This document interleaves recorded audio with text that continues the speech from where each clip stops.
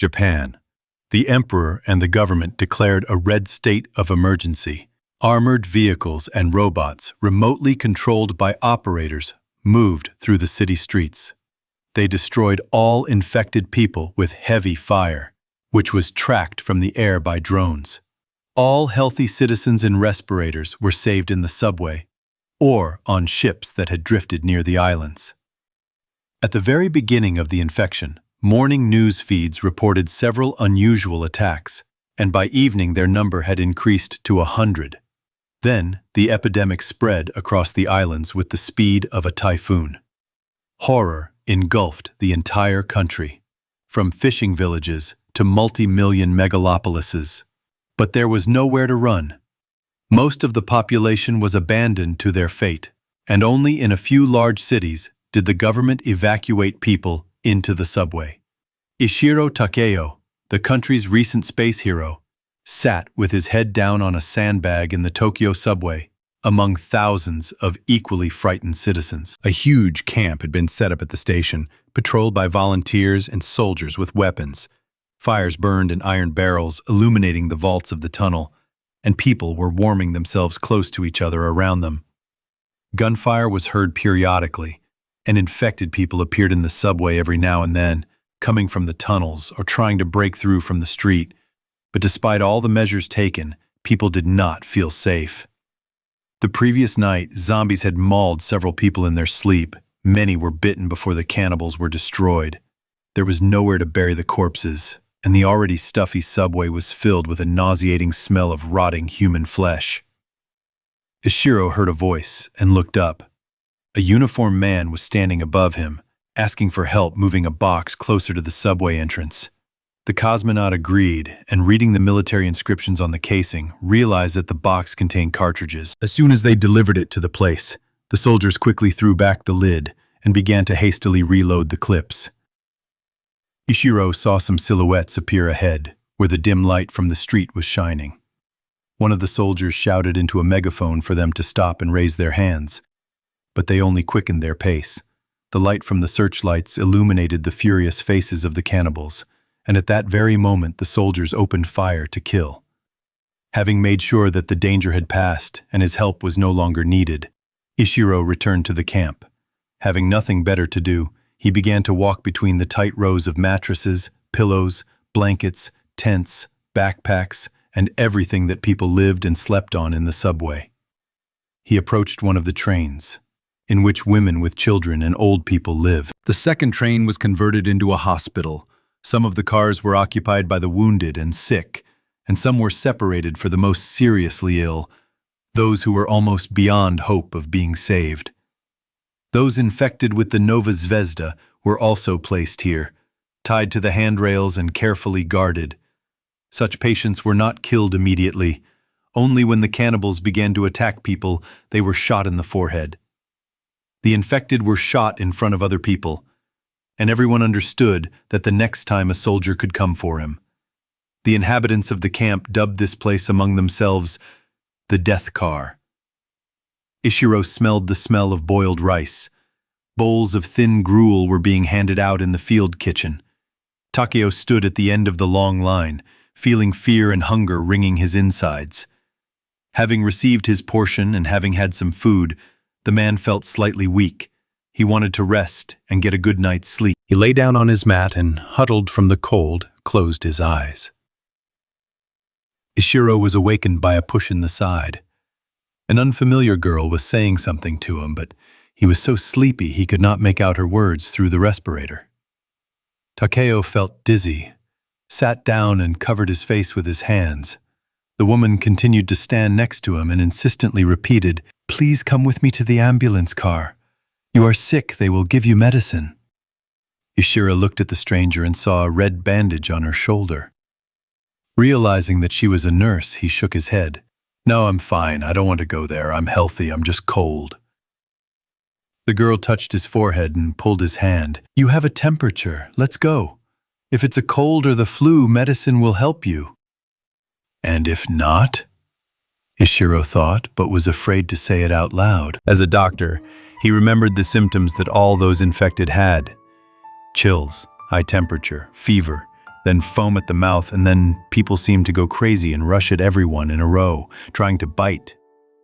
Among those who were sent to quarantine, only a few recovered, so Ishiro was afraid that if he got into the death car, he would not return.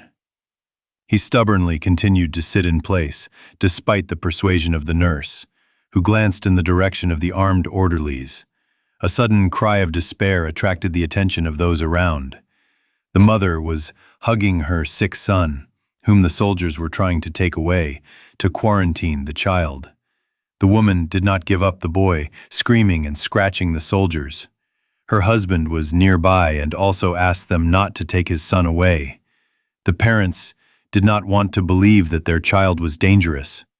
One of the soldiers, losing patience, pushed the woman hard, and she fell, hitting her head. The husband hit the soldier in the face. A fight ensued. A shot rang out, and the man fell with a bullet through his stomach. The people who saw this began to shout indignantly at the soldiers. Unrest began. The military retreated, afraid to confront the frightened and angry crowd. The dissatisfied voices were getting louder. "Murderers! Why did you drive us here? This metro will become our grave. In such cramped and stuffy conditions, we will all only get infected faster. Give me a weapon. I will defend myself." Several people took their things and walked along the tracks, deciding to survive on their own. The crowd in the subway got out of control. People grabbed weapons and food. Soldiers opened fire on civilians. Some soldiers left their posts and joined the rioters. Disciplined Japanese society was crumbling before our eyes. At this time, machine gun fire was heard. The forward checkpoint was fighting off another zombie attack at the entrance to the subway. The nurse left the cosmonaut alone for a while and began to help the wounded. Takeo looked around and thought, "That's right. It's just a big grave. It's better to try my luck on the street than to rot alive in this crypt." Ishiro made up his mind. He stood up and headed into the tunnel. No one called out to him. The man took out his phone and activated the flashlight. He walked slowly and carefully, listening to every rustle.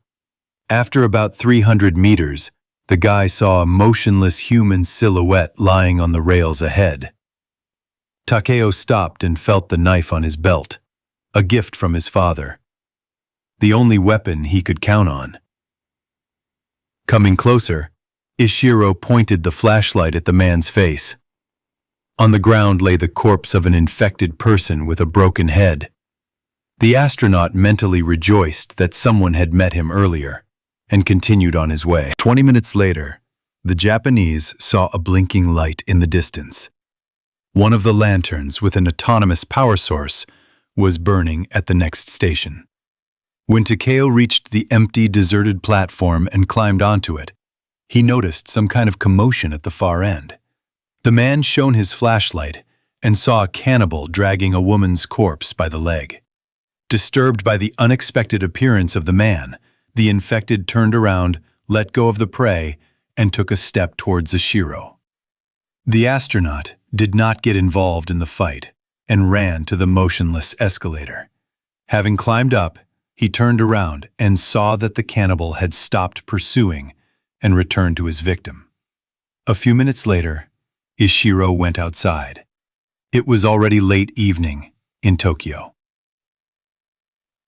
The city seemed unusually dark to the Japanese. Black skyscrapers without a single luminous window towered like cliffs, and the previously bright and colorful outdoor advertising could now be discerned only in gray, bizarre outlines. Takeo carefully peered out from behind the shelter and counted about 20 cannibal silhouettes nearby. Under cover of darkness, the man began to slowly make his way along the street in the direction of his home. He periodically stopped to suppress a treacherous cough, which was becoming increasingly unbearable. Ishiro felt an unbearable heaviness in his lungs and covered his mouth with his hand. There was a painful stabbing in his throat. His chest arched several times, and the cough was almost silent. Having caught his breath, the cosmonaut wandered on, feeling a chill sweep over his body. Turning right at the crossroads, the man saw the backs of two infected men a dozen meters in front of him. Ishiro crept up from behind and slashed one across the throat with a knife. The second zombie turned around, and at that very moment the blade left a deep wound on his face. The bloody cut disfigured the already terrible face of the cannibal. But this only angered the cannibal. Takeo backed away, dodging the blows, and then swung the knife straight into the enemy's heart. He fell to the asphalt with a wheeze and quickly fell silent. Ishiro pulled out his blade and heard approaching footsteps ahead. The noise of the fight woke up the infected nearby, and the man was forced to change direction. The astronaut ran back, trying to escape from his pursuers through the alleys. A sudden shot broke the silence. The man saw outlines resembling a motorcycle and fell to the ground.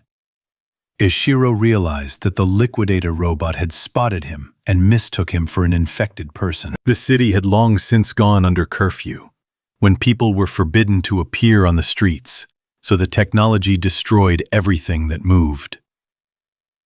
A burst of machine gun fire whistled over Takeo, and the sound of breaking glass was heard. The Japanese man understood that he was not allowed to move, and continued to lie motionless on the cold asphalt. Suddenly, the robot turned towards the new source of noise. The astronaut carefully turned his head and saw his pursuers appear from the alley. The zombies were wandering towards the sound, not understanding the danger. The liquidator opened heavy fire on them, and Takeo decided that this was his chance. He needed to make it to the next intersection, while the robot was busy destroying the cannibals. The man jumped up and rushed forward with all his might. The cannibals turned out to be an easy target for the machine. Having quickly killed the crowd, the motorcycle turned towards the fleeing man and fired another burst. Ishiro had almost reached the alley when he felt a sharp pain in his leg. The bullet passed tangentially, tearing the skin and slightly damaging the muscle.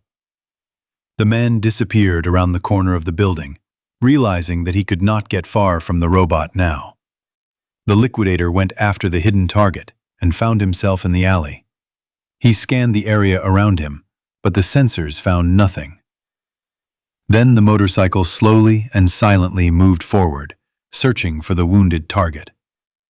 Ishiro lay under the car, not breathing, and saw the robot drive past. He was in no hurry to leave his shelter, and only emerged about 10 minutes later.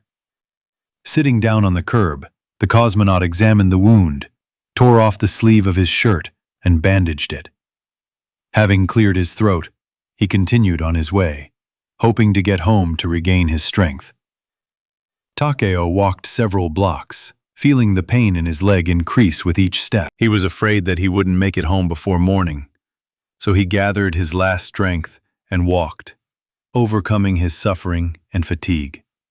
Deciding to take a shortcut, the man turned off the wide road and began to make his way through a residential area.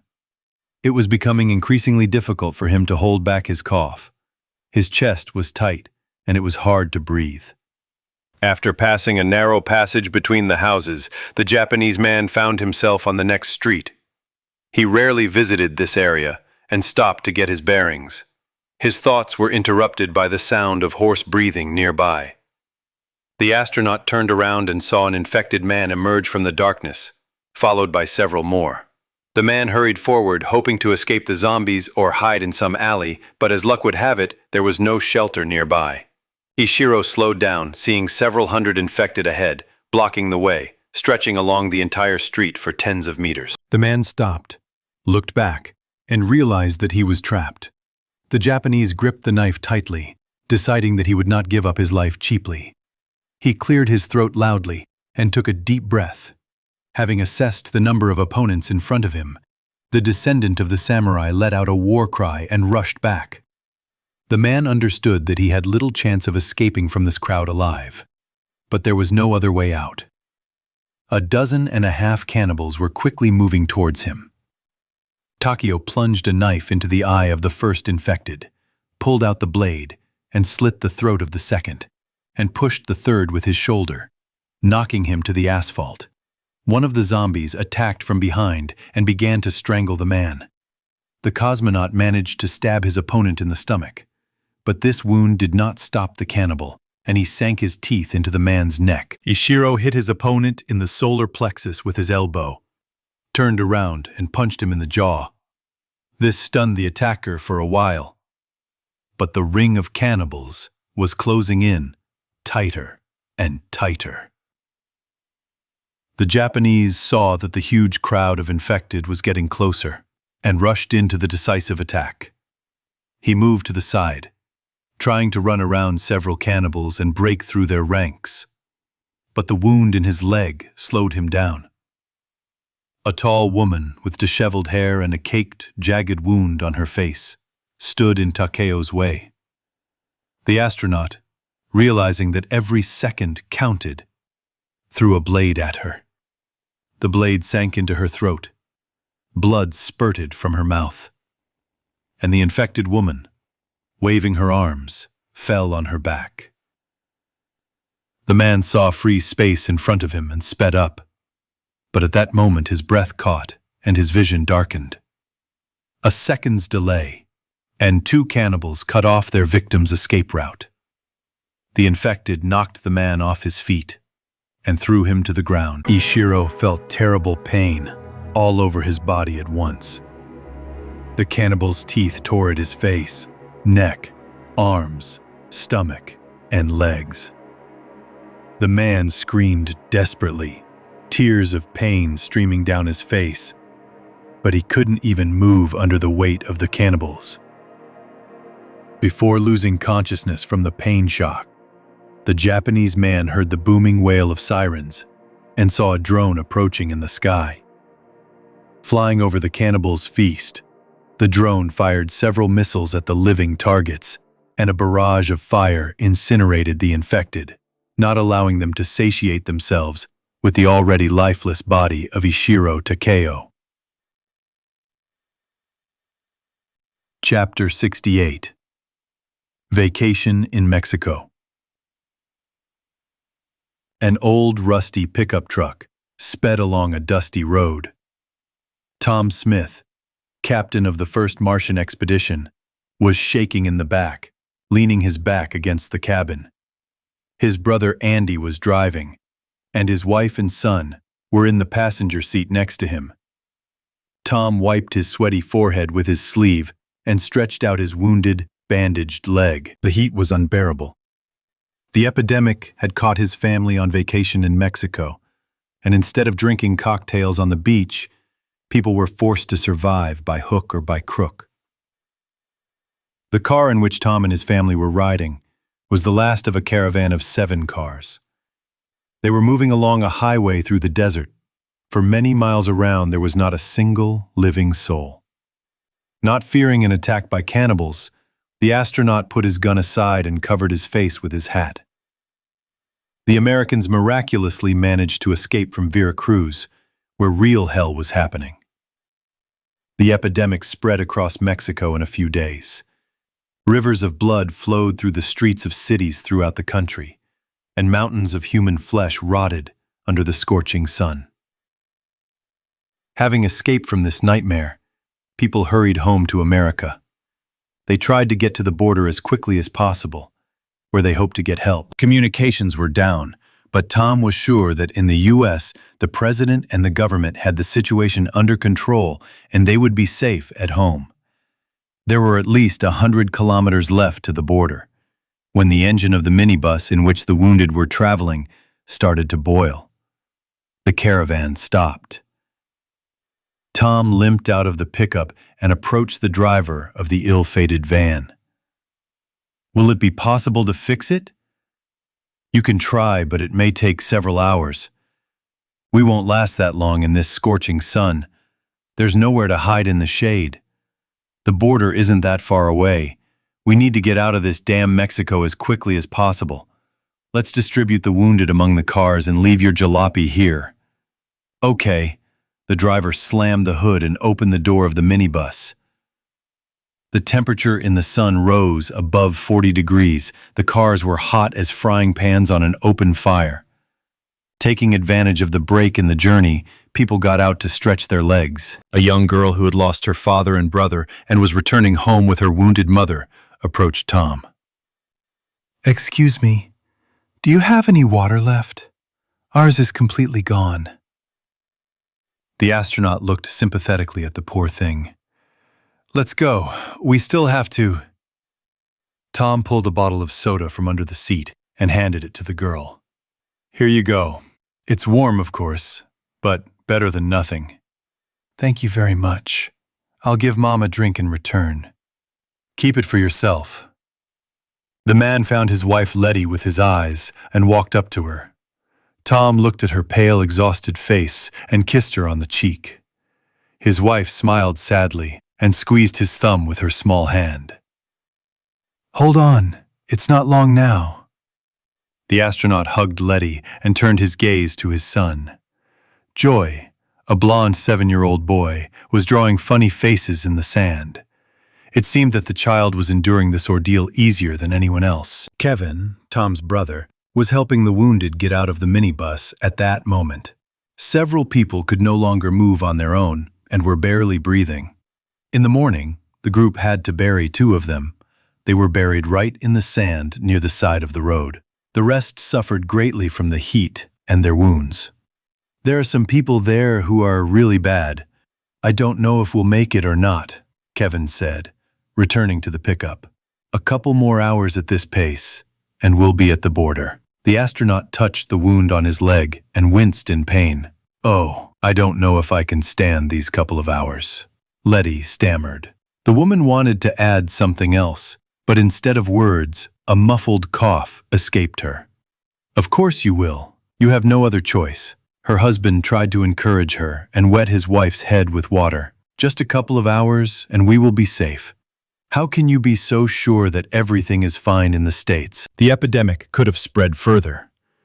To Texas, California, Florida, and to the north." Kevin looked at his wrist, from which blood continued to ooze from the bite. "It's probably some kind of outbreak in the Veracruz area. Maybe there was a leak from an accident at a pharmaceutical factory. Some kind of crap got into the air." "Yeah, and everyone started eating each other as if on cue. Did you see how the guy in the next room bit his wife to death on the balcony? And what was going on in the city when we were getting out?" "We all saw what happened there, Kevin. The main thing is that we got out. Neither you nor I can explain this hell. We need to focus on the goal. This is the border." The men did not notice how an elderly woman with shaking hands approached them from behind and began to wail. "What about my husband? We buried him in an unknown place, right in the desert." Kevin turned around and waved his hands. "Excuse me, what did you suggest? Taking him with us?" "In this heat, he would have started to stink in 3 hours. We marked the place where he is buried. It won't be hard to find the grave." The woman turned away and burst into tears. The heat was increasing and inflaming the atmosphere among the survivors. People were on edge and holding on with all their strength. "We need to move on. Let's get in the cars." Tom stood up and climbed into the back of the pickup, where the wounded man from the minibus was already sitting. It was an old man who had been miraculously saved from a crowd of angry cannibals. He had lost a lot of blood and was barely talking. "How are you? Keep up the good work," Smith praised the old man. Meanwhile, Tom's wound was bothering him more and more. The astronaut tore his pants leg and examined his bitten leg, which was very swollen and red. He had been bitten the night before, but at first, the man hadn't paid much attention to it. Only when his temperature rose and the itching became unbearable did Tom realize that the wound had become infected. But he was calm and confident that the doctors at the border would quickly help him. The trucks set off, Kevin leading the convoy. The breeze blowing through the truck bed brought some relief. and Tom dozed off, hoping to regain some strength. When Smith woke up, he was surprised to see that the truck was not moving. While he was sleeping, the caravan had turned off the old road onto the main highway, but before reaching the border, it had gotten stuck in a long traffic jam of cars trying to leave Mexico. From here, the checkpoint was barely visible, and Tom could barely make out soldiers with machine guns and several army trucks. The astronaut looked at the rifle lying in the back of the truck next to him and wished he had thrown it away on the way. He had shot several people with this weapon, saving his family during an attack by the infected. But now the gun could become evidence, and he would have to give an explanation that he wanted to avoid. However, the legal side of the matter did not bother him much now, given the circumstances under which these murders had occurred. Smith climbed out of the back of the truck, looked into the cabin and said, "I'll go and talk to the guys at the border, explain the situation." Kevin nodded silently, and Letty, with Joy dozing in her arms, wished her husband luck. The astronaut walked toward the post, limping badly on his bitten leg. When he drew level with the car ahead, he noticed that the driver and passengers were gone. The next one was also empty. Tom finally found people in the third car.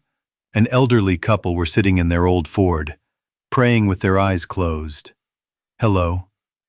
Do you know what happened? Why is there such a traffic jam?" Smith asked politely. "They say the border is closed. There is an epidemic and quarantine in the country. No one is allowed in from Mexico. The soldiers are handing out water and food and telling us to wait until the doctors check everyone," the old man answered. "You said there is an epidemic in the U.S. too?" the astronaut squeezed out, feeling a nervous shiver run down his spine. "Yes, from Texas to Alaska, and in Canada too, and in England." "It's some kind of plague," mumbled the granny in the passenger seat. "Okay, thank you." Smith staggered further along the long line of helplessly parked cars. Suddenly, the man felt nausea rising in his throat. The astronaut took a few more steps, then stopped and fell to his knees. He vomited on the side of the road. Coming to his senses, Tom stood up, feeling his body shaking with fever. Gathering his strength, Smith covered the rest of the way, and on the approach to the border, he was stopped by a soldier in a respirator. "Sir, go back to your car and wait your turn," the officer said in a commanding tone. "We need help," the astronaut replied in a trembling voice. "I have a wife and son. They are very weak. There are several of us. There are seriously injured people." "In order of priority," the military man repeated dryly. "I am Colonel Tom Smith of the Space Force. Take me to the commander," the astronaut spat and said through his teeth. The officer stood at attention, saluted, and reported, "They'll examine you right now, Colonel. I'll tell the orderlies. Don't move anywhere. I have orders not to let anyone in without permission from the medics." The soldier radioed that a medical team was urgently needed. "What's going on here?" Tom asked wearily. "The country has declared a red threat level. All services are working in emergency mode. Is this a terrorist attack?" "No one explains anything, sir. We have orders to close the border. Quarantine has been imposed in Texas." At that moment, two men with machine guns, in respirators and white coats, ran up.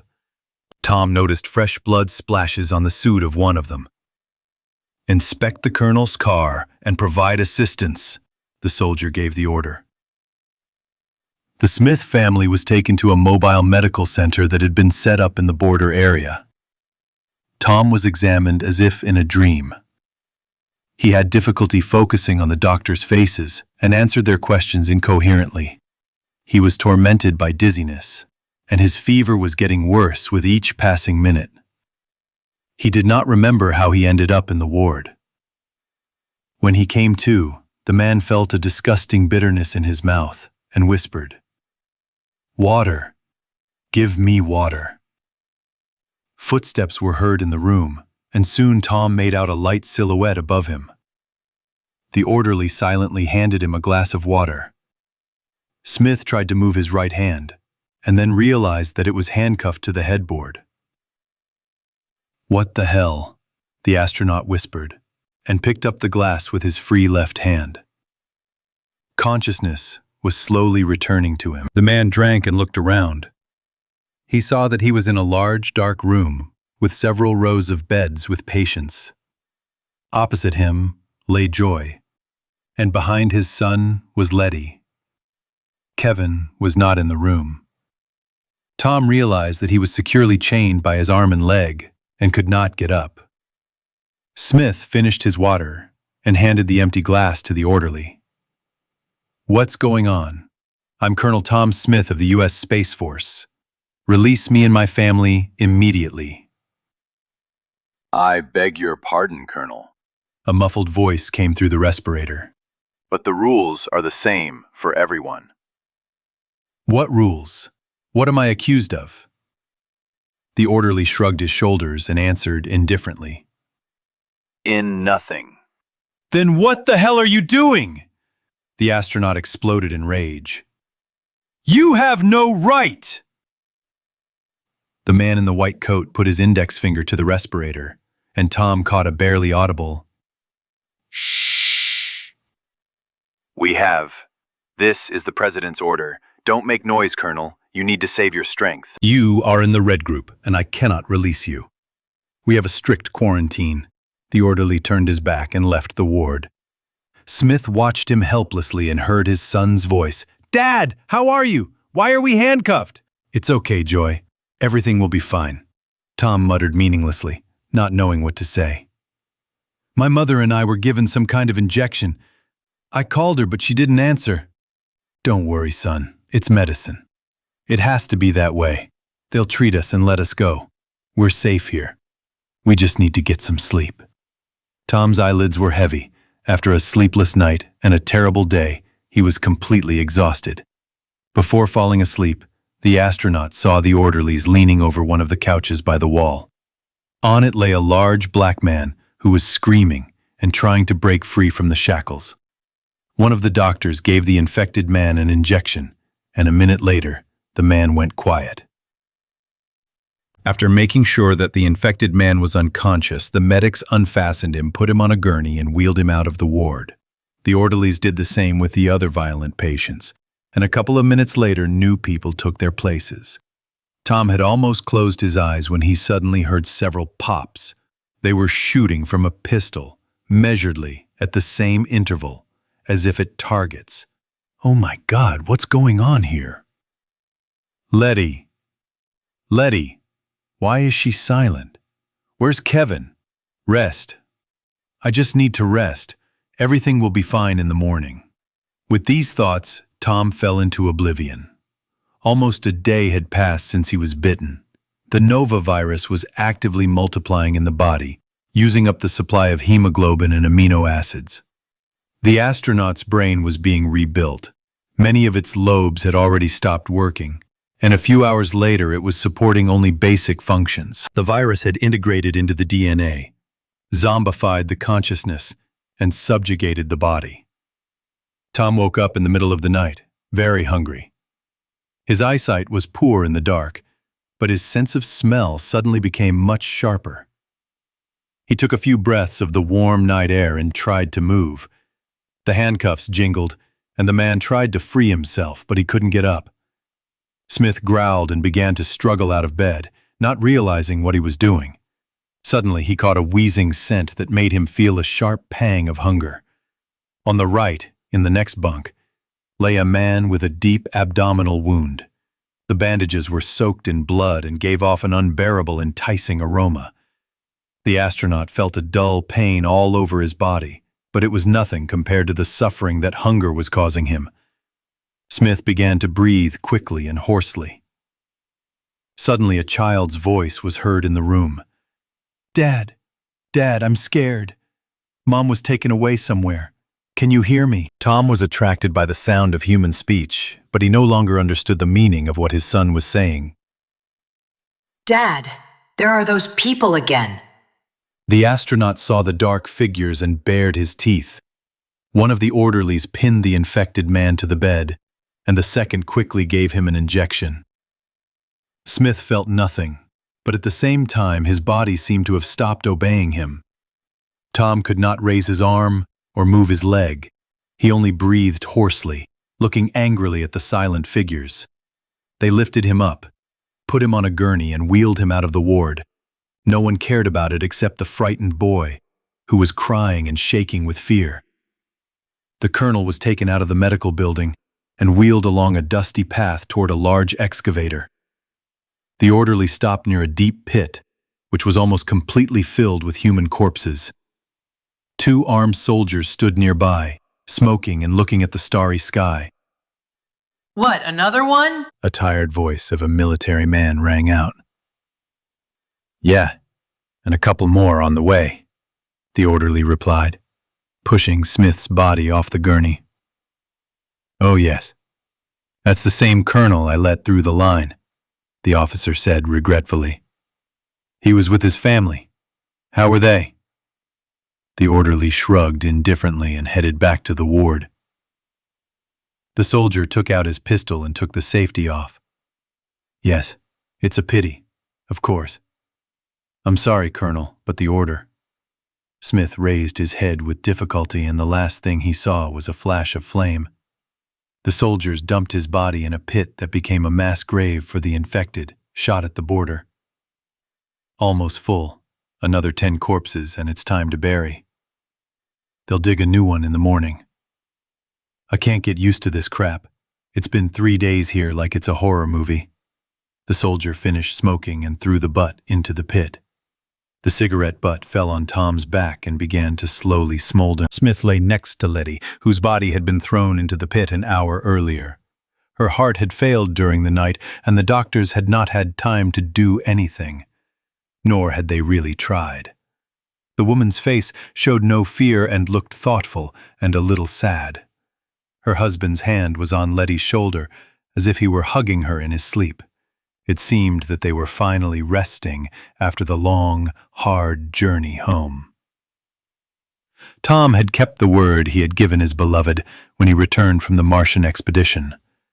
The astronaut had promised never to leave her alone for long, and now nothing could separate them.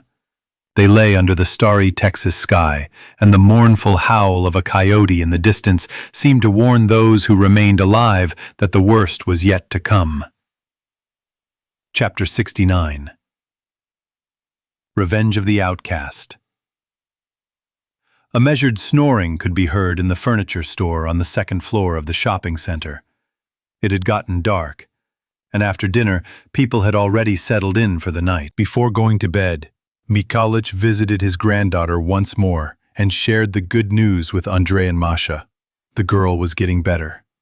Ivan was already asleep, having agreed to replace Max in a few hours.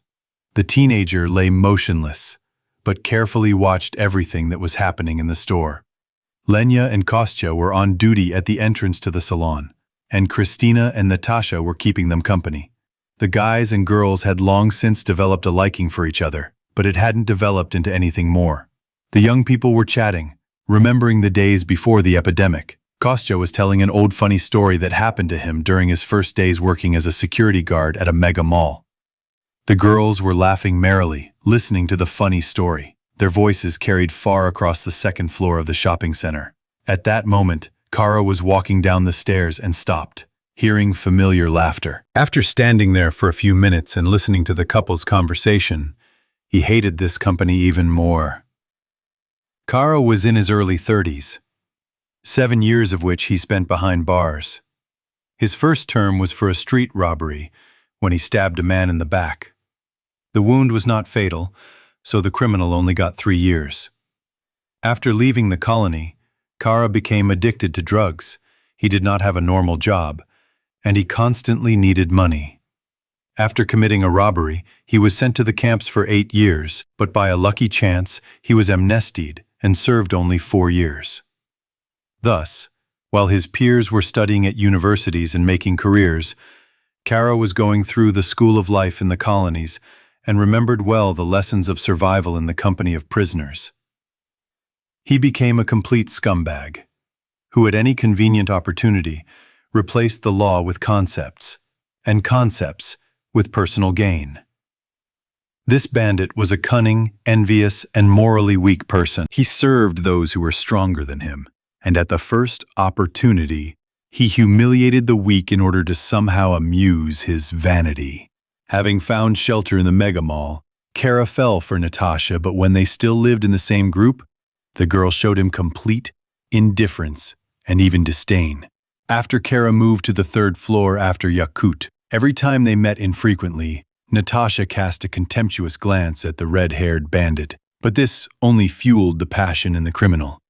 He hated the guys who talked to her and wanted to get rid of them as soon as possible. Kara had already repeatedly incited Yakut to kill the men from the second floor, but the leader was more cunning and understood that a frontal attack was dangerous, and after a new group settled in the furniture store, the situation for Yakut's gang only worsened. The leader realized that sooner or later a conflict would happen and thought about how best to deal with his neighbors. The seasoned convict developed a plan and thought to implement it in the near future, but the appearance of Ivan and Andrei messed up his plans. Yakut decided not to rush and take a closer look at the newcomers. This greatly angered Kara, who wanted to shoot everyone except the young girls in order to have fun with them in the last days of his life. The bandit was sure that soon everyone would come to an end, and he was furious that time was running out and he was not taking advantage of the moment. Now only alcohol and hunting were his only joy. Kara drank all day long and shot at zombies from the roof. There was enough alcohol in the supermarket warehouse to fill his stomach. The prisoner took the most expensive types of whiskey and brandy, and in the morning, he would cure his hangover with a couple of cans of beer to come to his senses. In recent days, Yakut tried to deprive him of this joy too, in order to somehow maintain discipline in the gang. But this finally drove Kara crazy. He knew that he had nothing to lose. If not today, tomorrow everyone would be screwed. The survivors would either be eaten, or sooner or later they would get infected. As a child, Kara grew up a cruel hooligan. One day, a stray dog bit him on the leg in the yard, so he grabbed a stick, broke its paws, and beat it to death. The dog turned out to be rabid, so the teenager was taken to the hospital for treatment. So he had immunity from the Novaya Zvezda, which the man did not know about, and he burned through his life as if every day was his last. After listening to the guys and girls talk for a while, Kara went down to the first floor and wandered toward the supermarket. He limped a little and spat bloody saliva on the floor from time to time. A few minutes ago, the bandit got a good beating from Yakut. Having finished the last bottle, Kara decided to go get a new one, but the leader stopped him. "Stop drinking. You need to think about something. You haven't sobered up for a week. Your hands are shaking. How are you going to shoot?" "I'm fine. Let me go." The red-haired man pushed Yakut aside. The leader suddenly hit Kara in the ear, then in the stomach, and started kicking. "Who are you, bitch, huh? I'll break you over my knee, you weakling." Red, lying on the floor, covered his face with his hands, unable to fight back. When Yakut's rage subsided, he threw Kara out into the corridor and told him to go to hell and find himself a new lair. Walking to the supermarket, the bandit was very angry. He was afraid and hated Yakut, but he could not do anything. Now he was completely alone. The way to the third floor was closed to him, and on the second no one was waiting for him. The man went to the store to have a drink and think about how to live on. Yakut did not let Kara take the gun and said that if he saw him on the floor he would shoot off his legs and throw him out the window alive to the animals. As he passed the main entrance, the redhead saw that there was a crowd of infected crowded behind the door. One of the cannibals was looking straight at Kara. The man slowed down and stopped. "What are you staring at?" the bandit croaked, looking at the zombie. Redhead remembered that the glass on the street side was mirrored, which meant that the infected person could not see what was happening inside, and simply admired his reflection. "Ah, you crooked freaks. You want to eat me? Fuck you." He showed the cannibals his arm bent at the elbow and wandered on. Lighting his way with a dim flashlight, the redhead made his way into the warehouse. Finding a bottle of whiskey, Kara took a few sips and sat down on a box of canned goods. The alcohol burned his insides and gave him courage. You're a goat, Yakut. You're sitting there like a rat in a hole. And I'll give you a fun life. I'll give them all a fun life. The bandit stood up and began to rummage around the warehouse, throwing everything that came to hand. Finally, he saw a shovel in the corner. Turning it over in his hands, Kara decided that it was a suitable thing. Taking a bottle of whiskey with him, he headed for the main entrance to the shopping center. Kara's brain was almost as primitive as a zombie's, so he couldn't think of anything better than to open the door and lure the infected inside the building. He wanted to create chaos, so he could use the moment to catch Natasha while the men were fighting the infected. He stuck the shovel between the doors, leaned on the handle, and pushed with all his might to the side. The doors moved slightly. The man pushed the shovel deeper and leaned on the lever again. The mechanism that blocked the doors broke, and the doors moved apart. Several cannibals standing nearby heard the noise and headed for the passage that had formed. Kara hit the nearest cannibal in the teeth with the shovel, jabbed the second one in the stomach, leaned out into the street and shouted, "Hey you! Come here!" The bandit tried to make sure that the people inside the building did not hear him.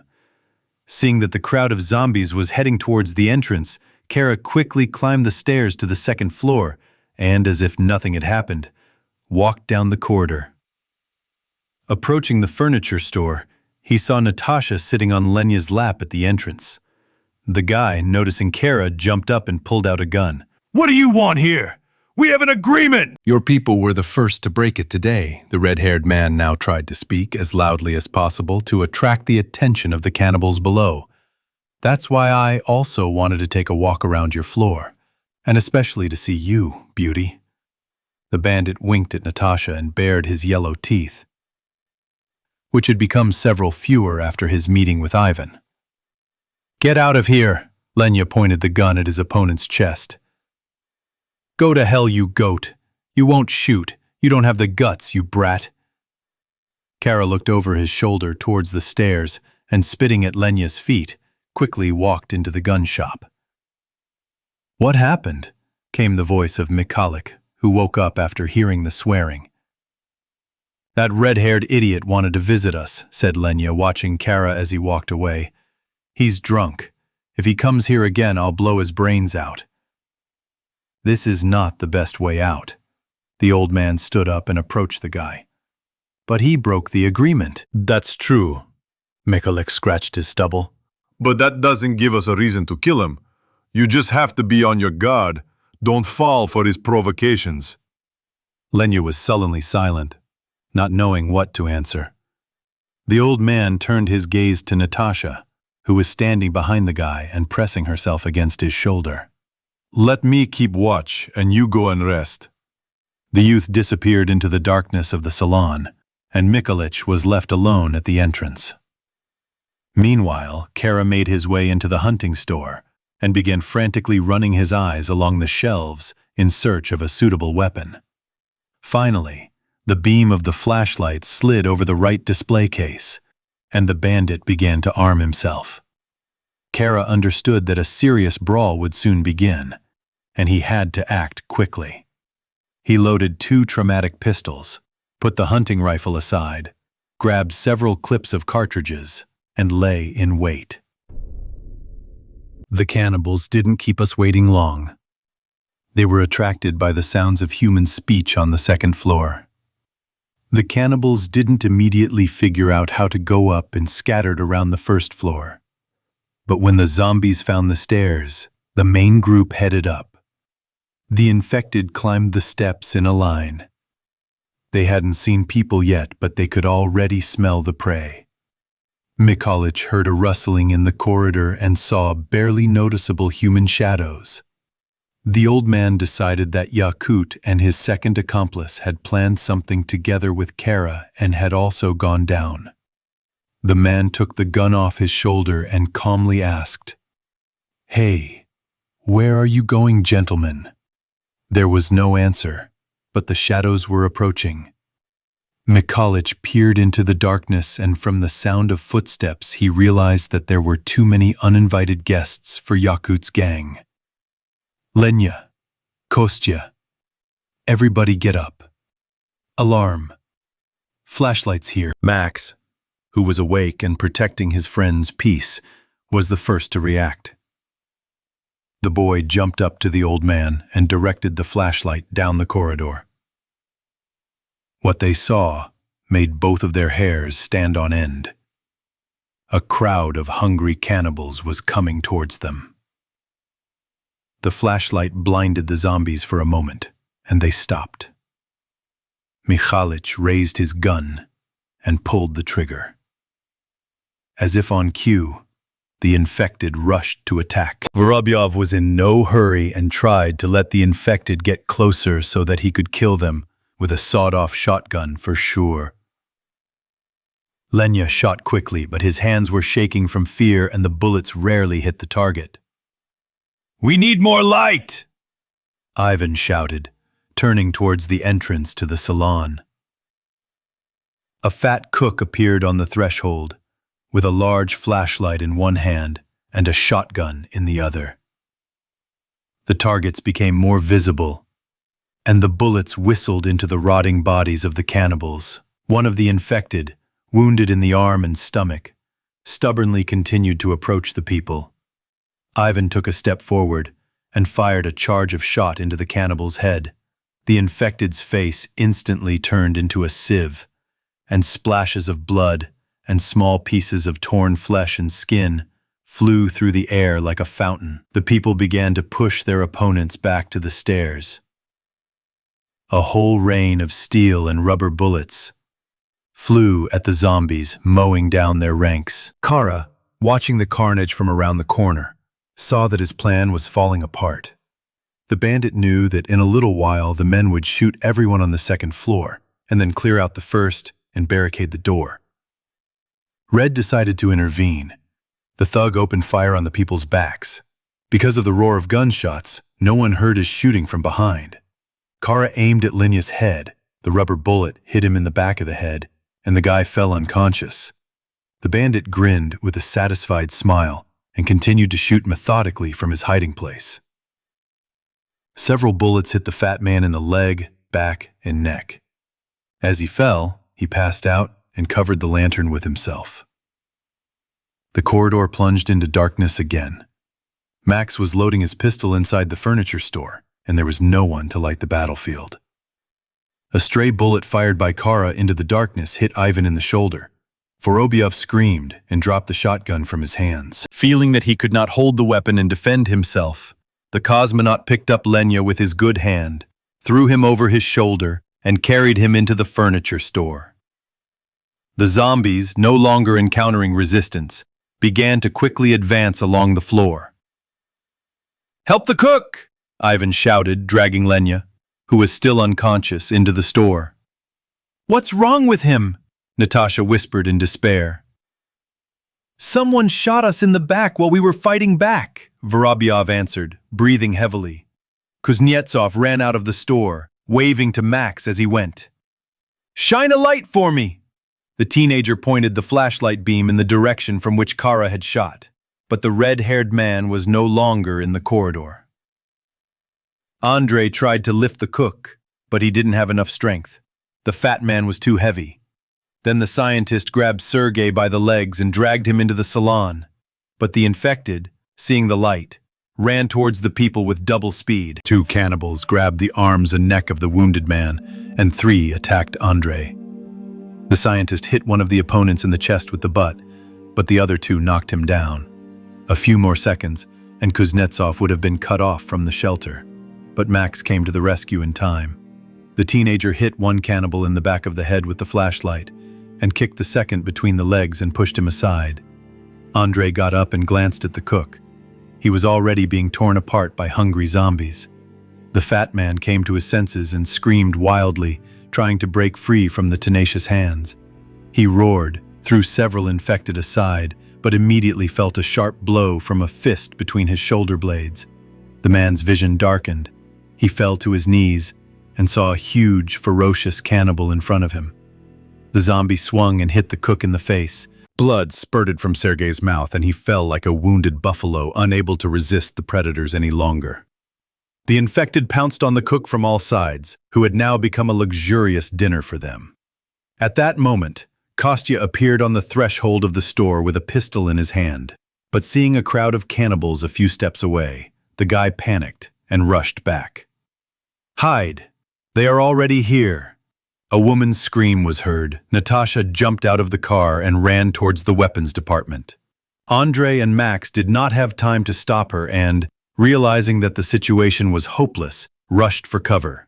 Yakut and Sergei watched the carnage from above. The bandits could not see the whole picture of the battle, but they imagined the scale of the danger that threatened them as well. Before the zombies reached the third floor, the men gathered their things and weapons and moved to the roof of the shopping center. Meanwhile, Natasha was moving further and further away from the furniture store. When it became completely dark, the girl slowed down and, sobbing, began to move forward by touch. She already regretted her momentary weakness, because of which she was now alone. But going back was even more frightening. The girl slowly walked forward, holding on to the wall and trying to catch her breath. Suddenly, a sharp light hit her eyes, and a second later, a rough, strong hand grabbed Natasha by the hair and threw her to the floor. Kara stunned the girl, turned off the flashlight and, throwing his prey over his shoulder, disappeared into the gun store. Chapter 70. Trapped. A group of people were hiding inside the furniture store. In the chaos, they had forgotten to lower the blinds at the entrance, and several infected had already stepped over the threshold, deepening into the darkness of the store. A married couple was shaking with fear against the far wall. Their daughter was nowhere to be found. No one noticed how the girl quickly hid in the pull-out compartment of the sofa. Kostya was lying under the bed and trying to stop shaking. Ivan hid behind a large armchair, having seated Lenya, who was still unconscious, on the floor next to him. Masha, Katya, and Lena were hiding nearby. Andre, Max, and Mikhalich were hiding behind the kitchen set, against the opposite wall of the store. Christina was sitting huddled under the table in the center of the salon. The girl was left alone and was closest to the exit. People tried not to make a sound, and the recent rumble of gunshots was replaced by deathly silence. Meanwhile, in the corridor, a fierce struggle was going on between the cannibals for the remains of the cook. Those who did not get meat were content with licking the blood from the floor, while others scattered around the floor in search of new prey. The lantern that Sergei had crushed with his body had now rolled to the side and illuminated a section of the second-floor hall. Its rays partially dispelled the darkness in the store, and the people hiding in the depths of the salon could see what was happening outside. Ivan put the sawed-off shotgun aside, took out a knife, and began to carefully move towards Andre. Having quickly reached the opposite wall of the cabin, the cosmonaut looked around and spoke quietly. "Well, what are your thoughts? What are we going to do?" Mikhalich, looking through the glass at the illuminated part of the corridor where a large crowd of cannibals had gathered, cautiously answered, "We need to lower the blinds, then at least they won't get to us quickly." "Then we better hurry before they finish eating the fat man," the scientist added. Ivan assessed the distance to the door and peered at the gloomy silhouettes of the infected who were wandering at the very beginning of the store. "I'll quietly get to the entrance and close the door, and you back me up," said Vorobyov. The men nodded silently, and the cosmonaut moved toward the exit. After walking a few meters, he crouched down, then lay down and crawled, still holding the knife in his hand. Seeing a shadow ahead, Ivan froze. To his right, a young girl was walking slowly, shuffling her feet as if in a dream. She was wearing tight blue jeans and a white t-shirt. If it weren't for her severe slouching, it would be difficult to distinguish the infected woman from an ordinary person from behind. The girl walked at random, having trouble distinguishing objects in the dark. She inhaled the air deeply through her nose, as if she could sense people hiding. Vorobyov hid behind the back of an office sofa right in front of the infected woman. The woman took a few steps, bumped into the seat, and losing her balance fell forward, leaning over the sofa. The infected woman's head ended up right in front of the cosmonaut's face. The man shuddered in surprise and pressed himself against the back. The zombie bared her yellowed teeth with inflamed rotten gums, and a second later received a blade to the neck. Her blood splashed on Ivan's face and flowed down his chest. Vorobyov winced, wiped his eyes with his sleeve, and slowly crawled on. He was a few steps from the entrance, but his way was blocked by 3 cannibals. The cosmonaut looked back. He could barely make out the vague outlines of Andrei, Mikhalich, and Max, who were watching his every step. Well, if anything happens, they'll cover for me. Ivan calmed himself mentally and rushed to the doorway. With all his might, he plunged the knife up to the hilt, into the belly of the cannibal who was closest, and pushed him aside. Having kicked the second zombie in the stomach, Vorobyov threw him into the corridor. Without wasting time, the man jumped up and grabbed the metal blinds. Under the weight of the man, they fell with a crash, blocking the entrance to the furniture store. A shot rang out, and the third infected, who was already a step away from Ivan, fell to the floor with a bullet through his head. Mikhalich breathed a sigh of relief and put the gun aside, from the barrel of which a thin stream of smoke was streaming. The salon immediately became animated. The married couple began calling for their daughter. Christina crawled out from under the table, and Kostya crawled out of his hiding place. Ivan finished off the cannibal wounded in the stomach and made sure that there were no more dangers inside. The zombies in the hall began to pound on the display cases, noticing the noise and movement in the store. Go back, deeper, into the darkness. Let's not make them nervous or attract their attention, Andrei said, looking at the figures of the cannibals looming outside. People gathered together near Lenya's body. Masha examined him and checked his pulse. His heartbeat is even. His breathing is also even. He should have come to his senses by now. Mikhalich pulled out a drawer of one of the nightstands and began to rummage inside. We have some medicines from the pharmacy here. I'll find some ammonia now. They brought a glass bottle to Lenya's face, but the boy didn't react to the pungent smell. Andrei pulled back the wounded man's eyelid and shone a flashlight into his eye. He apparently has a serious head injury, possibly even a coma. Silence reigned. Everyone was thinking about the crowd of infected who continued to knock on the display cases, and about what to do next. Vorobyov was the first to break the silence. We don't have much time to think.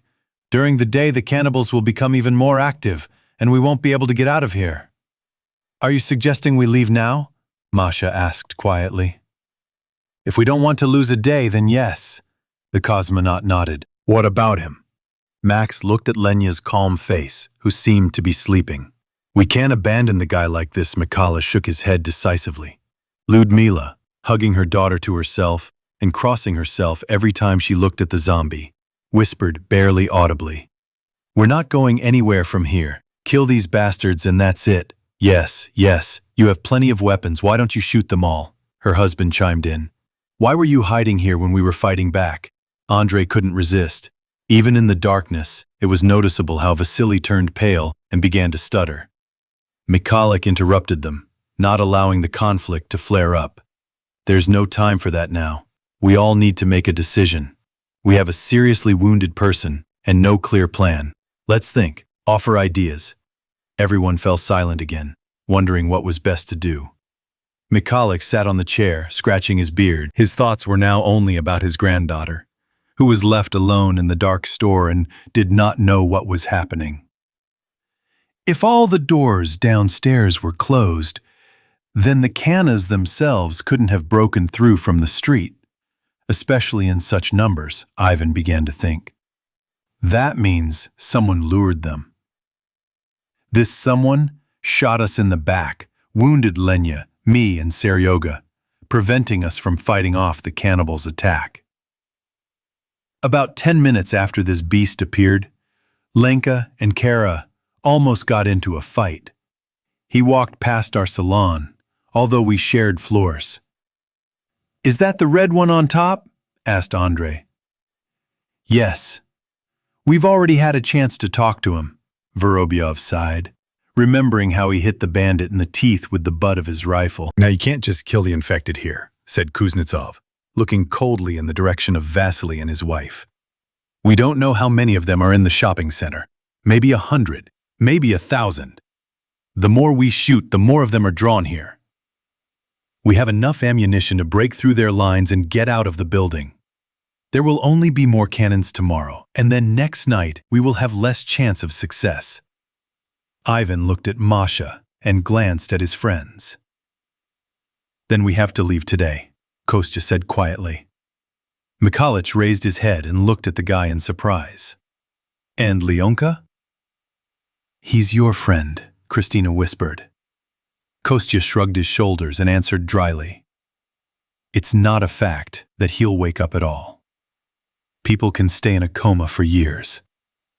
Christina stood up, looked at the guy with disdain, but remained silent. "Let's wait at least an hour. There's still time before dawn. We'll just pack our things and think about the best way to get out of here," suggested Katya. "I agree," Andre nodded. Okay, Ivan supported. The men began packing. All 6 backpacks that the boys had taken from the hunting store were filled to the brim with clothes, cartridges, camping gear, and food. Masha packed all the medicines that were stored in the nightstand into a separate bag and put them in Andrei's backpack. Kuznetsov, without anyone noticing, also moved the ampoules of antiviral and the syringe pistol from his suitcase there to free his hands. Having finished packing, the people discussed the plan once again. It consisted of shooting the infected at the entrance to the salon and going down the stairs in the opposite wing of the megamall. On the way, they had to pick up Mikhalich's granddaughter from the store, where Yulia was locked up for the duration of her treatment. Logically, if the Elans went up the stairs on the right, that means they got in through the main entrance, Kuznetsov reasoned. So we need to get to the exit in the opposite wing. Not many cannibals should have gotten there in the dark. "Maybe we'll find Natasha there," Christina said hopefully. "It's possible," the scientist answered and looked at his watch. "More than an hour has already passed." Masha leaned over Leonya, checked his pulse and tried to bring him back to his senses again, but neither words, nor slaps on the cheeks, nor ammonia helped. The girl stood up and shook her head. "So, we just leave him here? He'll be eaten alive?" Christina looked at Mikhalich pleadingly. Ivan took the knife in his hands and muttered, "This, of course, is not the best solution, but maybe it would be better to finish off the guy so that he doesn't suffer. He won't survive anyway." "I can't," the old man refused. "Let's hide it," a gentle child's voice rang out. Everyone looked at Anya, who was sitting leaning on her mother's shoulder. "Where to?" asked Ludmila, frowning with displeasure. "In the sofa, where I hid when they started shooting. There's a lot of space there." "Not a bad idea," Max approved. "Maybe he'll come to his senses. I just need to write him a note about what happened." "Yes, and we'll put a flashlight, a bottle of water, and some food nearby." Katya perked up. Kostya pulled a traumatic pistol from his belt and handed it to Mikhalich. "This is his weapon. If Leonka suddenly wakes up, he will need it." Kostya and Ivan pulled out a niche in the sofa, carefully placed the wounded man there, and put a note in one hand and a flashlight in the other. "At least the cannibals can't get to him," Christina whispered. "It's time to leave," said Andre. "The main thing now is to clear the exit. There are a lot of Kanovs gathered here. We won't spare the cartridges. You won't be able to take them to the next world." The men put their backpacks on their shoulders and took up their weapons. Everyone got ready. Even the infected, seeing the people lined up along the display case, fell silent for a second. A thin, transparent partition separated the opponents from each other. Ivan took aim and commanded, "Fire!" Chapter 71. One Good Deed. Water was streaming down the windshield of the Jeep in which Albert Borisovich was getting home. He had to make a big detour around Novosibirsk to get to his cottage by bypass roads. Late at night, he drove up to the village and saw an open gate at the entrance. It was dark in the guard's house. The professor stepped on the gas and drove out onto the main street. Darkness enveloped everything around, and only the headlights dimly illuminated the road, breaking through the curtain of rain. Kaimovich fought sleep, but his eyes treacherously closed. The professor yawned widely and suddenly noticed a silhouette of a man flash in front of the car. Albert Borisovich turned the steering wheel to the side, but it was too late. The car caught the stranger with its bumper, and he was thrown to the side of the road. "It wasn't meant to be," the professor said tiredly through his teeth. He didn't stop and calmly continued driving. For a man who had unleashed a terrible virus and brought civilization to the brink of survival, the death of one poor fellow who had been run over meant nothing. Finally, Kaimovich stopped near his cottage and parked the car so that it would cover it from the street while the professor opened the gate.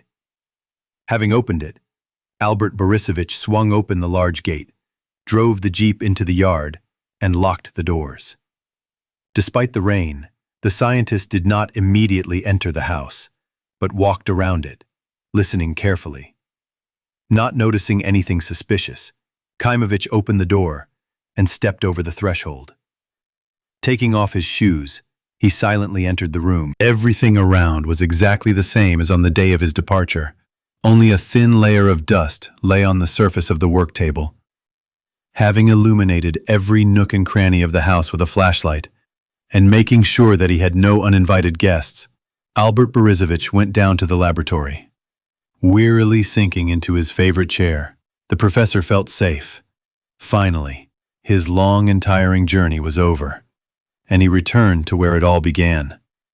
The endless flights had exhausted him, and the scientist felt colossal fatigue. After sitting like that for a couple of minutes, Kaimovich realized that he did not even have the strength to cook himself dinner. Throwing off his wet clothes, he climbed the stairs into the house and fell onto the bed. Albert Borisovich slept soundly and woke up after lunch. It was still dark in the house. The roller shutters protecting the windows from the street did not let in any sunlight. The professor looked at his watch, lay there for a few more minutes, recalling the events of the previous evening, and then stretched and got out of bed. The scientist slowly descended into the laboratory and turned on the generator. The equipment hummed faintly, and the autonomous life support system began to come to life. Kaimovich clicked the switch, and the lights on the ceiling instantly lit up. "Okay, there's electricity. I'll go check how things are with the hot water." Albert Borisovich went up to the house, went into the bathroom and turned on the tap. He felt the water slowly warm up and climbed into the shower. After washing and shaving, Kaimovich started preparing breakfast. He had prepared a sufficient supply of long-term storage products in advance, with which he could easily survive the entire winter. The professor was well prepared for life without civilization.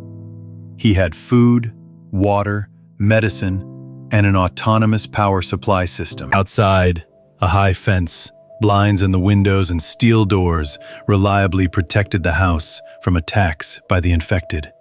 And surveillance cameras installed around the perimeter showed what was happening around. At breakfast, Albert Borisovich began to think out loud about his future plans. "I wonder how Andrei is. If he's not a fool, he should survive. I gave him a vaccine and instructions for that. I hope he saved Dodge. I've missed him a lot already. And anyway, a little company wouldn't hurt me." Having finished his meal, Kaimovich went down to the basement and turned on the monitor. All the cameras were working properly, There was not a soul nearby in the yard or on the street. The scientist got dressed and left the house. The rain had stopped, and the professor was happily breathing in the fresh summer air. Water was still dripping from the leaves of the trees. But the sun had already peeked out from behind the clouds and was starting to warm up. Albert Borisovich started the car and drove to Andrei's house. The city had changed a lot during Kaimovitch's absence. Fires were burning in the streets. Corpses were lying around. The noise of helicopters could be heard occasionally. The roads were clogged with abandoned cars and public transport. Here and there, groups of infected people flashed by, while healthy people hid in shelters. Because of the traffic jams, the professor stopped several times and turned back in search of detours. Finally, the scientist turned into Andrei's yard and stopped right at the entrance, near which several bloated corpses lay on the asphalt. Albert Borisovich tucked the traumatic pistol into his belt, put the stun gun in his pocket, and taking the machete, got out of the car. The man locked the car, but did not turn off the engine. Carefully opening the door, Kaimovitch looked into the entrance. It was dark and quiet inside. The professor turned on the flashlight and walked up the stairs. Having climbed to the right floor, the scientist knocked on Kuznetsov's door and listened. Nothing happened. Albert Borisovich hit the door with his fist several times, but to no avail. Kaimovitch hoped to hear at least a dog barking, but the apartment was empty. The man thought, I wonder where he could have gone with the dog. Where should I look for them? Or should I wait here? Thinking about what to do, the scientist stood silently for a minute until he was brought out of his stupor by a creak that came from behind him. The professor shuddered and turned around. On the landing, the door of the neighboring apartment opened slightly, from which a little girl looked out. The child looked at the stranger with curiosity and asked, "Uncle, aren't you a doctor?" "What happened?" "Mom and Dad are sick. I can't get through to the ambulance." The girl lowered her head, sniffed, and a tear rolled down her cheek. "Let me see. Maybe I can help." The scientist took a step forward, but the girl, frightened, closed the door. "Well, whatever you want, it's your business." Albert Borisovich shrugged and went down the stairs. "Wait!" A plaintive child's voice came from the apartment. Kaimovitch stopped, sighed, and turned around. "Well?" "Okay, come in." The child stepped back into the corridor, letting the stranger into the house. The professor heard a strong cough and went into the room from which it was coming. A man and a woman were lying on the bed. They were feverish, delirious, and did not notice anything around them. Albert Borisovich realized that the infection would end in an hour at most. "Mom, Dad, don't die," the girl whispered, walked up to the bed, and stroked the woman's head. The infected woman jerked and began to breathe heavily. The little girl climbed onto the bed, pressed herself against her mother, and took her father's hand. Albert Borisovich watched what was happening with apprehension, but tried not to show his excitement. "What is your name? Tanya?" "Look here, Tanya. Please leave the room and close the door. I know how to help your parents." "Really?" A spark of hope flashed in the girl's eyes, and she smiled happily. "Yes, believe me, they will get much better." The child kissed his parents on the forehead in turn, climbed out of bed, and went out into the hallway. Kaimovitch closed the door and propped it up with a chair so that Tanya would not accidentally come in. The scientist carefully examined the patients again. The professor regretted not having brought the vaccine from the laboratory, although he understood that, most likely, in this case the process was already irreversible. Albert Borisovich swung the machete and slashed the woman's neck. Scarlet blood gushed out of the deep wound, sprinkling the walls and white satin sheets. The body convulsed, and a few seconds later the agony ended. At that moment the man came to, saw his bloody wife and the stranger standing over him with a raised blade. The girl's father tried to say something, but fear only caused inarticulate sounds to escape from his throat. He desperately shook his head, stretched out his hand, but it was too late. With one blow, Kaimovich cut off the man's head.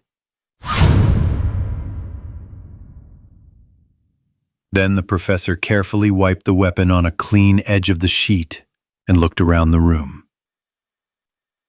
The once cozy bedroom of a loving couple now resembled the site of a bloody massacre.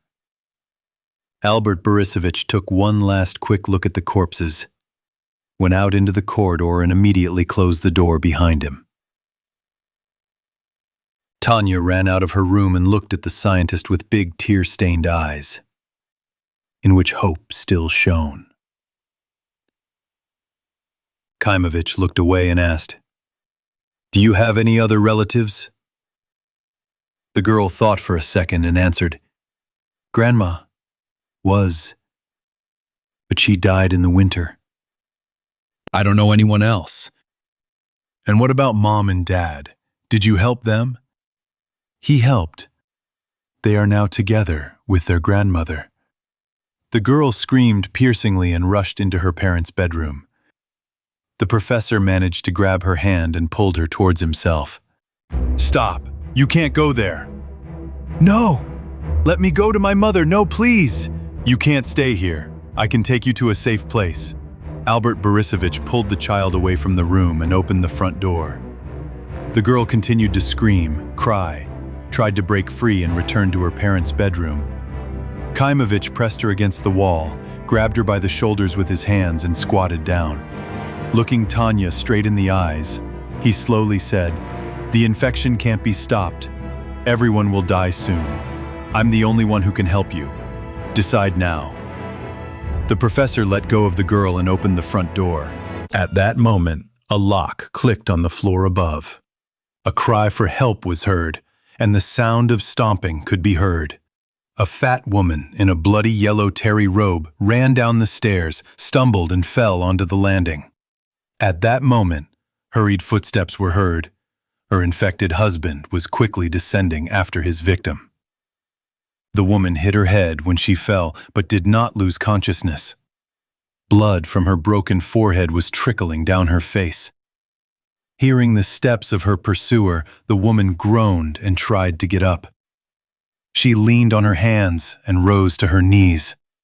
At that moment, the cannibal jumped on top of her and sank his teeth into her neck. Under the weight of the attacker, the woman collapsed to the floor again. They began to struggle right in front of the open door to the apartment where the professor and the girl were. Tanya watched in fear as the infected first stunned his neighbor with a blow from his hand, and then began to bite off piece after piece of her face. Albert Borisovich looked at Tanya and calmly said, "Look, this is what I was talking about. This is an infection. Soon all people will be like this. And your parents were infected and would have eaten you. If you stay here, you will be infected too and will eat people. I am the only one who can save you." The cannibal heard human speech, tore himself away from his wife's body, and turned his blood-stained muzzle towards the people. Tanya turned pale with fear. The zombie bared his teeth at the sight of new victims. Kaimovich took a machete from his belt and stepped over the threshold. The infected man rose to his full height and swung his arm to strike. Steel flashed, and the blade with which the scientist had stabbed the girl's parents cut off the infected man's face. Albert Borisovich kicked the cannibal's body, and having made sure that he was dead, turned to the girl. "Well, Shall we go? Tanya looked doubtfully at her parents' bedroom once more, and then turned her gaze to the professor. I have nothing more to do here. I'm leaving. With or without you. Kaimovich turned away and began to slowly descend the stairs. The girl panicked and began to breathe heavily, holding back tears. Wait, I'm with you. Wait, I'll be right back. Tanya ran to her room, pulled out a drawer, and took out an album of drawings. She tucked it under her arm, grabbed a gray plush rabbit from the bed, and ran out into the hallway. Stopping, the girl took an electronic photo frame from the wall and looked at the happy faces of her parents. After thinking for a few seconds, she turned around and tiptoed to the bedroom. Opening the door, Tanya saw a bloody bed with the dead bodies of her father and mother. The woman's hand hung lifelessly from the bed, touching the floor with her fingertips. The girl swallowed the lump in her throat, closed the door, and left the apartment. Albert Borisovich was waiting for her, leaning on the railing. They left the entrance and quickly headed to the car. The professor opened the door for the girl and pointed to the back seat. Get in here. Tanya sat silently and turned away, shaking with sobs, and looking at the windows of her apartment. The car drove out of the yard and slowly began to drive around the cars parked chaotically on the streets.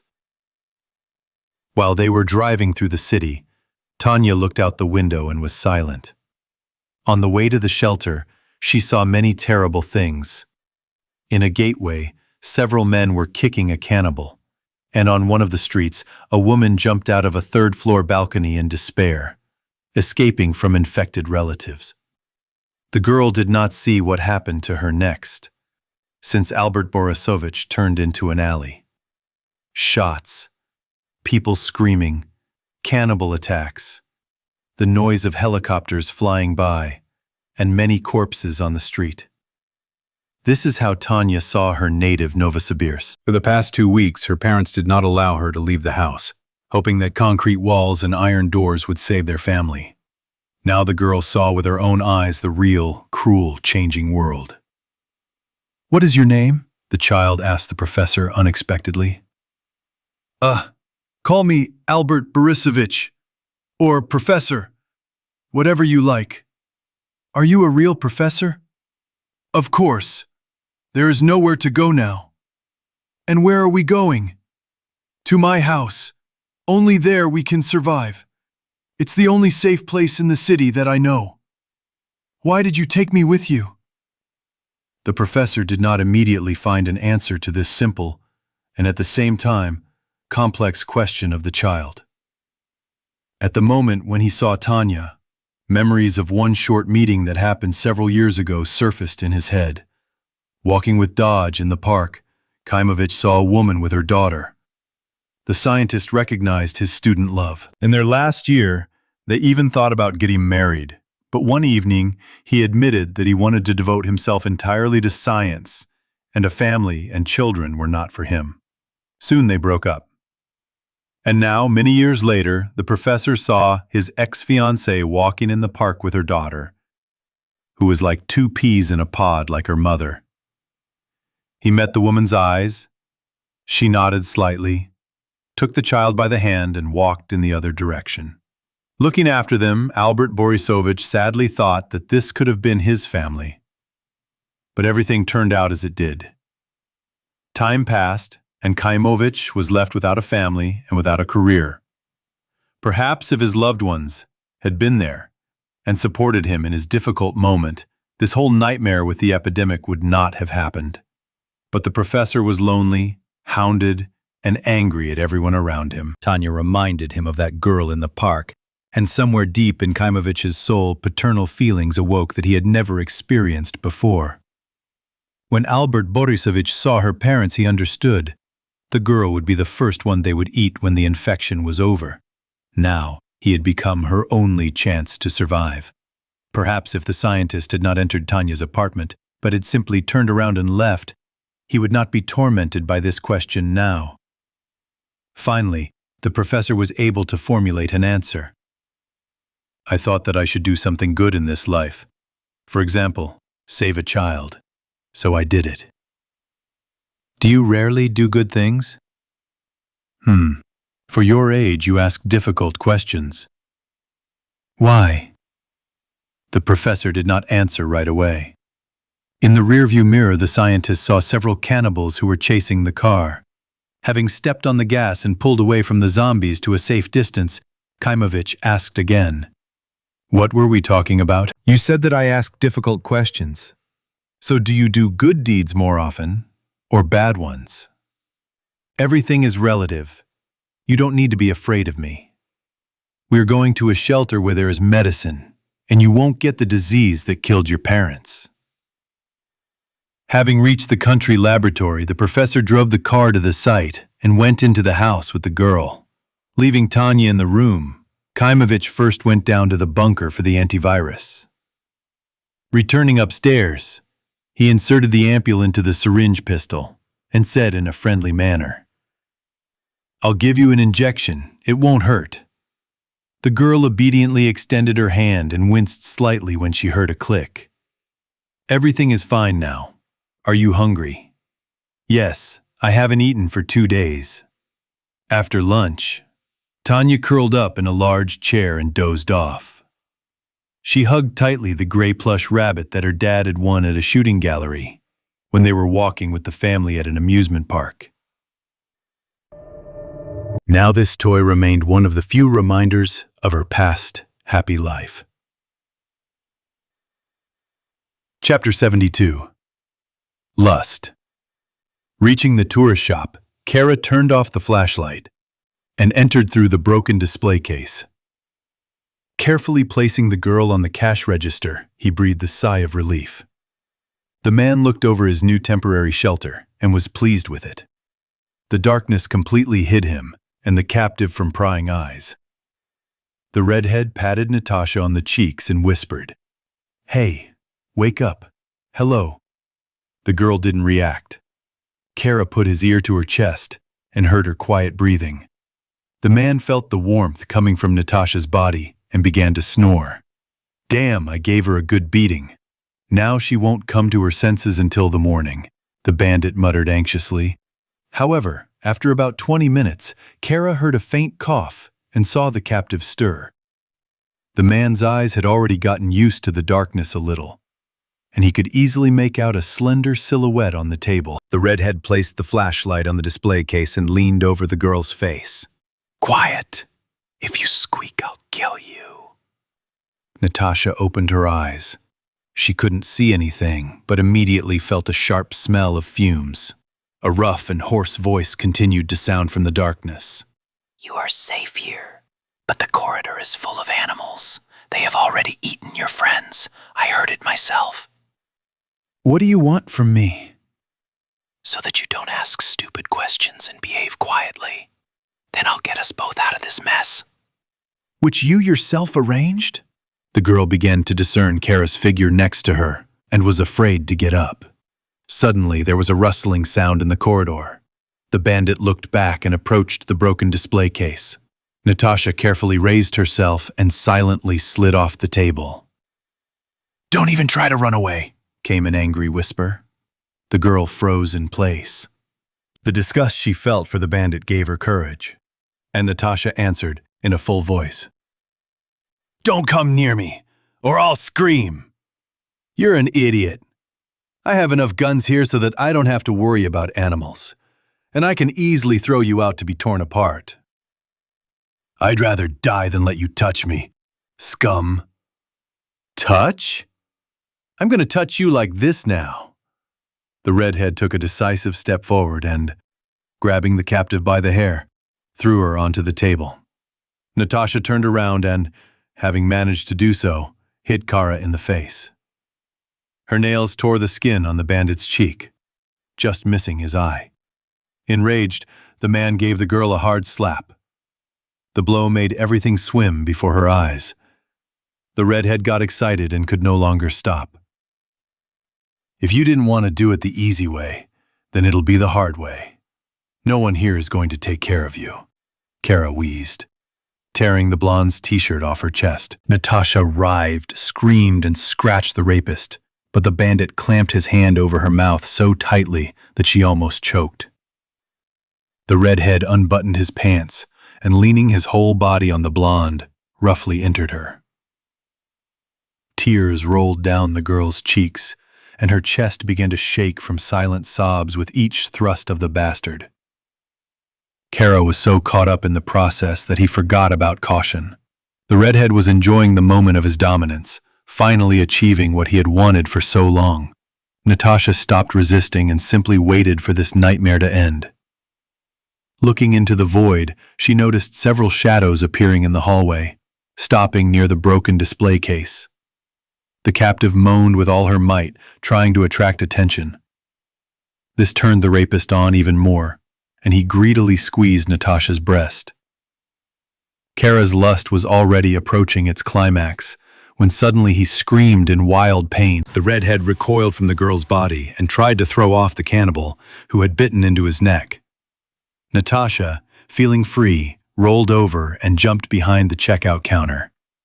She saw Kara surrounded by 3 cannibals and, grabbing a flashlight from the table, made her way behind the display cases to the exit and slipped out into the corridor. Finding herself opposite a sporting goods supermarket, the girl spotted an open door and quickly disappeared inside. Having reached the fitting room, she hid in one of the booths. Natasha sat down on a soft ottoman, clasped her head in her hands, and burst into tears. Several minutes passed like this. Finally, the girl calmed down a little and began to think about what to do next. She did not know who she was more afraid of, her rapist or the cannibals who were now tearing him to pieces. In any case, Natasha understood that it was dangerous to stay here for long. Suddenly her thoughts were interrupted by the roar of gunshots and the sound of breaking glass.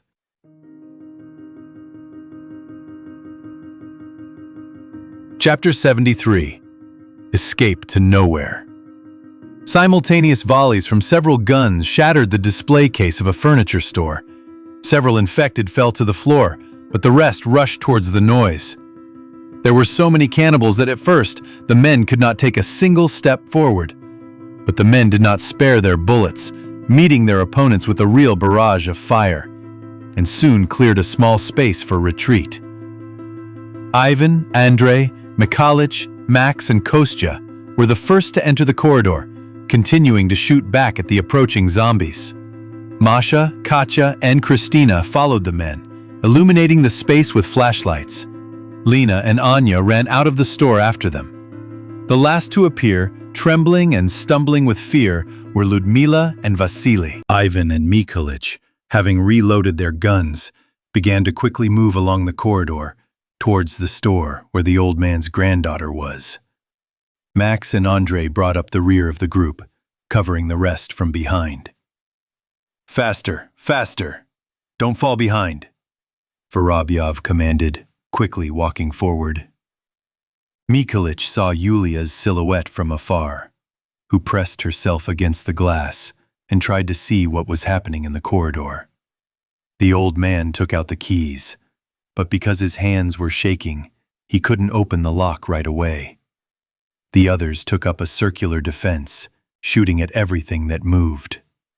Finally, Mikhalich opened the door and hugged his granddaughter. Masha quickly approached the girl, quickly examined her, and made a sign to Kuznetsov that everything was fine. "Let's run to the stairs, stick together," Ivan shouted, firing a shotgun shell into the infected man's face as he ran. There were few cannibals ahead, and the group quickly moved along the floor. Suddenly, Kosta noticed a shadow that jumped out of the store and aimed the barrel in its direction. The guy fired, but the bullet broke the display case just above the silhouette's head, and at that very moment, a woman's scream was heard. "Don't shoot, it's me!" Christina pointed the flashlight and saw Natasha's frightened face. The girl hugged her friend and whispered, "I already thought that you were killed." "Don't fall behind," said Mikhalich's deep bass voice. The people reached the stairs leading to the first floor and saw a large crowd of cannibals below, blocking the descent. "Shine the light in their eyes," Andre shouted, reloading the sawed-off shotgun. The girls pointed their flashlights at the infected's faces, blinding them with their bright light. Without wasting any time, the men began shooting at the crowd of cannibals from above and gradually descending the stairs. We'll clear the exit, and you make sure no one gets in from the other side, Mikhailych said to Vasily and clapped him on the shoulder. Ivan, Andre, Kostya, and Max were already on the first floor, finishing off the remaining zombies. The old man quickly went down to help them, and 4 girls immediately followed him. Vasily stayed to guard his wife, Anya, Lena, and Yulia on the second floor, standing near the stairs. He was holding a traumatic pistol with a sweaty palm, from which he had not yet fired a single shot, preferring to stay behind while the other men shot the attackers. Below, the fierce battle between humans and infected continued.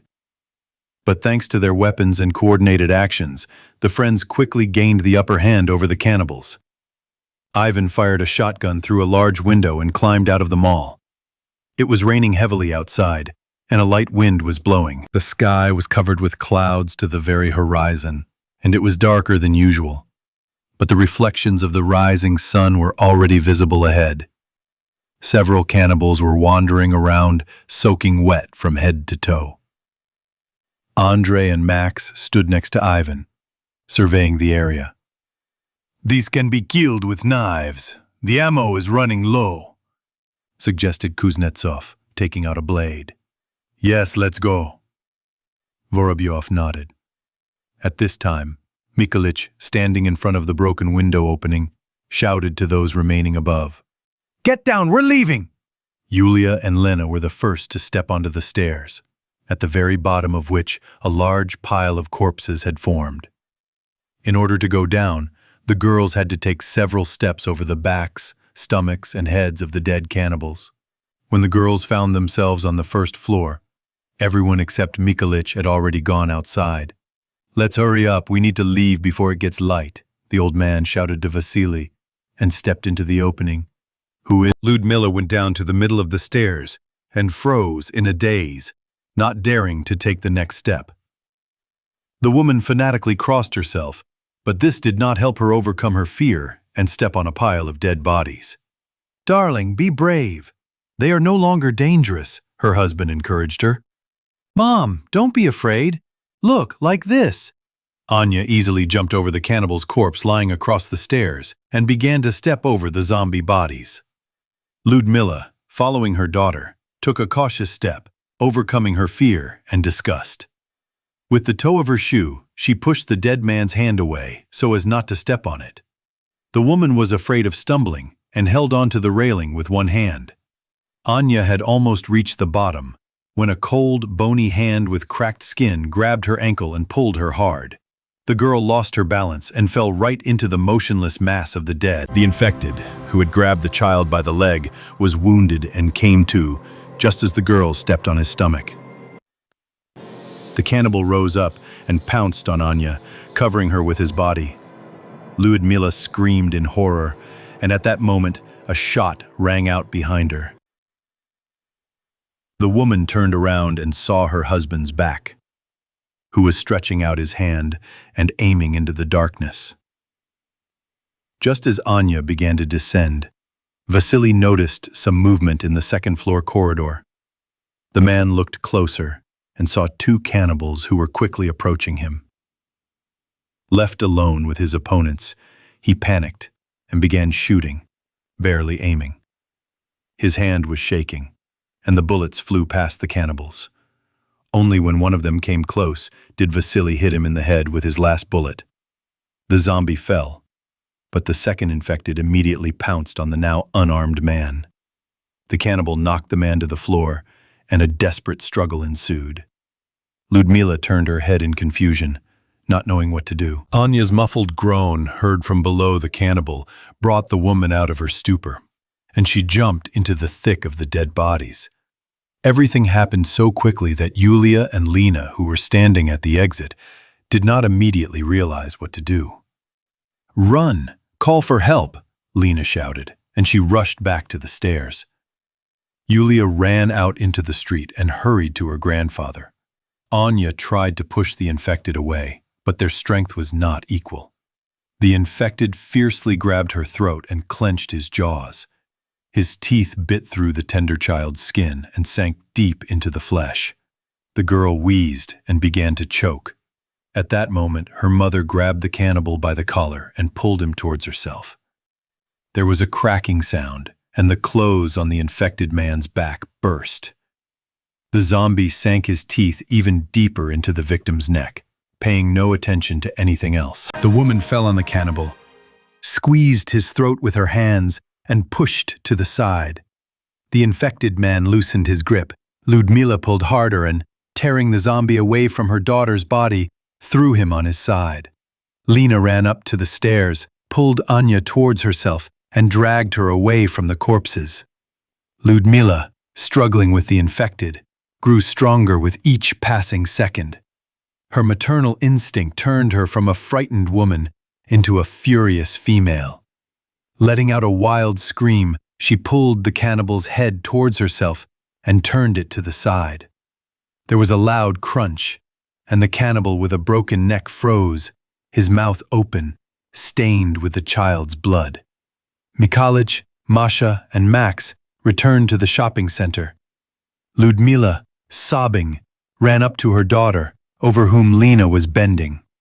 The girl was trying to stop the blood gushing from a deep wound on Anya's neck. At this moment, Vasily's hurried footsteps were heard on the stairs. The man dealt with the cannibal, smashing his head with the handle of his pistol. Despite the long struggle, the cannibal did not leave even a scratch on the man's body. Masha took off your rain-soaked tracksuit and pressed the bite mark on the child's throat. Lyudmila was sobbing, holding Anya's hand, and Vasily stood a few steps away in bewilderment, not daring to come closer. Anya's breathing became heavier and heavier. A weak cough escaped from her chest. She looked at her mother with fear but could not say anything. Gradually the pressure of the blood weakened, and the girl turned very pale. She trembled and let out a weak sigh. A gurgling sound was heard from her throat, and a thin stream of blood flowed from the corner of her mouth. Anya's gaze stopped on her mother's sobbing face and dimmed. A tear rolled down Masha's cheek, and the girl quietly whispered, "The artery is bitten. It's too late." Ludmila fell to the floor next to her daughter's body, began to roll and howl wildly. Lena closed her eyes on Anya's frozen face and turned away.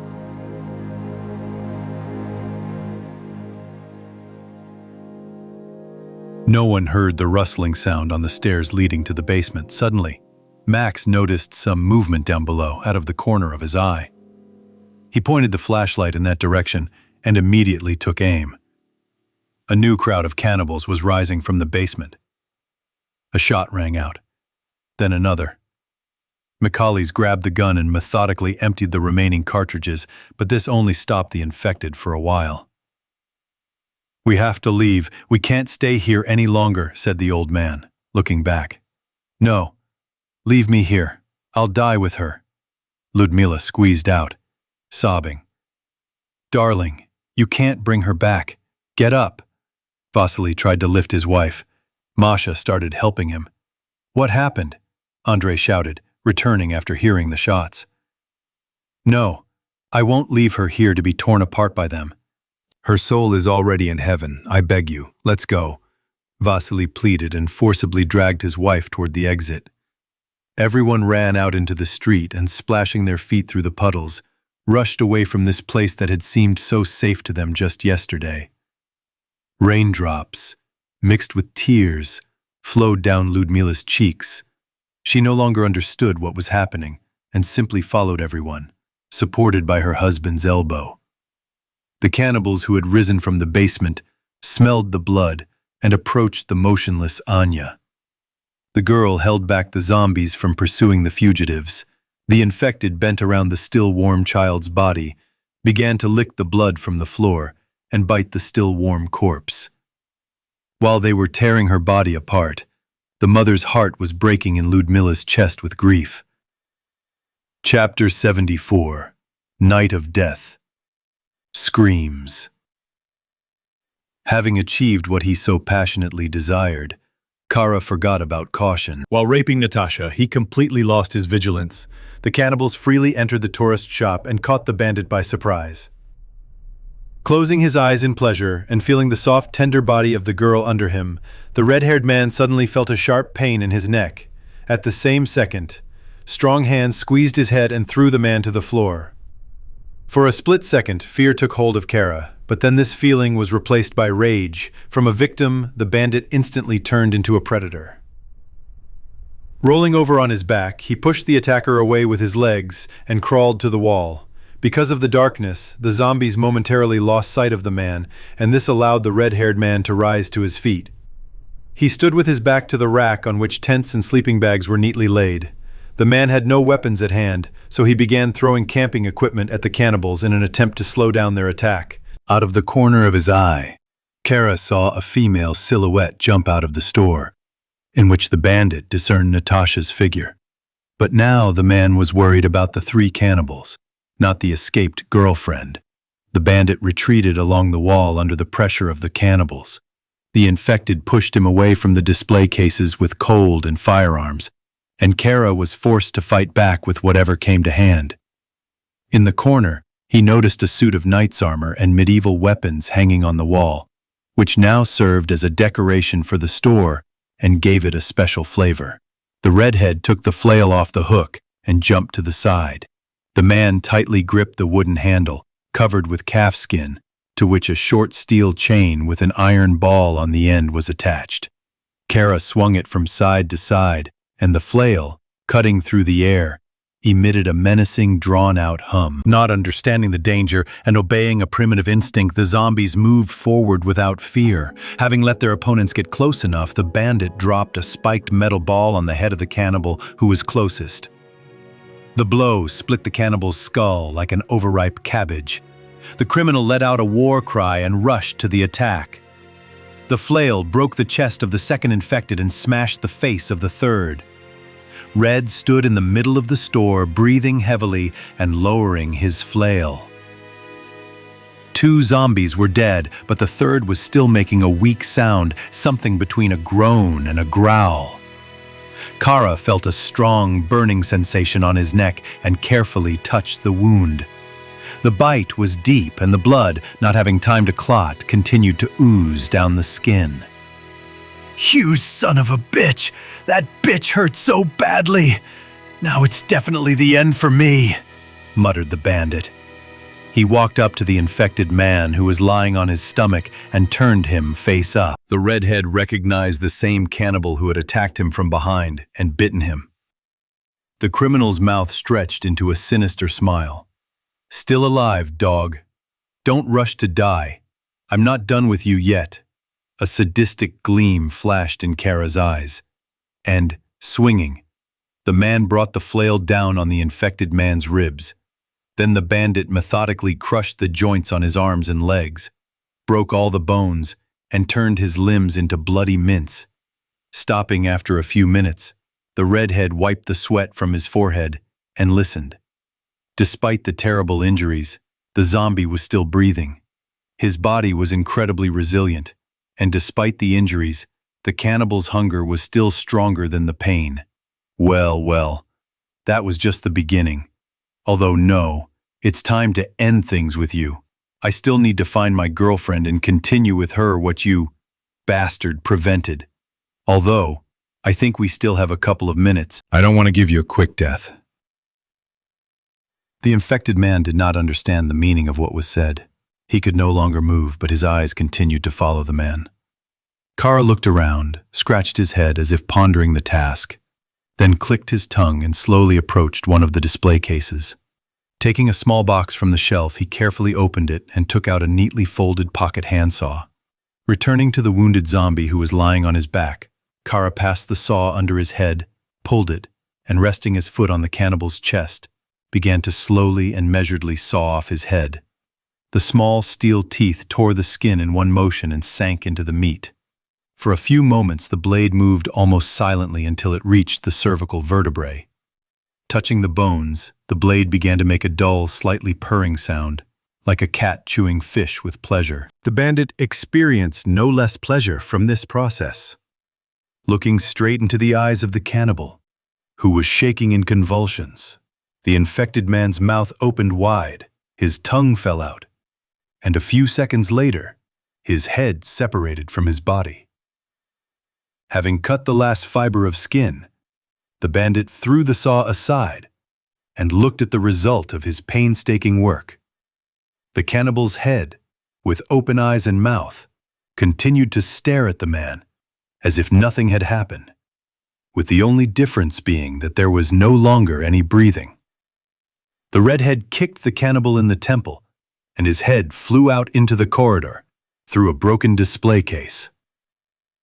"Goal!" Kara exclaimed, jumping up and down in joy. But his joy quickly turned to worry when dozens of shots rang out in the hall. The bandit ran to the display case with guns and grabbed the first rifle he came across. Jumping over the counter, he began frantically searching for suitable cartridges, but it was not easy to do in the darkness. Meanwhile, the shots were getting louder. Someone was moving quickly along the corridor, killing everything they encountered along the way. Kara finally found the right box of ammunition, loaded the gun, and hiding behind the counter, prepared to defend himself. But people ran past the gun store so quickly that the criminal didn't even have time to aim. The sounds of shots were getting farther and farther away. The redhead crawled out from behind the counter and looked out into the corridor. Not seeing anyone, the man carefully walked towards the stairs leading to the third floor. Along the way, he had to step over dozens of corpses left behind by Ivan, Andre, and the others. But not all the cannibals were killed outright. Some were groaning, having received terrible wounds, and still tried to crawl towards the sound of human footsteps. Passing by a furniture store, Kara saw a broken display case and a pile of dead people in front of it. Quickly covering the remaining distance to the stairs, the bandit noticed the silhouettes of two infected. Deciding to save his bullets, the redhead poked the barrel into the stomach of the first cannibal and then smashed his jaw with the butt. Having knocked out the second zombie, the man went up to the third floor and headed towards the stairs that led to the roof. Kara opened the hatch and immediately felt small drops of rain on his face. The flow of fresh air gave the bandit strength, and he quickly walked to the edge of the roof. Having examined the space below, the red-haired man noticed a group of people who ran out of the shopping center. "Yeah, that's who I was looking for," the criminal grinned. Having spotted Natasha among the fleeing people, he raised his rifle and squinted. The twilight, rain, and gusty wind in his face made it difficult to aim. Meanwhile, the people were moving away from the mega mall with every second. Gritting his teeth, Kara pulled the trigger. The sound of a shot tore through the morning silence, followed by a plaintive cry. Ivan and Andre, running ahead of the group, stopped abruptly and turned around. Vasily was lying sprawled on the asphalt. The man was holding his leg and writhing in pain. "Damn," Kara croaked, annoyed that he had hit the wrong guy. Natasha, along with the others, began to look around in fear, but the darkness reliably hid the shooter on the roof. "Vasya, get up!" shouted Mikhalich, and tried to lift the wounded man. "They shot me in the leg. I won't be able to walk." The man groaned and looked at his wife with unhappy eyes. Lyudmila remained silent and stared at her husband. Something in her gaze changed, and this frightened Vasily. "We need to find shelter, then we'll examine your wound. Lean on Kostya and Mikhalich, and jump on your healthy leg," Andre said, noticing several cannibals appearing from the shopping center. The men tried to lift Vasily up, but stepping on his sore leg, he screamed and fell back to the ground. "No, I can't! It hurts!" "Throw him here. Let those creatures eat him!" Unexpectedly for everyone, Lyudmila's icy voice sounded. "It's because of you that my girl died. You are to blame for everything. It would have been better if you had died there instead of her." Vasily began to cry, looking imploringly at his wife. Tried to say something in response, but could only squeeze out an inarticulate muttering, interrupted by plaintive sobs. "I hate you! Let them eat you alive! Lyudmila continued to shower him with curses, her voice beginning to resemble the hissing of a snake. "No, for what? It's not my fault. Help me! Don't leave me here! Give me your backpack, I'll carry it," Katya said decisively. Makalich and Kostya pulled the silly by the arms, and he, gritting his teeth and hanging on their shoulders, leaned on his healthy leg. "Hurry up. Let's leave," Ivan encouraged his friends. Kara, meanwhile, ran across the roof and moved to a more convenient shooting position. Having caught the next victim in his sights, he held his breath and smoothly pulled the trigger. Max, who was bringing up the rear of the group, saw Natasha throw up her hands in the air, and then, as if stumbling, lean forward and fall face down on the asphalt. Christina, who was running next to her friend, screamed in horror and rushed towards her. She began shaking the girl by the shoulders, begging her to get up, and only then noticed a bloody stain spreading down the blonde's back on her dress. Max, kneeling down next to her, carefully turned Natasha over and saw her frozen, lifeless face. "She's not breathing," the teenager whispered. Masha, having felt the pulse, sighed heavily and closed the girl's eyes. "She died." "Damn you, creature!" Christina screamed into the void in despair. Kara, hearing these words, laughed and took aim at Ivan. "Haven't played enough yet?" Hearing a familiar hoarse voice behind him, Kara flinched. His hand jerked in surprise, and the bullet, missing its target, hit the asphalt a few meters from Vorobyov. "Let's run, before they shoot us all here," Andrei shouted. With tears in their eyes and pain in their hearts, the friends left Natasha's body to be eaten by cannibals. Having passed the parking lot, the group ran along the road and quickly disappeared from sight. Kara turned slowly. A few meters away from him stood Yakut and Sizzy, with guns in their hands.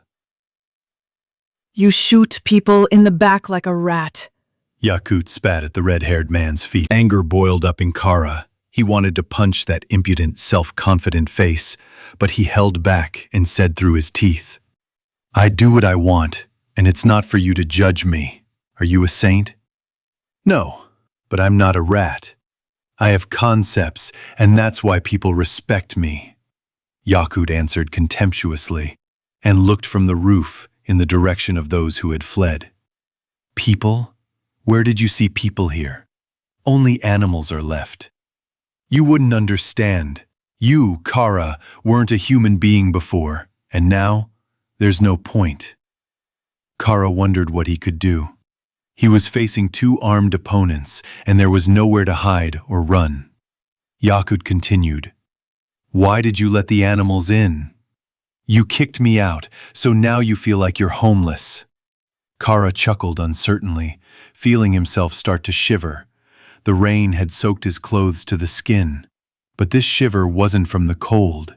He was more afraid of the leader than the crowd of cannibals. Yakut squinted, looking at the redhead with his heavy, unblinking gaze. In those cunning Asian eyes, Kara read his sentence.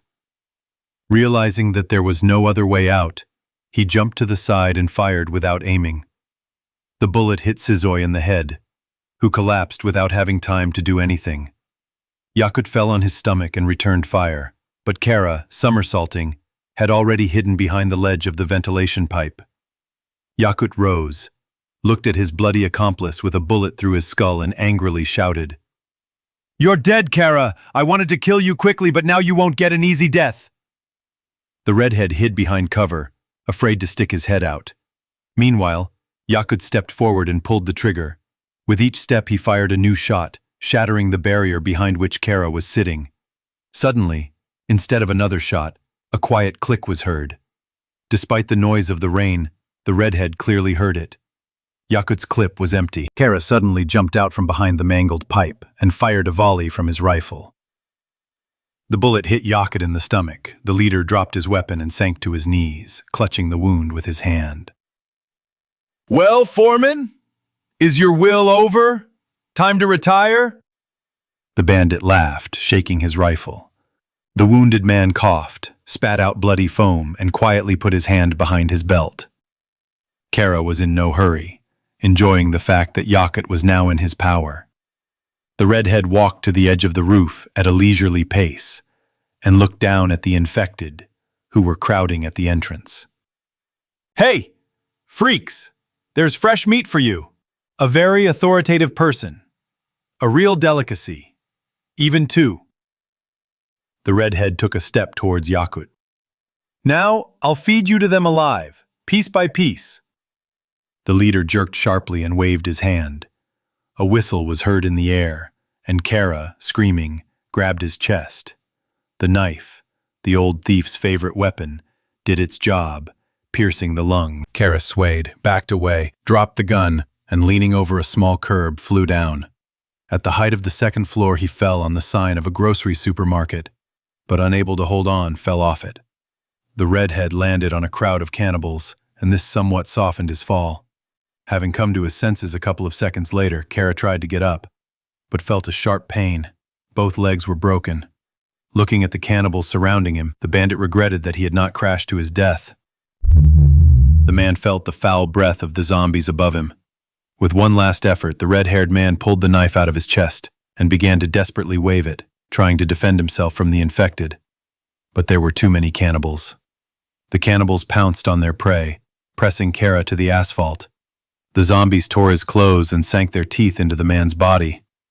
The red-haired man screamed, cried, and twitched, trying to break free, but it was all useless. As luck would have it, he did not lose consciousness. And the minutes of this mortal torture seemed like an eternity to him. One of the infected grabbed the man's face and, after making several strong bites, bit off the man's nose. Then the cannibal tore off some of the meat from his cheek and bit off half of his upper lip. Kara was choking on his own blood, but to his horror, he continued to breathe and feel all this hellish pain. The cannibal, who had disfigured the red-haired man's face, grabbed the man's eye. Having torn off his left eyelid, he pulled out the eyeball and swallowed it. Then he did the same with the second eye. But even after this, Kara continued to live. He no longer had the strength to scream. The man lost his voice and only wheezed helplessly, looking at the cannibals with empty eye sockets. The bandit cursed everything: his birth, his life, his acquaintance with Yakut, the day he got into the shopping center, and the moment he let the infected in. The man lost consciousness for a short moment, but quickly came to his senses. His body was torn to pieces alive. Almost nothing was left of his face, but his body continued to fight for life, a life that Kara no longer valued and wanted to end as soon as possible. Finally, the zombie bit through an artery in his neck, and blood, pulsating, splashed in all directions. A few more seconds, and it was all over. Chapter 75. Surrender. Another morning of the era of infection had arrived. Moscow was filled with the nauseating smell of decomposing corpses. When the wind weakened, it became simply unbearable to breathe this air. Only the crows, who filled their stomachs with carrion every day, were happy about what was happening. With a drawn-out cawing, they circled over the city in huge flocks, looking for fresh carrion. Trying to stop the invasion of the infected from the Moscow region, the authorities used missile strikes on large groups of cannibals. Tens of thousands of human bodies were torn to pieces in a matter of seconds. But even the most destructive weapons were powerless against the smallest particles of the virus. Invisible to the eye, they were in the water and air. Getting into the human body, the Novaya Zvezda multiplied hundreds of millions of its cells, spreading them everywhere. It was a real carpet bombing, which the virus did not weaken for a moment. The Russian government had completely lost control of the country. Communication with most cities had been lost. There were no governors or mayors left who could govern their territories. People had gathered in small groups and were surviving on their own. Society had fallen into anarchy, and there was no one to restore order. Most of the soldiers and police had already been infected. Lev Nikolaevich, sitting in his office in the Kremlin, understood perfectly well that he remained president only in name, and any man with a gun now had more power than the unarmed leader of the former great power. He had almost nothing left. In the last few days, the president had lost his wife, daughter, and closest associates. His chief advisor, Anatoly Stepanovich, had also become infected and was shot. Alexander Chernov became the president's right hand, and they decided to leave Moscow and take refuge in the Caucasus. Before leaving the capital, Lev Nikolaevich locked himself in his office to hold his last international negotiations. The world leaders who remained in their places could be counted on the fingers of one hand. Most were infected, some died during the riot. Others had already hidden in shelters on islands or in the mountains. This time, the virtual conference via the emergency satellite channel was very short. Lev Nikolaevich spoke with the German Minister of Economy, who was leading the country, the Canadian Prime Minister, the leader of France, as well as with representatives of the governments of Korea and the Scandinavian Union. The Spanish King and the British Prime Minister did not get in touch. None of the interlocutors reported good news. In all countries, the infection covered more than 95% of the territory and population. All state instruments and mechanisms failed. Human civilization collapsed in less than a month. Having finished the communication session, Lev Nikolaevich said goodbye to his foreign colleagues and held a final working meeting in his office. A small circle of officials and military personnel, headed by the president, discussed the final details of the evacuation and survival plan. Unfortunately, my friends, today we will have to admit capitulation. Lev Nikolaevich began his farewell speech. The virus is still incurable, but as long as we are alive, we will continue to fight. We must wait out the threat, and, God willing, after some time this plague will pass. We have approved the lists of those who will remain in the shelter in Moscow, and those who will fly with me to the southern bunker. Mr. President, the helicopters will be ready in an hour, Chernov reported. Okay, you've received the instructions. The shelters have everything you need. We'll keep in touch in case of an emergency. Lev Nikolaevich gestured to indicate that the meeting was over. Left alone, he rose from his chair and began to walk thoughtfully around the office. Now all his thoughts were only about his son, who was waiting for him in the southern bunker. This shelter, located in the mountains near Sochi, was to become their new home, and perhaps their last refuge. The president immediately tried to drive away the disturbing thoughts that prevented him from enjoying the upcoming meeting with his son. An hour later, several helicopters took off and headed towards the Black Sea. Lev Nikolaevich looked wearily at the receding vaults of the ancient Kremlin, next to which a huge mound of smoldering human bodies was smoking acrid smoke. The rotary wing machines dispersed a huge flock of crows, and the black birds saw the people off with indignant cawing. The helicopter rose higher and higher, carrying people beyond the city. The president leaned back in his chair and closed his eyes. The noise of the blades lulled him, and Lev Nikolaevich fell asleep. For the first time in the last month, he saw a colorful and kind dream, in which his entire family was having fun together on a sunny beach, and there were no corpses, blood, or death around. Chapter 76. Hospital. Stuck in the densely packed clouds. The first rays of the sun barely illuminated the earth.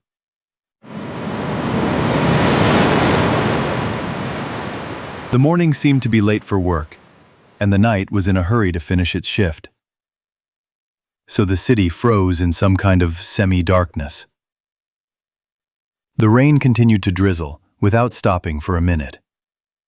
Wet, scared and tired people huddled in a small room to dry off a little and regain their strength.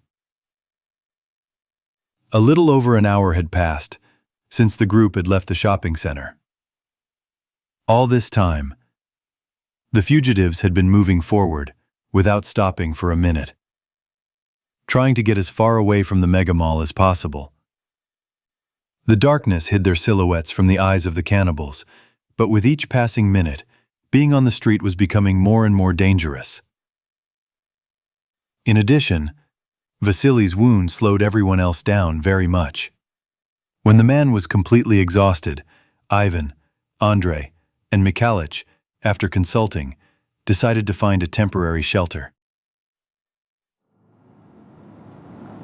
Katya suggested hiding in a beauty salon, which was located on the first floor of the house closest to them.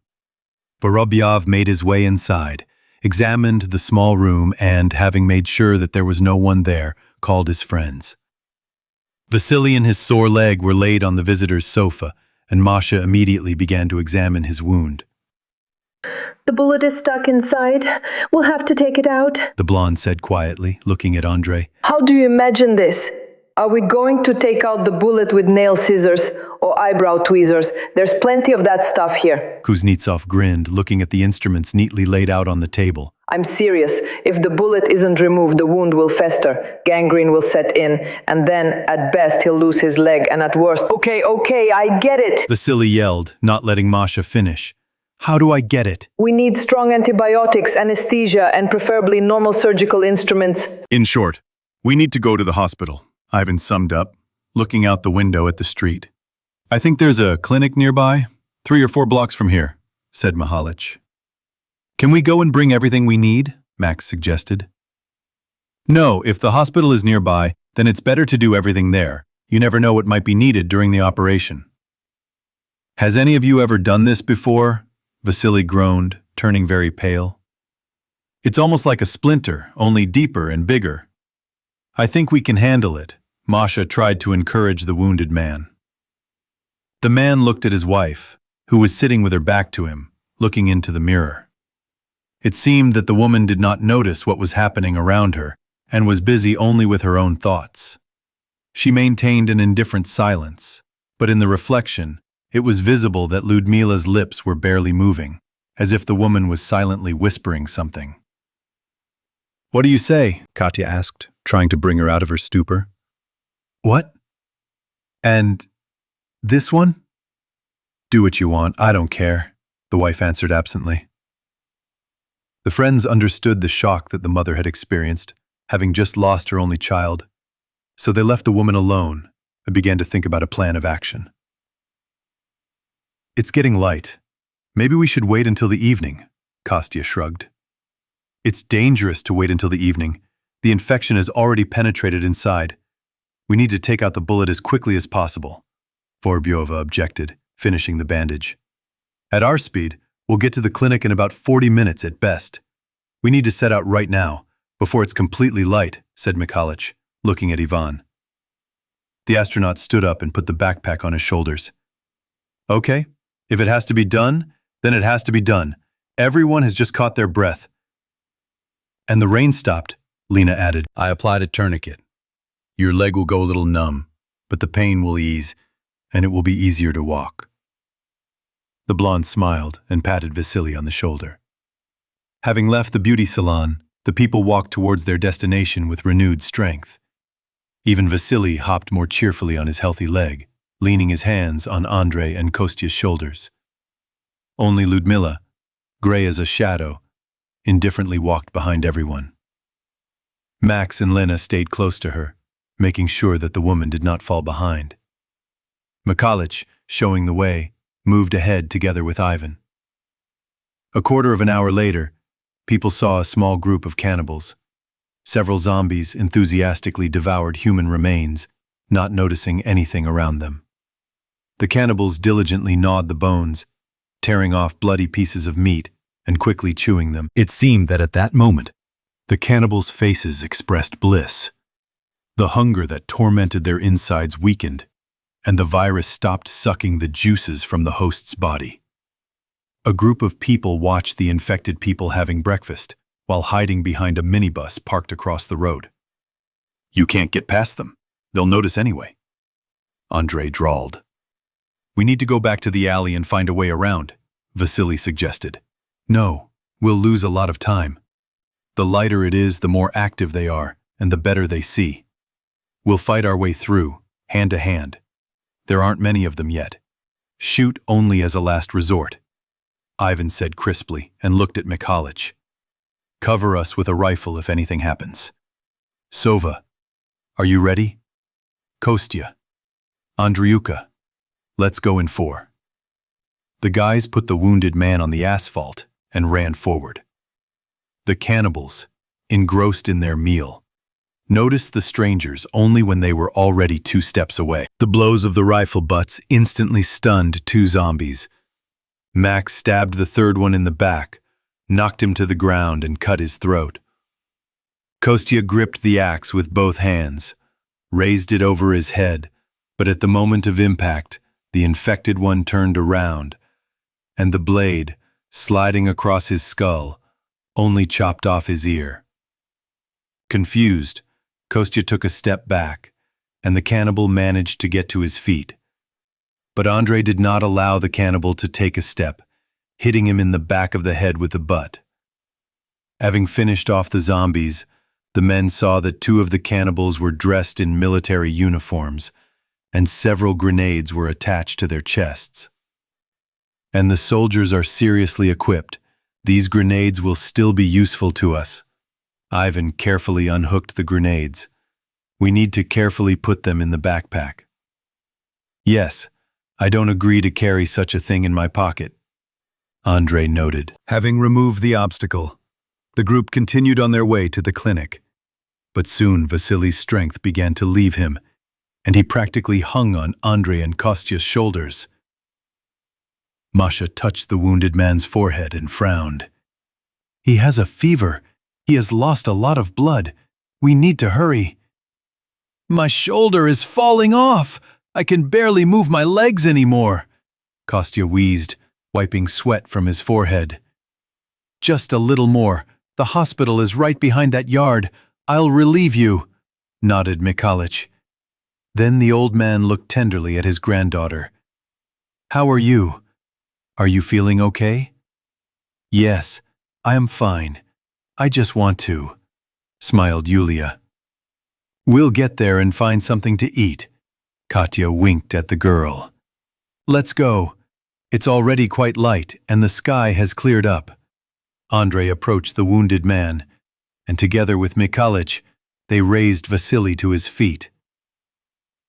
Having passed the deserted courtyard, people saw a road on the opposite side of which stood a 2-story clinic. The building, finished with panels of an optimistic salad color, was surrounded by a low fence. Immediately behind it was a small park with benches in which 6 tall old birches grew. The peaceful landscape was marred only by a large crowd of infected people who stretched out along the entire road, blocking people's path. "Damn, we're in trouble," Kostya muttered sadly, looking at the cannibals.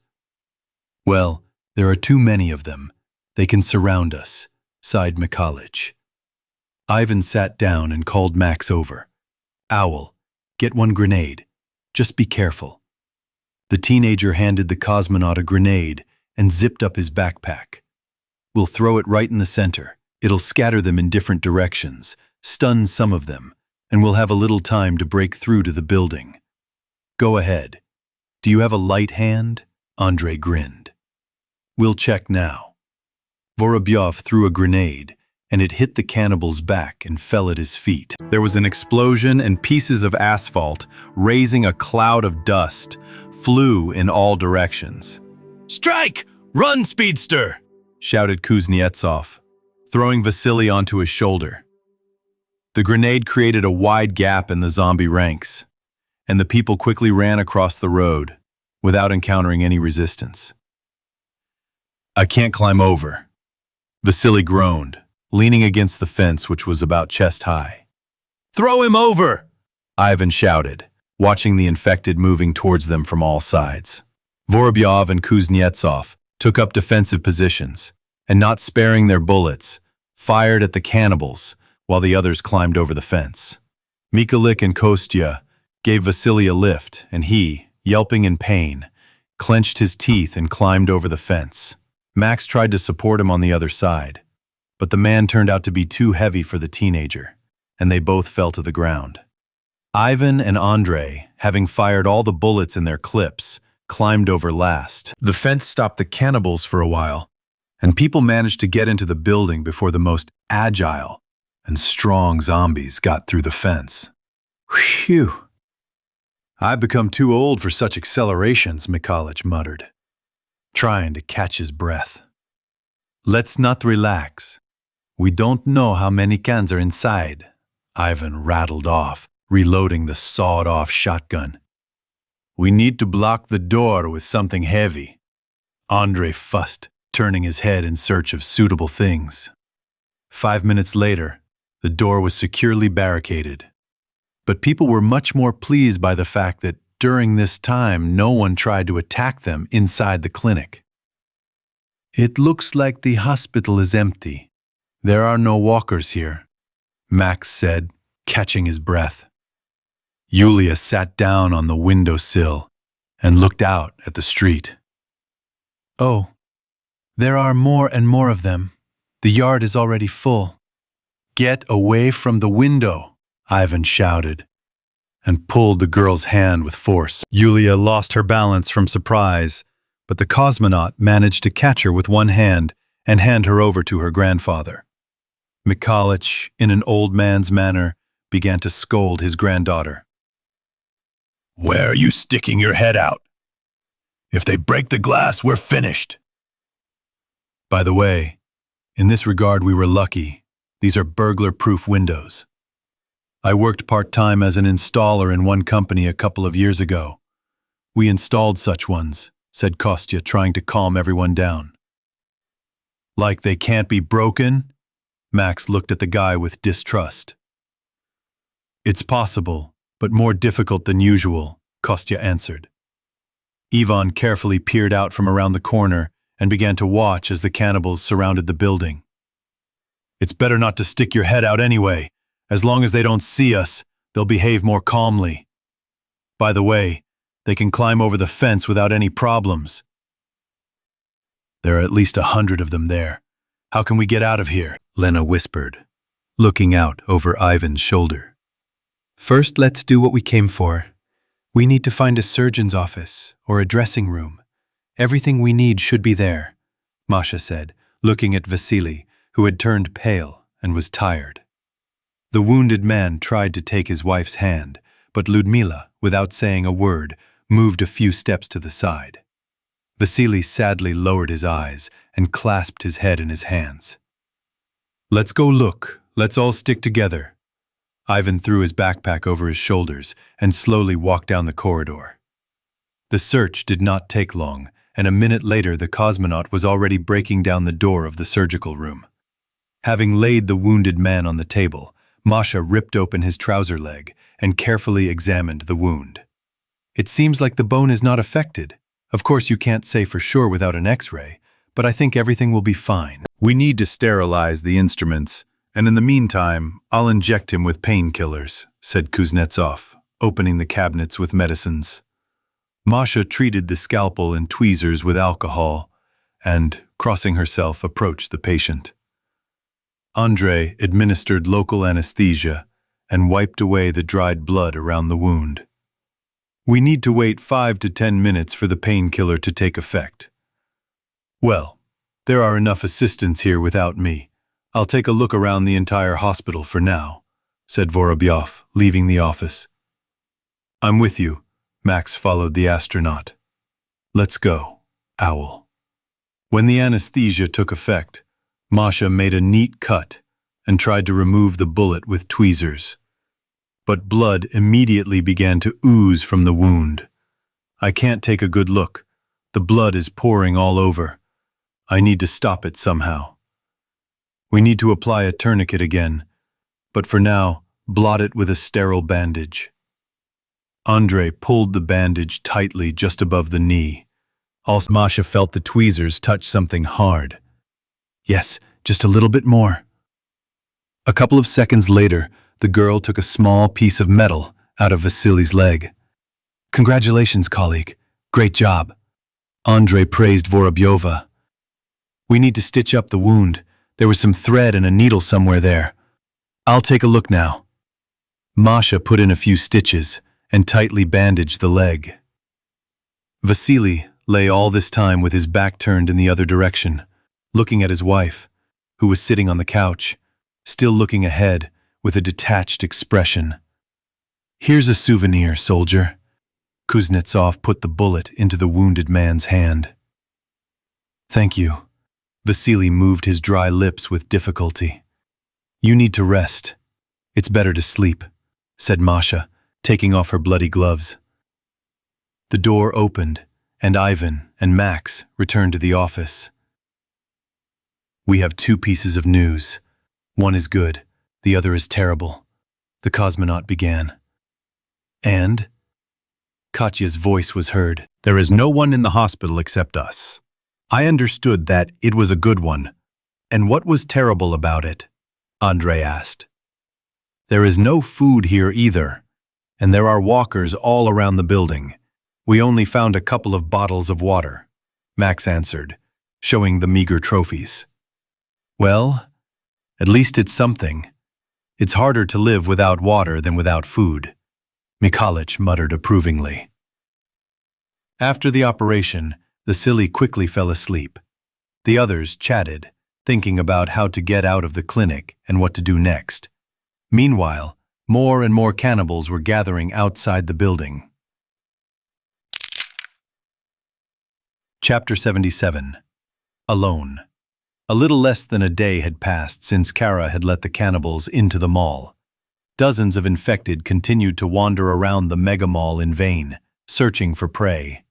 When the sun, having completed its daily cycle, began to set toward the horizon, Lenya, who had been left in the furniture store, opened his eyes. In the first seconds, the man felt a nagging pain in his head and immediately felt a strong hunger. He moved, tried to get up, but bumped his head into something hard. The guy was overcome by the sensations that people experience when they wake up in a coffin buried alive. Consciousness slowly returned to him, and fragments of his last memories emerged in his head. Lenya felt something heavy and cold on his stomach. Then he felt a piece of paper in his left hand, and under the fingers of his right hand, he felt a hard, cylindrical object. The man squeezed it and realized that it was a flashlight. A bright light filled his cramped shelter, and Lenya immediately closed his eyes. A few seconds later, opening his eyes slightly, he unfolded the note and read, "You are inside the sofa of a furniture store. There may be cannibals around. We left the shopping center. You were in a coma. We did not know whether you would survive or not. We hid you and left a gun, a knife, a flashlight, water, food, and this note. We are leaving this place and will look for a new shelter. Be careful. Love, Christina." Lenya removed the gun from his stomach and rolled over onto his side with difficulty. He stretched his stiff muscles a little and, carefully pressing his shoulder, opened the sofa. It was much darker outside. The man shone a flashlight, and not noticing anything suspicious in front of him, climbed out of the sofa. Getting on all fours, Lenya heard a rustle behind him and immediately jumped to his feet in fear. A few meters away from him stood two infected, who, having noticed the prey, rushed at the man. Still not having recovered from the injury, the guy was confused, not knowing what to do. Waking up alone, without friends, in an abandoned dark building in which cannibals roamed, he was scared and depressed. But the instinct for self-preservation kicked in before reason and logic. Jumping to the side, he jumped over the neighboring sofa, knocked over the coffee table behind him, and stood behind the headboard of the wide bed. The zombies were not so quick, bumping and tripping over all the obstacles. They moved through the store with a rumble. This gave Leonia a few seconds to think and come to his senses. Pulling a pistol from his belt, he fired without thinking. A few loud bangs, and the cannibals were stopped. Curled up on the floor, they lay unconscious, but the rubber bullets fired from the traumatic pistol only stunned the infected. But the sounds of the shots attracted all the infected who were wandering around the second floor. Seeing the dark silhouettes at the entrance, the guy quickly regretted using his weapon. Finding himself trapped, he frantically thought about what to do next. Maybe I should hide in the couch? No, if they know I'm there, I won't be able to get back out anyway. There's only one way out. Where should I hide? In the closet? No, there's not enough ammo. Damn, there are so many of these creatures already. I can't break through the walls. Where can I go? The guy was desperately turning his head, looking for any clue to salvation. His gaze slid over an inconspicuous dark recess at the very end of the salon. It was a freight elevator, which occasionally carried new items for the exhibition hall. The man ran up to it, but the iron doors were tightly closed. Lenya tried to push them apart with his hands, but nothing worked. Meanwhile, the cannibals had already reached the middle of the salon, but the darkness prevented them from seeing the man. So they moved, sniffing, randomly searching for the source of the noise. The guy gritted his teeth, hit his head on the damned elevator in anger, and immediately muttered to himself, "Damn, what a dumbass I am." He remembered that he had left the knife in the couch and rushed back. Grabbing the blade, Lenya returned to the elevator and stuck the blade between the doors. Pressing the handle, he felt the doors slide open.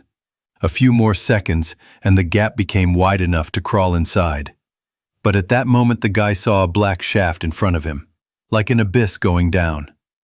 Lenya understood that one awkward step, and this exit would become his grave.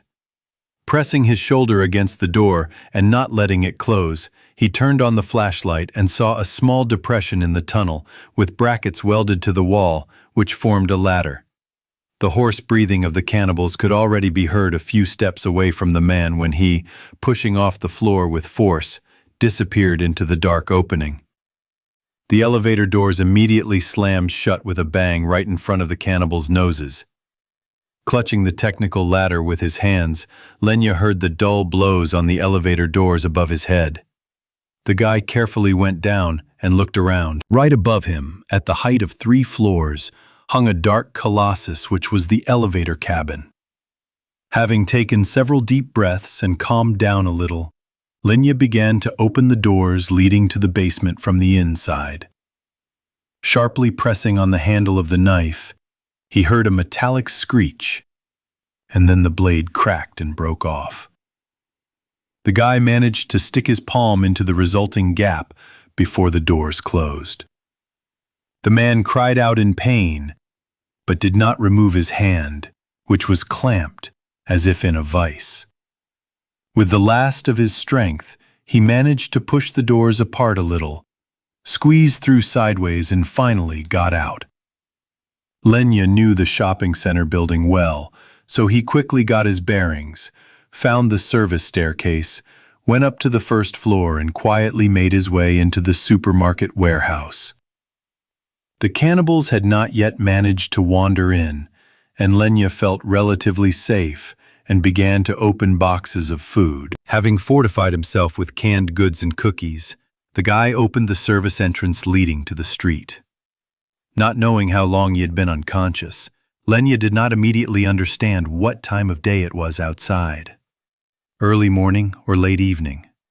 Hoping that his friends hadn't managed to go far or had left him some kind of sign, he got out of the building and ran across the parking lot. Several infected appeared behind him, and the guy picked up speed to get away from them. As he ran, he noticed something lying on the asphalt, and getting closer, realized that these were the remains of a human body. Wincing, Lenya was about to turn away, but then his attention was drawn to torn, bloody strips of fabric lying next to the corpse. The man recognized these rags as the dress that Natasha had been wearing on their last evening. A heavy, prickly lump rose in his throat. Tears began to flow from Lenya's eyes, and he ran away, not making out the road and not seeing anything in front of him. He stopped only after about 20 minutes, breathing heavily and not recognizing the area he found himself in. After resting for a couple of minutes, he wandered at random, his head down and his pistol tightly clutched in his hand. A few blocks later, the guy came across a large crowd of cannibals, and after firing his last bullet at them, he ran without looking back. Now to the right, now to the left, now in front, new groups of infected began to appear, because of which Leonia had to constantly loop, change his route, and rush in different directions. He felt that he was being surrounded. A few more yards, and he would be trapped. Seeing a wide road ahead, he ran along the sidewalk and noticed a tram frozen on the rails in the distance. He was already being pursued by several dozen cannibals. Lenya was tired, exhausted, and thought only of shelter. Having reached the tram, he noticed that all the doors were locked, but the large glass in front was broken. The guy leaned his hands on the frame, jumped up, pulled himself up and swung his leg over. Hurrying to hide in the car, Lenya touched a shard of glass sticking out of the frame with his palm. Blood immediately began to flow from the deep cut. The guy jumped inside and hurried away from the broken window. He sat down on the floor at the very end of the car, tore off a piece of his t-shirt, and bandaged his hand. The tinted glass reliably hid him from view from the street, but at the same time, he could clearly see everything that was happening outside.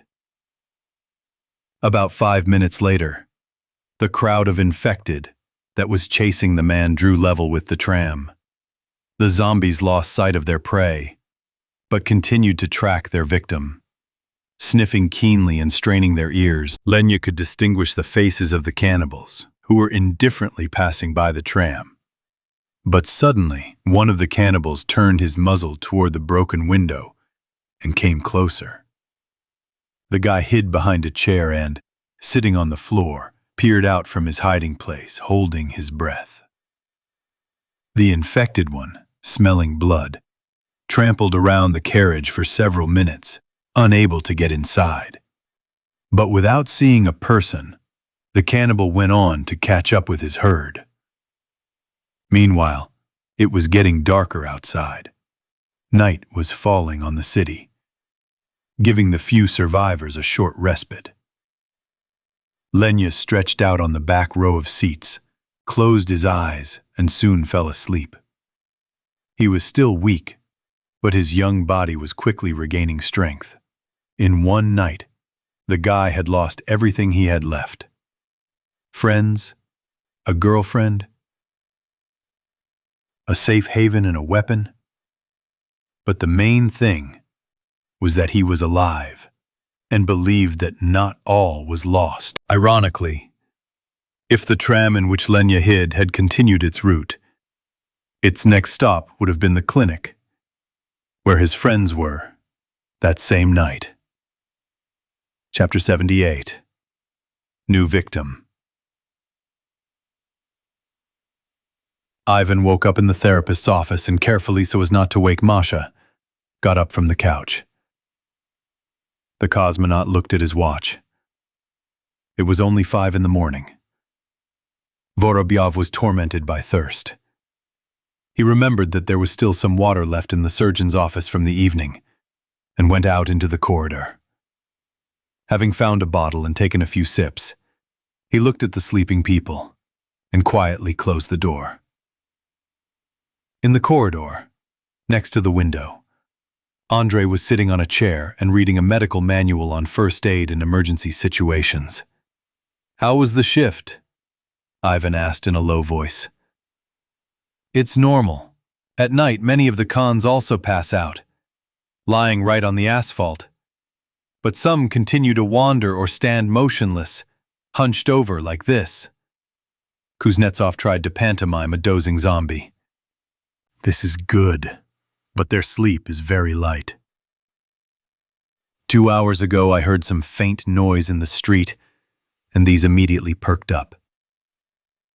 They came to life. A funny definition for them. Ivan smiled. An interesting book? Useful. I remember what we learned in the first year. Now these skills are very necessary. Yes, by the way, we have no food. We ate the last of it yesterday, and there's only a sip of water left for everyone. It's bad. We need to get out and look for a store. Kuznetsov carefully looked out the window and immediately sat back down. But they've really surrounded us.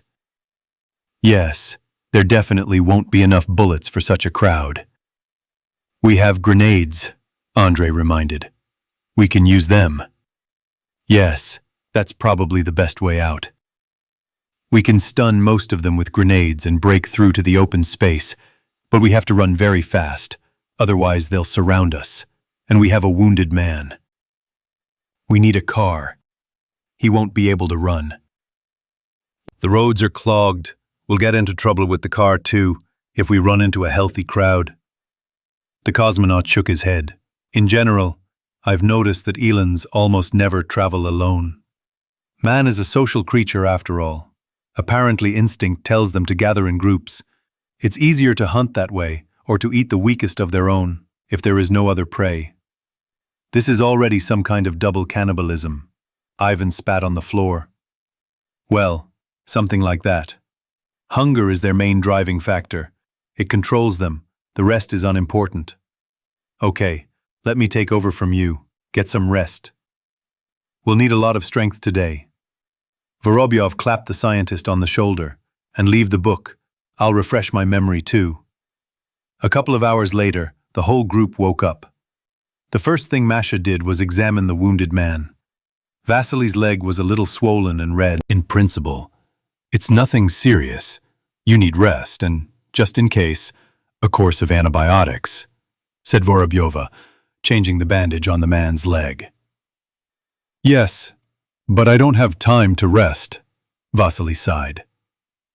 I understand that you don't want to bother with me. I'm slowing you all down. Everything is fine. Stop talking like that. We will cure you. Masha was indignant and looked sternly at the man. Ivan, having waited for his wife to leave the surgeon's office, gestured for the girl to come to him. How is he? More or less, but he needs to lie down for at least 5 days without any sudden movements. Bad. We need to get out of here, and fast. The Khanas have surrounded the building and sense us. They don't want to leave, and there's no food or water here. We have to come up with something. Masha folded her arms across her chest, looking intently at her husband. We need to discuss this with the others. Gather everyone in the office. I'll check something and come over. 10 minutes later, the entire group was in the operating room. Vasily was lying on his couch. Ludmila was sitting at the opposite end of the room by the wall. Max, Lena, and Yulia were sitting next to her. The girls quickly became friends, and together they teased the boy about his long, uncut hair sticking out in all directions. Ludmila glanced sideways at the girls and sighed quietly. So, here's the thing. There's no food, the water is almost gone. Making a sortie is risky. There are a lot of infected around the building. Ivan briefly outlined the situation. It's good to sit well fed under siege, but we'll start howling quickly here, so we need to leave. The cosmonaut stopped, but everyone continued to look at him silently, and Vorobyov continued. We won't be able to move fast with the wounded man, so we need a car. I found a back entrance that leads to the backyard. There's an ambulance there. We'll go in it. The main thing is to get to the car. How do I start it? Katya interrupted. Well, I need to tinker with the wires. I know the principle. Vorobyov answered uncertainly. But there are cannibals there. We won't have much time. Maybe the key is somewhere in the building, Christina suggested. Yes, that's an option. We need to look. The cosmonaut agreed. Anyway, we look for the key, get to the car, and get out of here. Vorobyov outlined the plan.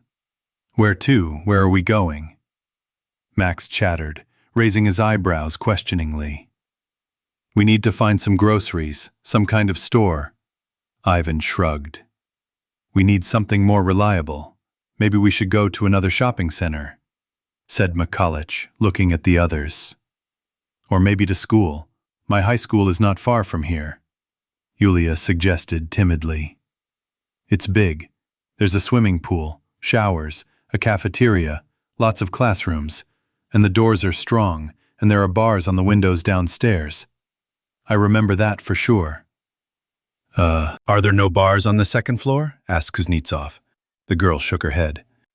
The scientist said thoughtfully, Not bad. You can break the window at the top and climb in from below along the bars, and you won't have to break down the door. And the canteen should have supplies of food and water. It's a school, after all, the old man added. It's not a fact that she's not busy with someone, Kostya muttered skeptically. Christina, sitting in the corner, looked at her friend and answered, Well, you can say that about any shelter now.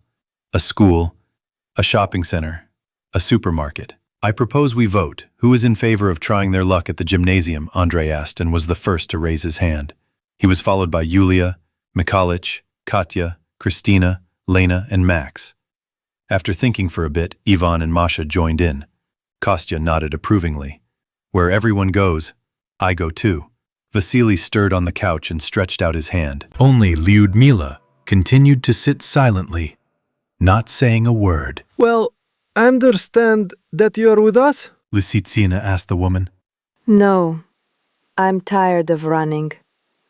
It's all useless. Lyudmila drawled indifferently. Andrei looked at her with distrust. In terms of? The woman did not answer, once again immersed in her thoughts. Okay, I think we'll figure it out, Mikulich said encouragingly, and nodded to Ivan. Let's go look for the car key. The cosmonaut and the old man left the office, and the rest began to prepare for departure. Masha and Andrei began to put the medicines they found in the clinic into their backpacks. Max brought a pair of crutches from the utility room. Vasily thanked the boy and went to the toilet on them. About 20 minutes later, Mikulich and Ivan returned. The cosmonaut solemnly shook his keys. We found it. I checked. The numbers on the key fob and the car match. We seem to be all ready. When are we leaving? Asked Christina, glancing sideways at Lyudmila. Now, why drag it out? Mikulich approached Vasily's wife and quietly whispered, Let's go. Let's go, Luda. We need to move on. The woman raised her nervous eyes to him. Yes, maybe. Well, let's go. Ivan threw his backpack on his back and outlined his plan of action. So we open the emergency exit, throw a grenade, it explodes, I run to start the car. The women and the wounded men immediately climb into the car. The rest cover the car from the street. Do we have a plan B? Kostya asked, nervously fiddling with the earring in his left ear. No. If anything, we'll improvise. Let's go. The cosmonaut pushed the door and went out into the corridor.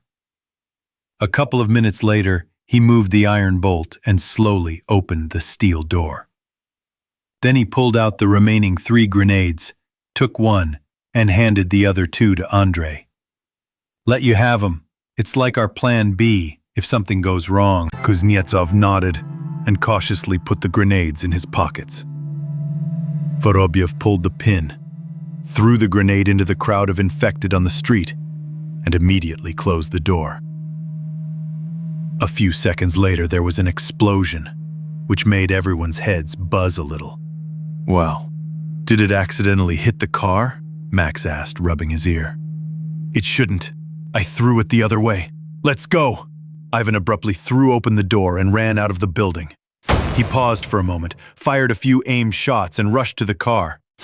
Having climbed into the cabin, the man first unlocked the door to the passenger compartment. Mikulich pulled the handle to the side and began to help the girls climb inside. Vasily was the last to sit down, following his wife, clutching his crutches with his hands. Andrei, Kostya, and Mikhalich took up a circular defense, shooting back at the infected who began to gather at the site of the explosion. Max remained near the cabin, covering Ivan. The cosmonaut pressed the launch button. The lights on the display lit up, but then went out. Vorobyov pressed harder, and everything repeated itself. What the hell started already? Ivan wheezed furiously, but the car no longer responded to his desperate attempts to start the engine. Well, what's going on? Andrei shouted, reloading the clip.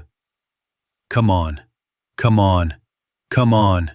The cosmonaut methodically pressed the start button, but nothing happened. Then he pulled the hood release lever and jumped out of the cabin. Vanya, where are you going? The frightened voice of Masha rang out, who was watching from the car as the cannibals were increasingly surrounding the car.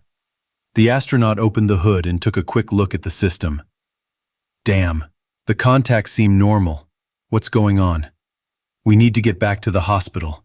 I'm running out of bullets, Kostya yelled. They're still coming from that side now, Max shouted, watching as the cannibals appeared from around the corner of the building. Throw a grenade! The car won't start! Ivan shouted, slamming the hood shut in despair. They're going to cut off our escape route now! Lord, help us! Katya whispered, crossing herself. The last words seemed to bring Lyudmila out of her stupor. Looking around, the woman seemed surprised to be in the ambulance with the others. Unexpectedly for everyone, she jumped out and quickly approached Andrei. Lyuda, where are you going? Vasily shouted and quickly climbed out after him. The woman addressed the scientist decisively but calmly. Grenades! Give me the grenades, quickly! What? Are you crazy? Get back in the car! Kuznetsov was taken aback by the surprise and turned away, aiming at another cannibal. But the woman didn't move from her place. But on the contrary, she quickly slipped her hand into the pocket of his sweatshirt and, with the dexterity of a pickpocket, pulled out one lemon. Are you nuts? Andrei grabbed Lyudmila's hand, but the same calm voice rang out in response. Give me the second one, or I'll pull the pin right here. Kuznetsov fell silent, looking into the woman's eyes in bewilderment. I will save you. I have no reason to live now, and you live with God. Give me the grenade. Kuznetsov silently handed Lyudmila the second lemon and heard the final instructions. Now hide. The woman quickly walked towards the barrier. On the move, she pulled the pin and tightly clutched the grenade. Stop! Stop! Where are you going? Vasily's voice was heard from behind. He had thrown down his crutches and was almost running, not feeling the pain in his injured leg. Katya jumped out of the salon, but Andrei immediately stopped her. Let's hide, quickly, behind the car. Lie down. One of the zombies was already 2 steps away from Lyudmila, when suddenly a bullet took off part of his skull. Mikhalich fired a few more shots, protecting the woman to the last. She turned around and smiled at the old man as she said goodbye. At that moment, Vasily caught up with his wife, begging her with tears in his eyes to come back, but she only shook her head. I won't leave you, the man stammered. Then come with me to Anyutka. She called me tonight. Yes? Well, let's go.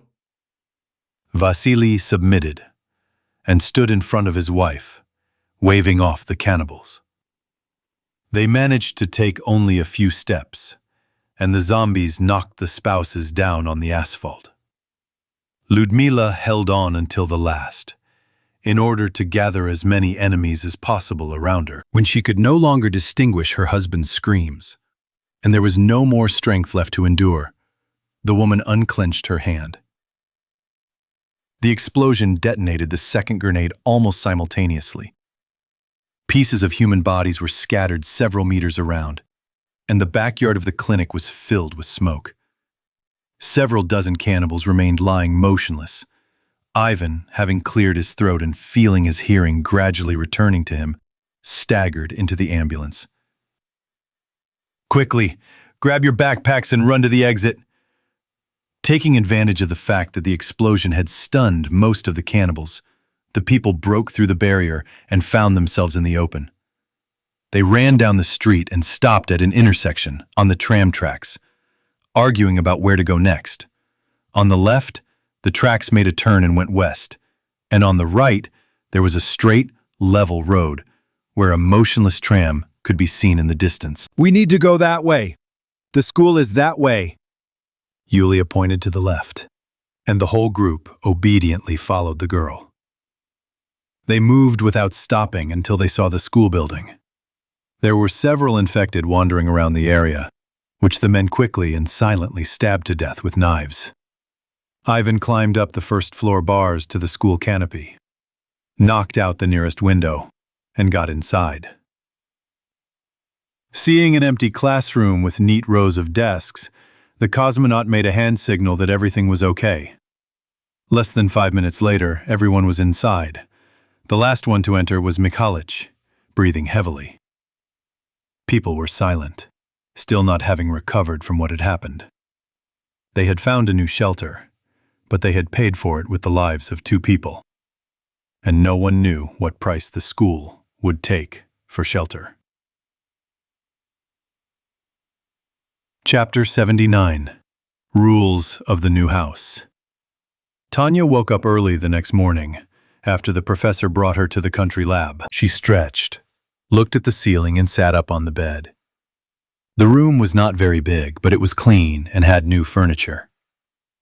Previously, there were cages with Albert Borisovich's menagerie, but then the professor moved all the experimental animals to the basement and set up a living room here. Tanya got out of bed and, slapping her bare feet, went to the kitchen to get a drink of water.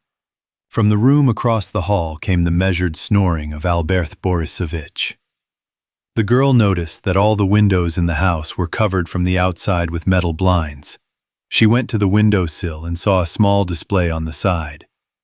Tanya touched the screen and pressed the up button. The blinds began to rise quickly, revealing a cozy courtyard with a green lawn. The sun shone cheerfully through the glass, as if happy that it had finally been let into this house. Tanya climbed up onto the windowsill with her feet and began to carefully examine the space near the cottage. She noticed a large kennel not far from the porch and guessed that it was a house for a dog. The girl often asked her parents to give her a puppy, but they never agreed, so Tanya waited with hope that a 4-legged friend would appear from the kennel at any moment. But no one showed up. "But you can't do that." Albert Borisovich's voice suddenly rang out in the kitchen. Tanya turned around sharply and looked at the professor with frightened eyes. "What is not allowed?" "Open windows and doors without my permission, if you want to survive." "But we are behind the fence." "Oh, let's do it this way. There are a few rules in my house that you need to remember well. The first is to obey me in everything. The second is not to open windows and doors without my permission. They should always be closed. Always. The third is to behave very quietly." The scientist thought for a second. "Are these all the rules?" "At least learn to observe these 3.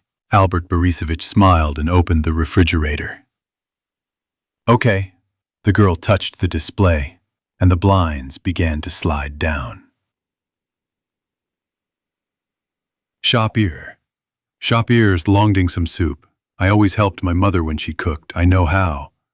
Yeah, that's commendable. We'll think about the soup later. But for now, let's eat some cereal and juice. While eating her modest breakfast, Tanya kept glancing curiously at the closed window. Finally, she couldn't stand it any longer and asked, "Where's your dog?" Albert Borisovich choked slightly and coughed. "I just saw a house for her in the yard." She got lost. I just went to look for her yesterday, but instead I found you. Kaimovich grinned. "Are you going to get a new one? I always wanted a dog." The girl said dreamily. "We'll see. Everything is not easy now. We'll live and see. Where do you always go?" Tanya continued to shower her with questions. "Wow, you're so curious today. Although probably for a child your age it's normal. Albert Borisovich muttered thoughtfully. Okay, let's go. I'll show you. I can't hide it from you anyway. The professor stood up, opened the secret hatch, and helped Tanya go down into the bunker. Wow! Is this all yours? The child exclaimed in admiration. Yes, but don't touch anything here. The scientist warned. Is this already the fourth rule? The girl smiled, looking at the large, transparent chamber where Kaimovich kept the first human test subject. Let's consider this a continuation of the first. I'll tell you what's what. Remember, and don't interrupt. Albert Borisovich turned on the monitor, on which images from the surveillance cameras appeared. These are our windows. Through them we can see everything that is happening outside. In that part of the bunker is the life support system of the house. Don't touch anything there. It provides us with water and electricity, and in winter also with heat.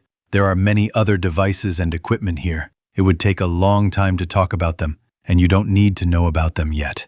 By the way, the results of your blood analysis should be ready by now. The professor pressed a button on one of the devices and quickly read the information on the display. I feel fine. No more injections, Tanya asked pleadingly. Yes, the blood is clean. There is no virus. The indicators are normal. Apparently, everything is really fine. Well, do you want to get some fresh air? It seems quiet outside. I think we can afford a morning walk in our small area. The girl nodded happily. They went up to the house, and Albert Borisovich opened the door to the street. Chapter 80. School time. Having entered the school, the whole group silently came to their senses for a few minutes. The long run had tired the people, especially the girls in college. The old man sat down on the floor, stretched out his legs, and, leaning his elbows on the wall, lowered his head. Ivan, throwing off his backpack, silently approached the door and listened. Andrei looked with interest at the three-dimensional portraits of Russian and foreign writers that hung around the perimeter of the entire classroom. It looks like we're in the literature room, the scientist said in a low voice, winking at Yulia. Your deduction is simply amazing, Sherlock, Katya smiled, pushing her friend in the shoulder. It's too early to relax. We need to check the school. Ivan muttered sullenly and took the sawed-off shotgun from his desk. It would be great to find a restroom, Christina said tensely. Yulia rose to her feet and headed towards the door. I know everything here. I'll show you! But Ivan blocked the girl's path. Quiet. Quiet. Not so fast. Who knows what could be behind that door? A bunch of hungry cannibals or a gang of people like Yakut and Kara. Vanya, Yulia, and I will look around here, and you wait in the classroom, suggested Mikhalich. Then I'll come with you, Christina asked insistently. And I'll go. To be honest, I can't wait to take a leak. Kostya joined in. Ivan, looking at the unexpected volunteers, nodded. Okay, let's take our weapons and inspect the floor. Vorobyov turned the handle of the lock and slightly opened the door. The cosmonaut stuck the barrel into the opening and froze for a few seconds. But nothing happened. No one tried to break into the classroom. There was complete silence in the corridor. Ivan left the office and nodded to the others. Opposite the classroom where the group had taken refuge was a wide staircase, flights of which led up and down. To the right and left of it were several large windows, beyond which the backyard and the school stadium could be seen. We're going there. Yulia pointed to the left and looked at Ivan. Okay, let's go slowly. The cosmonaut took a step forward and heard the lock click behind him. It was Andrei who had prudently closed the door. Ivan, Mikhalich, and Yulia were moving ahead, and Kostya and Christina were walking a little behind. The old man and the cosmonaut checked every door they encountered on their way, but all the classrooms were locked. This is the biology room, and then geography, and our classroom is on the third floor, Yulia chirped carelessly, giving a tour of her native school. And what's on the first one? Asked Ivan, pulling another door towards himself. There's a lot of stuff there. Locker rooms, a cafeteria, a large gym, the principal's office, a teacher's room, and down in the basement there's a swimming pool. Yulia stopped and reached her hand to the switch on the wall. At the same second, dozens of small bulbs lit up on the ceiling, illuminating the dim corridor. Oh, really? I thought the city was without power, Kostya exclaimed in surprise. A school as a socially significant facility can have an autonomous power supply system, McColledge noted in a businesslike manner, scratching his beard. A nice bonus, but it's better to turn off the lights. Let's not waste energy and attract attention. We'll make do with flashlights. Ivan clicked the switch and the people plunged into darkness again. The further they went from the central staircase, the gloomier it became around, since all the doors leading to the classroom were closed, and there were no other windows facing the street in the corridor. Okay, I'll check everything. Wait here, said Vorobyov, opening the door to the toilet. Just say that you want to go first, Christina joked, casting a playful glance at Ivan. Kostya frowned, but said nothing, quietly coughing into his fist. Less than a minute later, Ivan came out and nodded to his friends. Boys to the left, girls to the right, all clear. After visiting the toilet one by one, the people continued their inspection of the school. After going around the second floor and going up to the third, they found no traces of recent human presence. Several classrooms were open, but they were empty, and a layer of dust had accumulated on the desks and windowsills. The silence in the school was broken by nothing but the sound of their own footsteps and voices. Okay, we'll check the first floor, and then we can return to ours. We need to think about how to solve the issue with water and food. Ivan hurriedly walked along the corridor, towards the stairs. The school building was built in the shape of the letter P. The main staircase was in the center, and the right and left wings housed the spare ones. The group went down to the first floor and continued to inspect the new shelter. After checking the locker rooms and the director's office, the entrance to which was hospitably open, the people headed to the gym. Stepping over the threshold, Ivan saw a corridor about 7 meters long where locker rooms for girls and boys were located on the right and left. The corridor ended with tightly closed doors blocking the entrance to the hall. Vorobyov stopped, carefully examining the space in front of him. The handles of the doors were tied with rope, and for security connected with a chain, which was fastened with a solid lock. On the white plastic surface of the left door, something red was written as a warning. Stop. The idyll of peace and safety of this school ended before the entrance to the gym. McColledge, standing behind Vorobyov, whispered thoughtfully, "We need to take a look at what's in the locker rooms." Having made sure that it was empty, the men stopped in front of the doors. "Do you think there are infected people in the hall?" asked Kostya, feeling the lock and chain, as if wanting to make sure of their strength. "It looks like that, although it's not a fact that they're still alive, depending on how long they've been locked in there." Ivan pressed his face almost right up to the door and took a deep breath. "I think I smell something dead. We need to lock the outside entrance here too." "Where are those who locked them in then? They couldn't have locked themselves in like that, could they?" Christina's question made everyone think darkly about unknown strangers who could be lurking nearby. "Let's go look further. Keep your weapons ready," Ivan said, putting his finger on the trigger and slowly walking towards the dining room.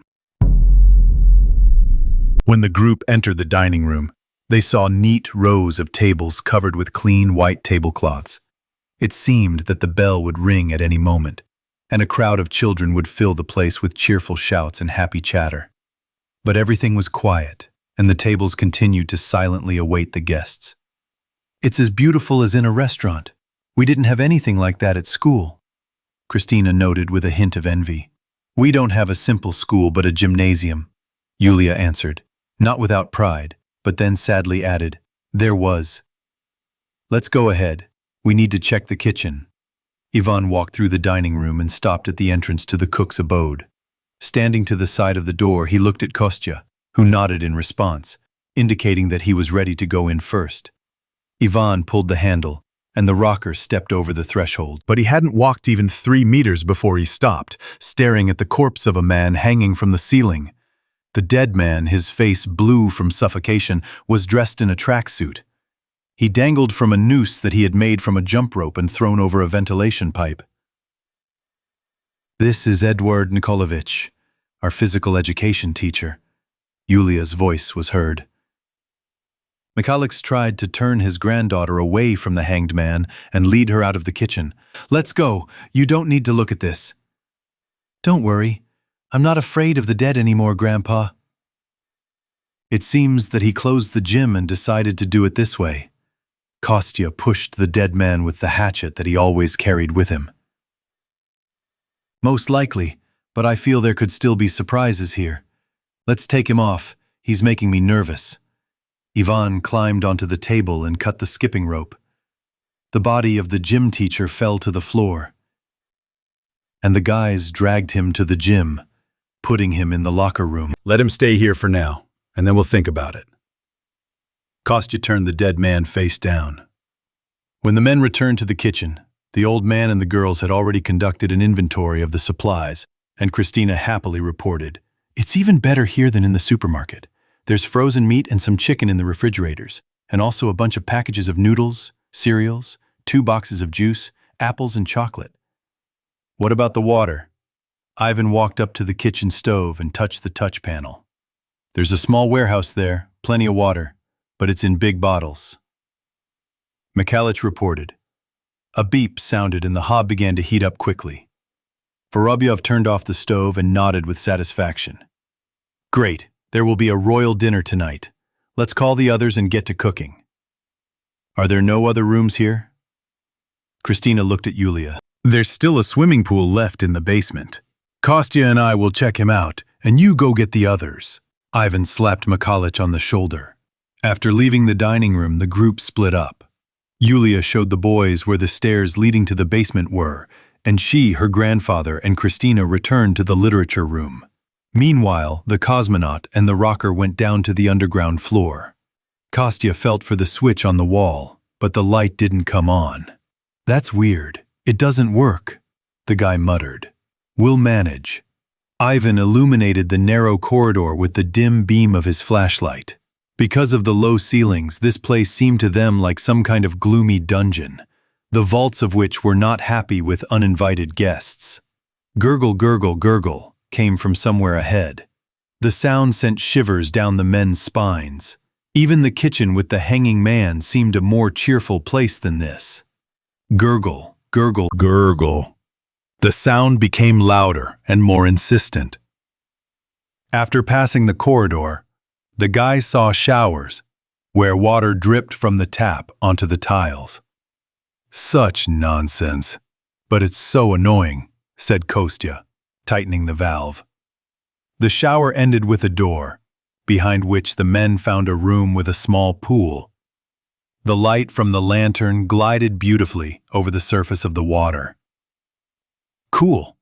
We can go for a swim. I'll go touch the water." The rocker went to the side and bent down.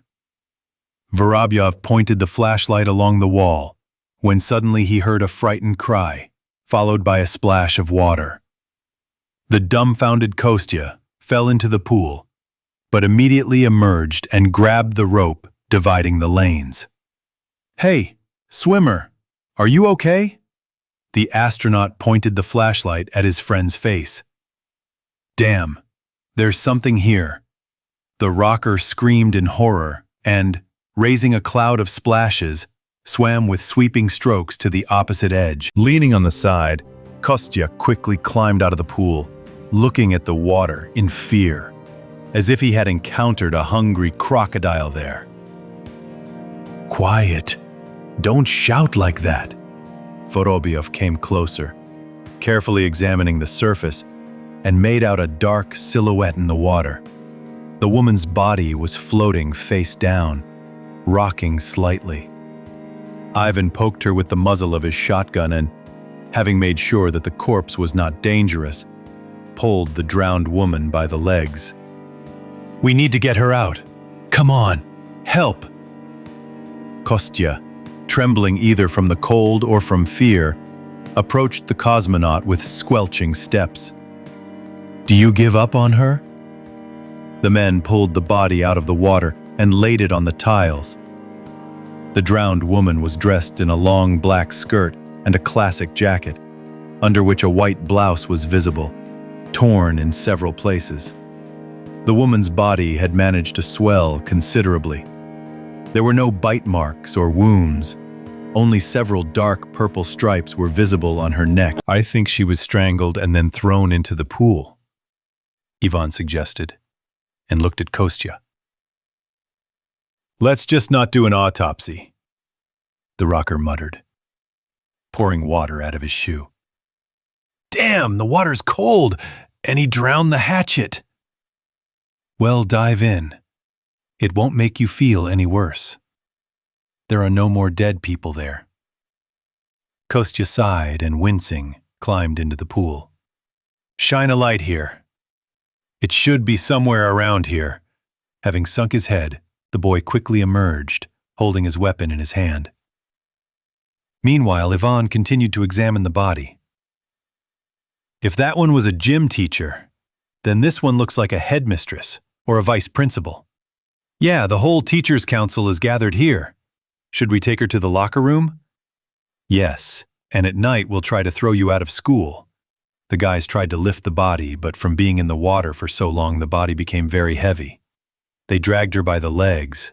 We won't strain ourselves. She doesn't care anymore, said Vorbyov, shifting the flashlight to his free hand.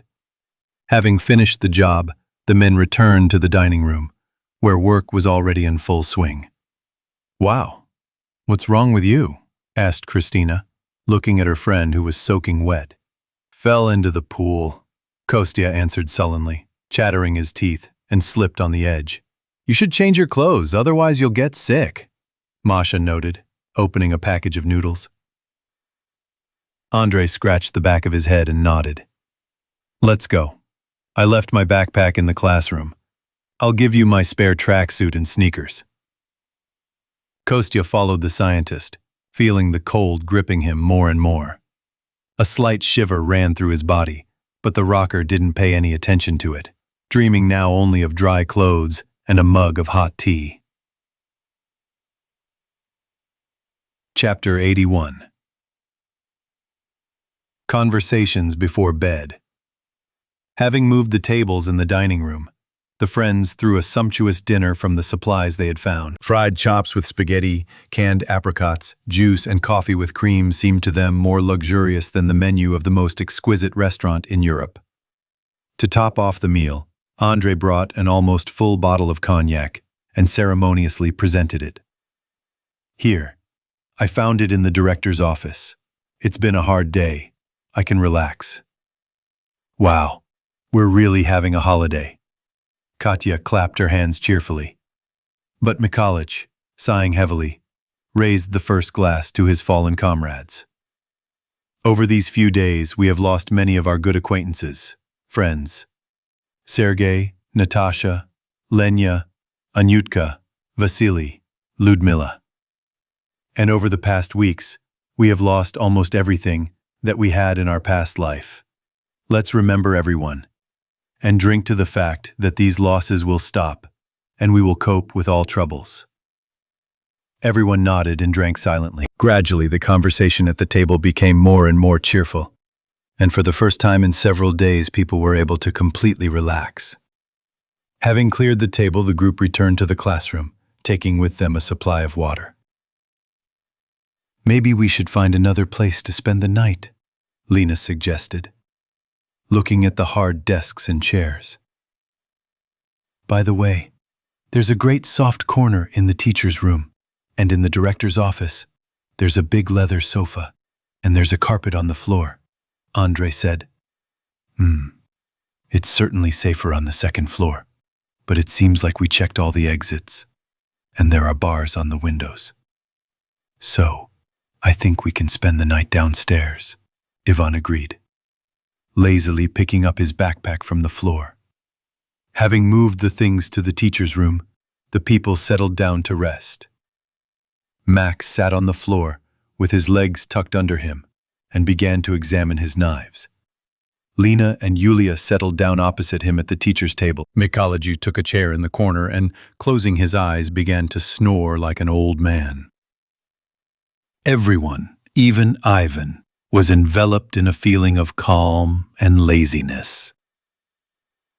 We had an incident at school a couple of years ago. Something short-circuited in the teacher's room. So much smoke poured out, the whole school was evacuated and sent home. Max recalled the old days. Yes, that's right. I had a test in algebra that day the next lesson. I was so scared, but then I got lucky, Lena laughed. And I loved math. I even made it into the top 10 at the regional Olympiad. Kostya joined the conversation. Taking a sip of hot tea, he buttoned his sweatshirt up to his chin and shivered. Are you shivering? Masha asked. Kostya looked at her with slight fear and shook his head. No. I can't warm up after the pool. The water was very cold. And when I remember that corpse, I shudder. I have some medicine from the clinic in my backpack. Take a couple of pills before bed, Masha said solicitously. Kostya nodded silently. Why at the regional Olympics? Aren't you local? Lisitsina asked, with the curiosity of a budding journalist. From Sharipovo, it's a small town. In Krasnoyarsk Krai, I entered SSUPS. Oh, and what faculty? I have a lot of acquaintances there were. Katya continued the interview, her green eyes flashing. Railway construction, Kostya answered without enthusiasm. I wasn't much of a student. We put together our own band in our first year. Started performing in clubs, even went to other cities. Cool. And what do you play? Yulia perked up. Drummer. Kostya was a little embarrassed, not expecting that his person would arouse such interest.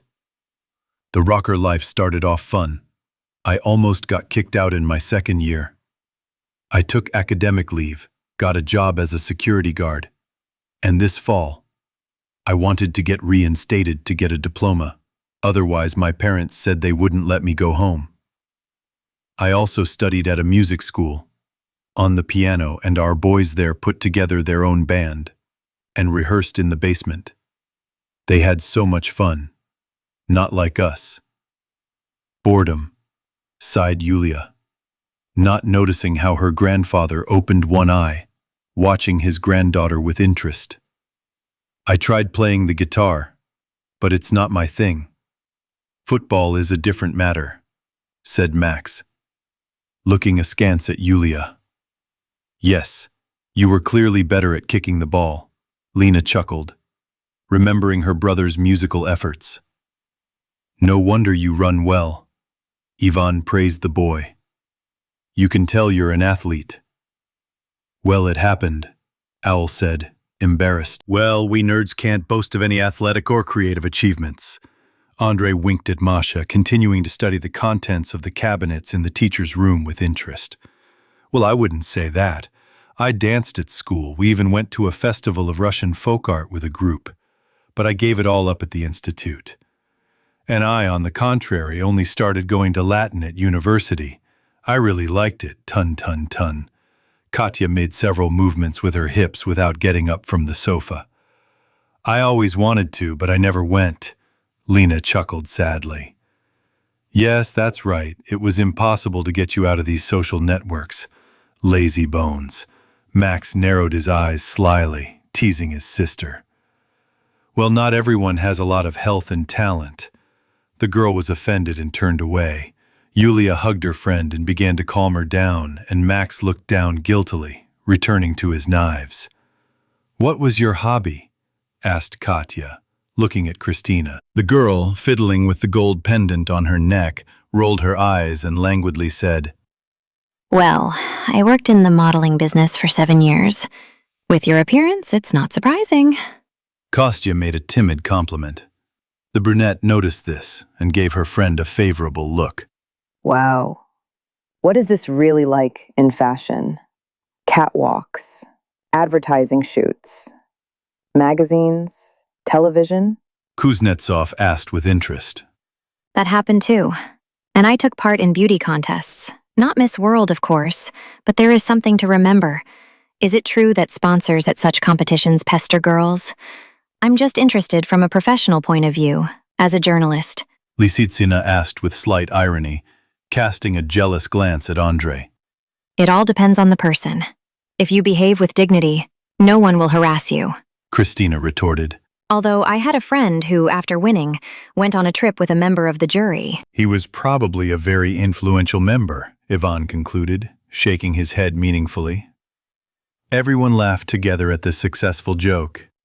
Even Mikalich, who was listening to the chatter of the youth through his sleep, smiled into his beard without opening his eyes. The whole evening the boys reminisced about the past, told funny stories and learned new things about each other.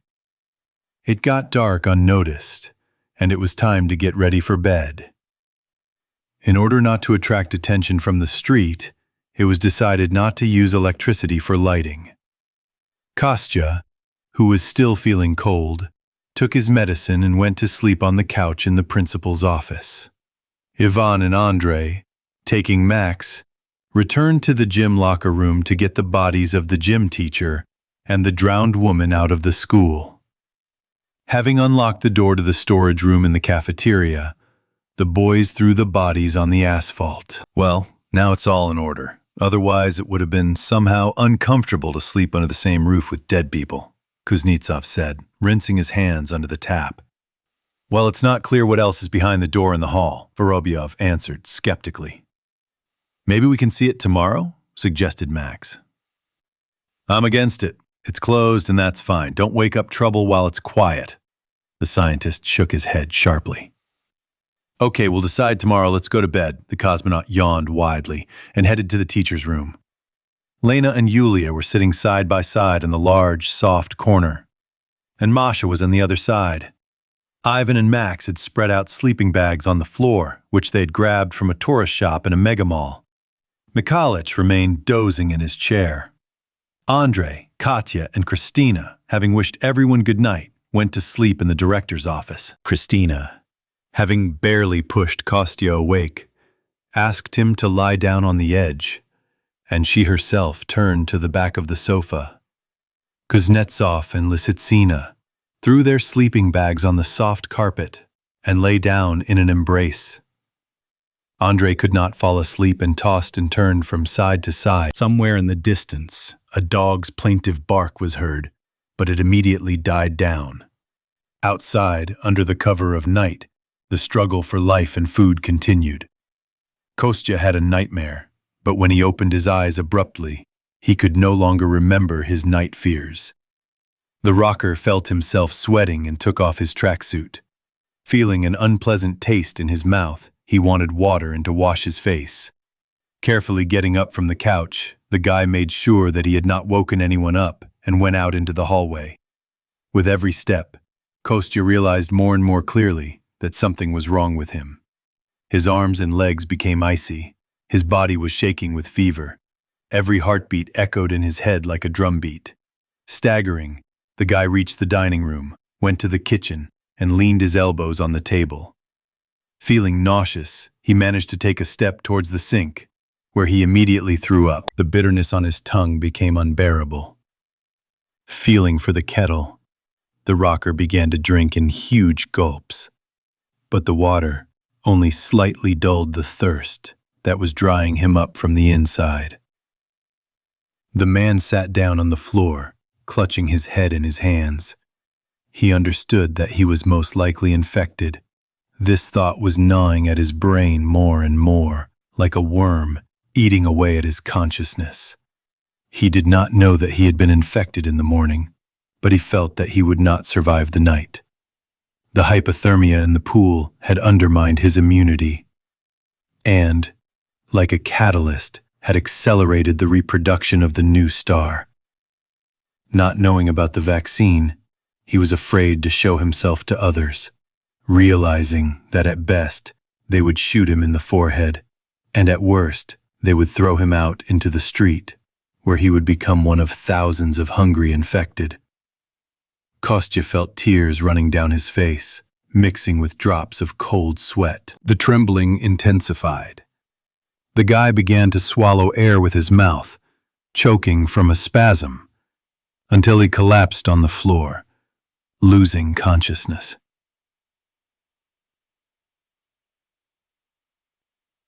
Chapter 82. Return of a Friend. On the third day after Kaimovich brought Tanya to his cottage, the girl had already fully settled into her new home. The professor allowed her to walk around the entire house, but she could only go down to the laboratory under his supervision. Having adopted the child, Albert Borisovich suddenly encountered all the problems of a single father. For him, this was a new, unfamiliar, and slightly frightening experience. Before meeting Tanya, he had practically no contact with children. He had no nephews or godchildren, so raising a child was not easy for him. The night before, Tanya decided to make sandwiches herself while the scientist was working in the bunker. Taking out a stick of dry-cured sausage, the girl began to cut circles. Suddenly, the knife slipped and slashed her finger. The little girl screamed and ran to the lab. Seeing the child's bloody hand, Kaimovich was more frightened than Tanya. The professor fussed, forgetting all the rules of first aid, but then pulled himself together and bandaged the wound. "What happened?" the scientist asked excitedly. I was cutting sausage, and the knife... Cut! How many times have I told you not to touch anything? It's dangerous! And what if she had cut the vein? She would have asked me. It was the first time Tanya had seen Albert Borisovich so angry. Not understanding what she had done wrong, the girl pulled her hand away and answered in an offended tone. I can cut. Your knife is just dull. Tanya turned around abruptly, sobbed, went up to the house and went to her room. Left alone, the dumbfounded Kaimovich sat down in a chair and thought, I must have gone too far. She's still a child, and children immediately get upset when you yell at them. We need to make peace. I don't want her to harbor a grudge. And I'm not good. Well, she cut herself, who hasn't? Why should she wear a bulletproof vest all the time now? No. I need to teach her to take care of herself and survive. Having thought about the situation, Albert Borisovich went up to the house and carefully opened the door to Tanya's room. The girl was sitting with her back to him, opposite the window, spreading her drawings on the floor. The professor carefully sat down next to her and began to examine the pictures with interest. Beautiful. Is this your family? Yes. This is Mom, this is Dad, and this is me, Tanya answered, reservedly, pointing to the 3 orange little men, one by one. Albert Borisovich pulled the edge of the bottom sheet and saw a fresh sketch. Oh, and what is this? The girl shyly put the drawing aside. This dog will be, but I'm not finished yet. Yes, a dog is good, the scientist said thoughtfully, adjusting his glasses that had slipped down his nose. Kaimovich coughed guiltily, was silent for a moment, and muttered, Well, I'm sorry if I yelled too much. I just haven't interacted with children very much before. I'm not much of a teacher. Tanya nodded silently and smiled as a reconciliation. The sandwiches are almost ready. Let's go eat. After lunch, the scientist and the child went down to the laboratory. Kaimovich took out his first aid kit and began to explain the meaning of the medicines to Tanya. These are for poisoning. These are for when your temperature rises. You feel sick and your stomach hurts. You need to take 2 at once and 2 more in 4 hours, then depending on how you feel. And these green capsules are a painkiller. And these are for the heart, if you get a stitch or a severe attack. How is that? Well, sometimes the heart feels pressure, mostly in adults, of course, or closer to old age. And what is this? A tourniquet. If there is a deep cut on the arm or leg and it is bleeding heavily, you need to tighten this tourniquet above the cut. Like this. Albert Borisovich ties the girl's forearm. But you can't do this for long. 2 hours at most. Otherwise, the arm will go numb, and you'll have to cut it off. Oh, take it off, quickly, Tanya said in fear. For about another hour, the professor explained the basics of first aid to the child and talked about the importance of medications. Having decided that there was enough information for today, the scientist put the first aid kit back in its place. Tanya turned on the monitor and began to observe what was happening on the street. Are we going for a walk today? Yes, maybe. A little later. I need to work, Albert Borisovich answered, immersed in his book. To somehow entertain herself, the girl turned on the monitor, which was transmitting images from the surveillance cameras, and began to watch what was happening on the street. She saw an empty road, which now rarely anyone dared to drive or even walk. One of the cameras showed that an infected person had appeared on the neighboring street behind their house. He walked slowly, limping and shuffling his feet, trying to track down his next victim. The cannibal listened to every rustle. Tanya watched the cannibal without stopping until his hunched figure disappeared from the monitor screen. Suddenly, the girl's attention was drawn to the zombies that had gathered in front of their cottage. A high fence reliably protected the area, but Tanya understood that if the infected did not leave, the professor would cancel the walk around the yard. Suddenly, the cannibals came to life, and the child noticed a dog running along the street, escaping from the infected. Instead of hiding, the dog dodged the zombies' attacks and continued to run around their house. Tanya turned up the microphone from the surveillance camera at full volume and could hear a faint bark. Albert Borisovich, look, there's a dog there. A dog? That's strange. I thought all the local dogs had already been eaten. The professor answered without looking up. She barks as if she is calling someone. Kamovich rose from his chair and slowly approached the monitor. After looking at it for a few seconds, he enlarged the picture and suddenly rushed to the stairs.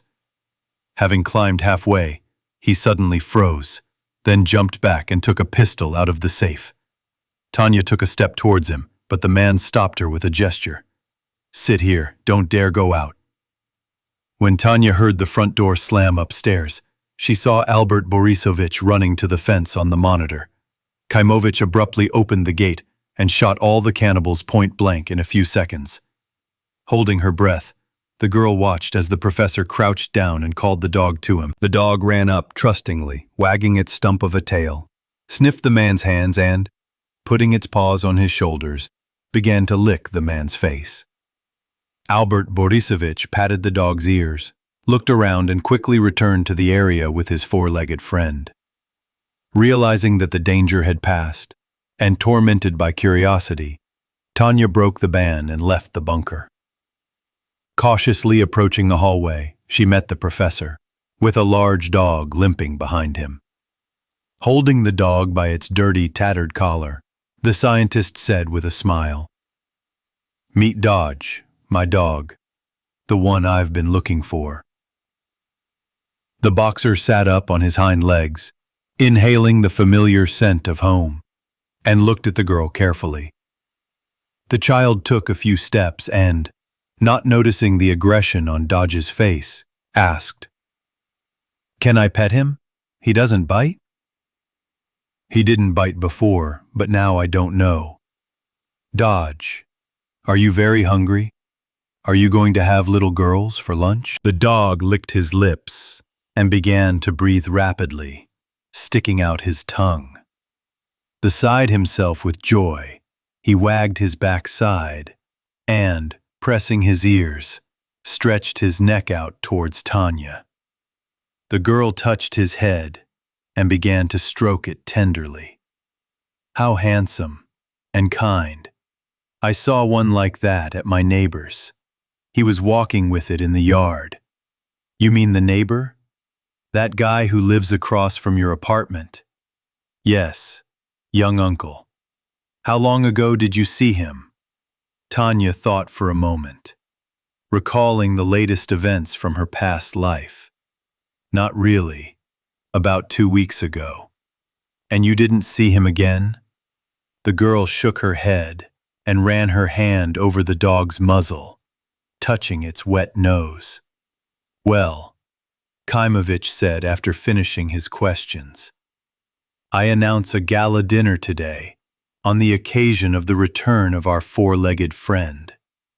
He is, of course, a little bony and battered, but we will wash him now, treat him, and feed him up. It was the most joyful evening Albert Borisovich had had since his return from his trip. He even allowed himself to uncork a bottle of wine, and Tanya drank 2 whole boxes of cherry juice. Dodge also ate his fill, and for dessert the owner got him a large meat bone. When everyone fell asleep, the dog, curled up on the carpet in the professor's room, felt absolute peace and tranquility.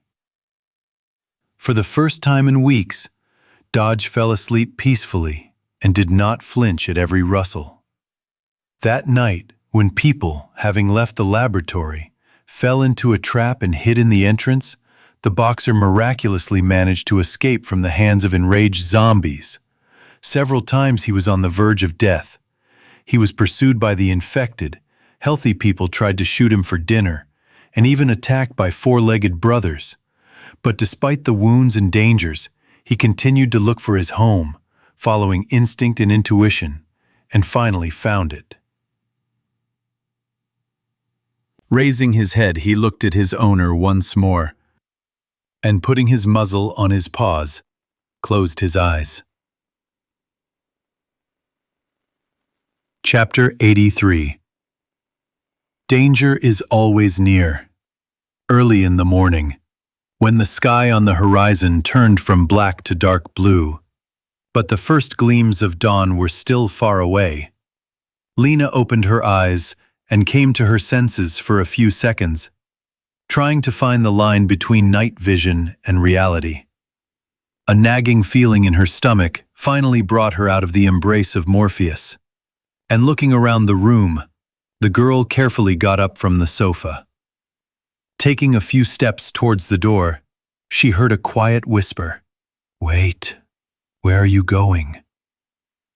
Max raised his head, and opening his eyes, sat down on the floor. "I'm going to the kitchen. I'm hungry." "Wait, I'm with you." The boy stood up, and together they silently walked out of the teacher's room. "You just had to," Owl muttered, smiling. "You didn't have to go, I didn't ask you," Lena snapped, still remembering her brother's hurtful words from yesterday. "Yeah, you'll eat everything and I'll be hungry all morning. No way," Max quipped, lightly pushing the girl with his shoulder. Yeah.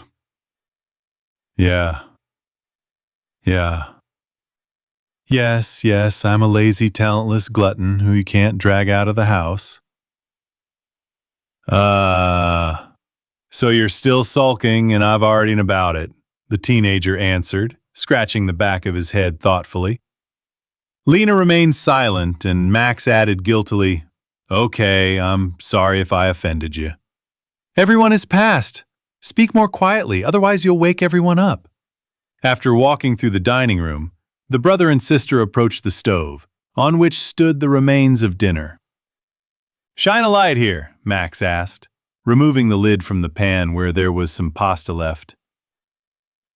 "It's a shame they ate the meat," Lena sighed sadly. "I think there were some cans of sorry here. I'll open one now, it'll be good as a snack." Max sat down and opened the kitchen table doors. Lena stood next to him, pointing the flashlight at him. The boy turned his head and immediately closed his eyes. "Damn, don't shine the light in my eyes. I can't see a thing now." At that moment, there was a rustling sound behind the girl. She didn't have time to turn around and felt a strong blow to her back.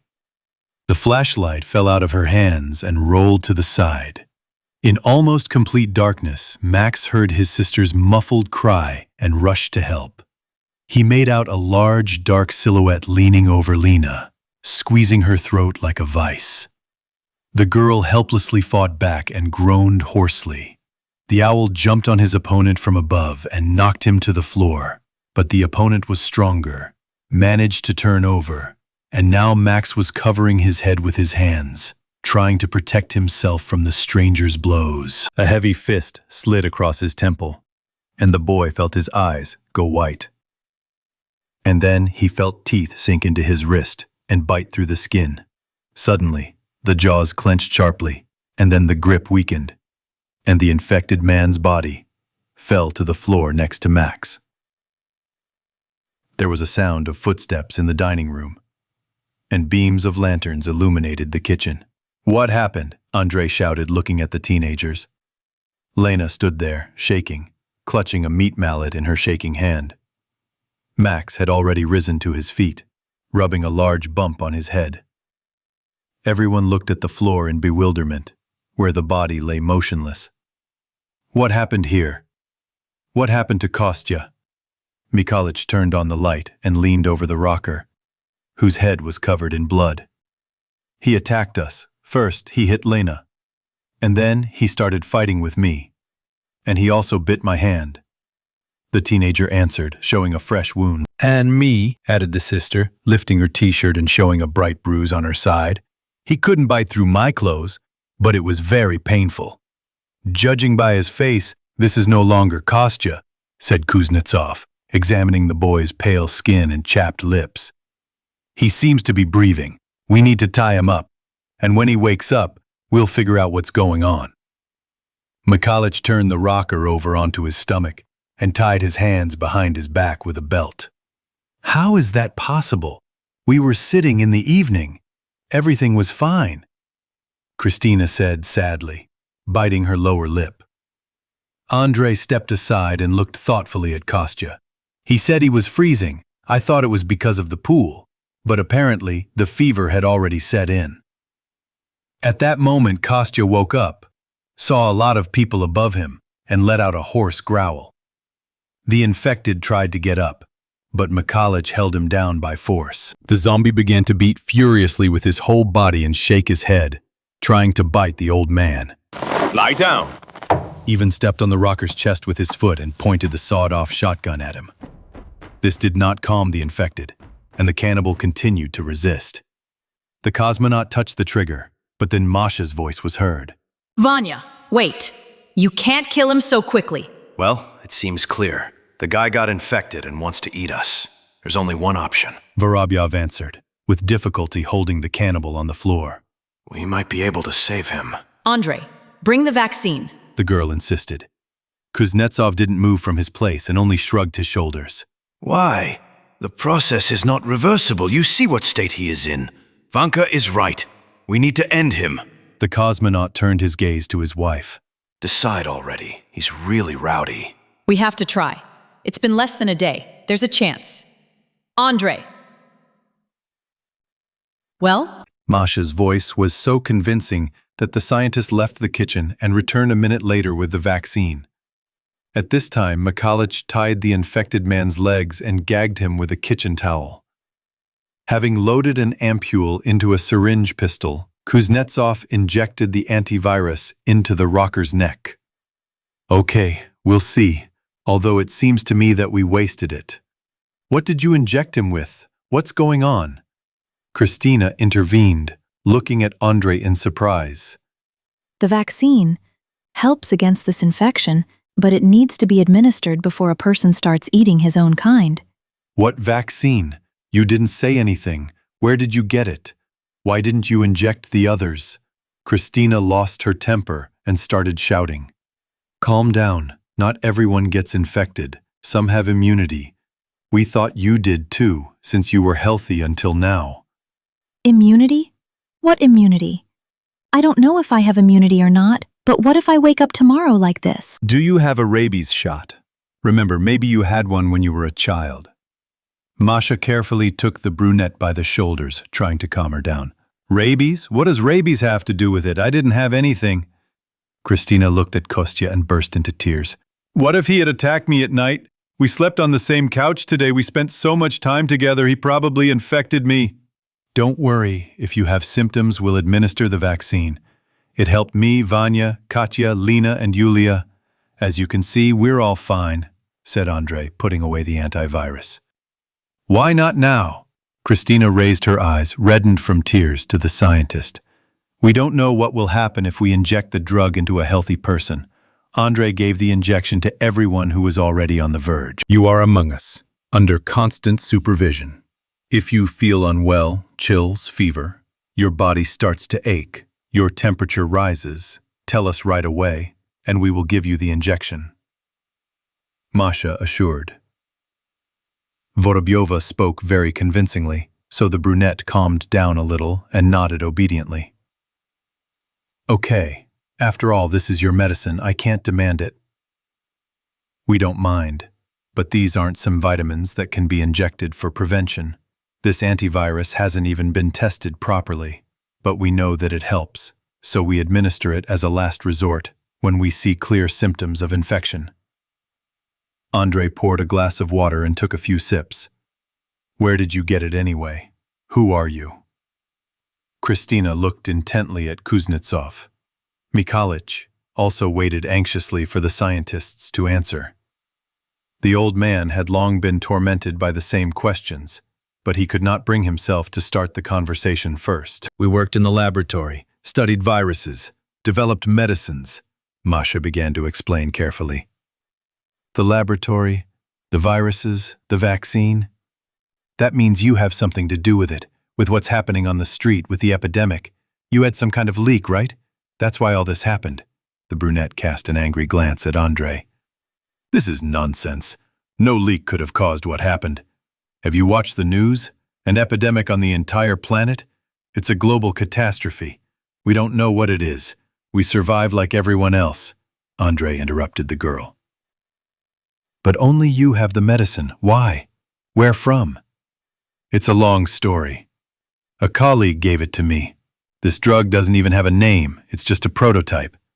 I injected it first into Vanya, then into myself, and it turned out that it helps, but only if no more than a day has passed since the infection. We tried to synthesize it in our lab, but nothing came of it." "Where is this colleague now? Where did he get this vaccine from?" asked Mikhalich. "I don't know about that. He gave it to me about 3 weeks ago. I haven't heard anything about him since." Silence reigned in the room. Everyone pondered the fate of the mysterious scientist who was involved in the antivirus, and therefore the entire epidemic. "In short, it's clear that nothing is clear," Max summed up. "We have a medicine that helps, and okay. We need to survive in this mess, and then we'll figure it out. I'm just surprised why Kostya got infected so quickly. The fever should last longer than the few hours he slept." Masha looked thoughtfully at her colleague. Kuznetsov sat on the edge of the table and crossed his arms over his chest. He was shaking already in the evening. "We all thought that he couldn't recover from the pool. It's also my fault that I didn't immediately understand what was going on. Perhaps hypothermia acted as a catalyst. The immune system weakened and the infection accelerated. I don't know, we can only assume. In these conditions, we can't take samples and conduct an examination." While people were discussing Kostya, he was growling, wheezing, writhing with his whole body trying to get up. He saw his prey in front of him, so close and yet so inaccessible. The infected felt the warmth of human bodies, the scent of their skin, and even seemed to hear their hearts beating. But human speech turned into a continuous, incomprehensible hum for him. His brain no longer perceived words and did not understand their meaning. "And he's going to lie here like this?" Ivan asked, lightly pushing the rocker with the toe of his sneaker. "Let's take him to the office on the sofa. Somehow it's not good to leave him on the floor. After all, he's not a stranger," answered Mikhalich, frowning his gray eyebrows. Now, the cosmonaut lifted the infected man by the shoulders, and Kuznetsov picked up his legs. Kostya was locked in the director's office, additionally wrapped with a rope, the end of which was tied to the leg of the sofa. The whole day, the friends alternately observed his condition, hoping for improvement. But with each passing hour, the infected man only became angrier from the growing feeling of hunger. Vorobyov sent Max to the classroom through which they had entered the school so that the boy could watch from above what was happening on the street, and at the same time keep an eye on the main entrance. Lena decided to keep her brother company, and Yulia followed her. The teenagers settled on the windowsill, from where it was convenient to observe the area in front of the school. Nothing serious was happening, so the young people chatted carefree all day to brighten up the monotonous duty. "Do you remember Svetka Belanova, my classmate?" Lena asked slyly. Well, Max said, slightly embarrassed. "Oh, I just remembered you were in love with her." What? I didn't care at all. Al chuckled, blushing a little and intently looking at the empty schoolyard. The girls giggled cheerfully, seeing the guy's confusion. Yulia looked coquettishly at Max and casually said to her friend, Boys are so funny. They never admit first that they like a girl. Max was clearly uncomfortable with these love talks. He would rather agree to be in the same room with a cannibal than share his feelings with Lena, and especially with Yulia, whose gaze he increasingly experienced internal excitement when meeting. The three of them fell silent, and then Max said sadly, "Yeah, where is this Svetka now? She's probably wandering around the streets just like those creatures." Like all our other friends. Lena whispered, her romantic mood giving way to deep melancholy. At that moment, the door opened slightly, and Katya entered the office. "Guys, we have a meeting there. Let's go."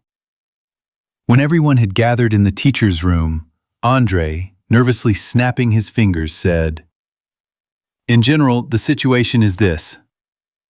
Kostya's condition has not improved, rather the opposite. All the signs of complete infection are evident.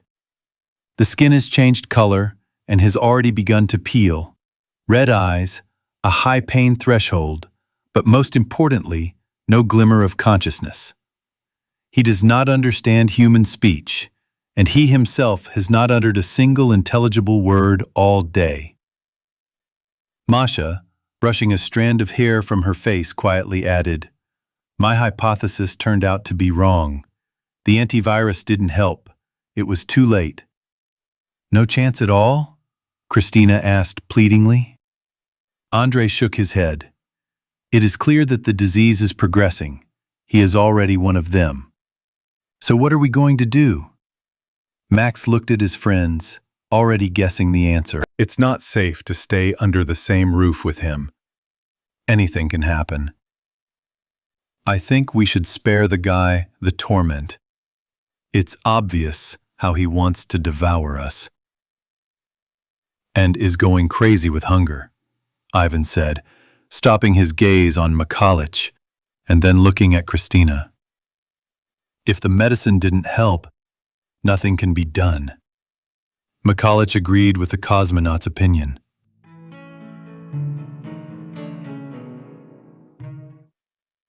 Andrei, Masha, Katya, Max, Lena, and Yulia silently agreed with this decision.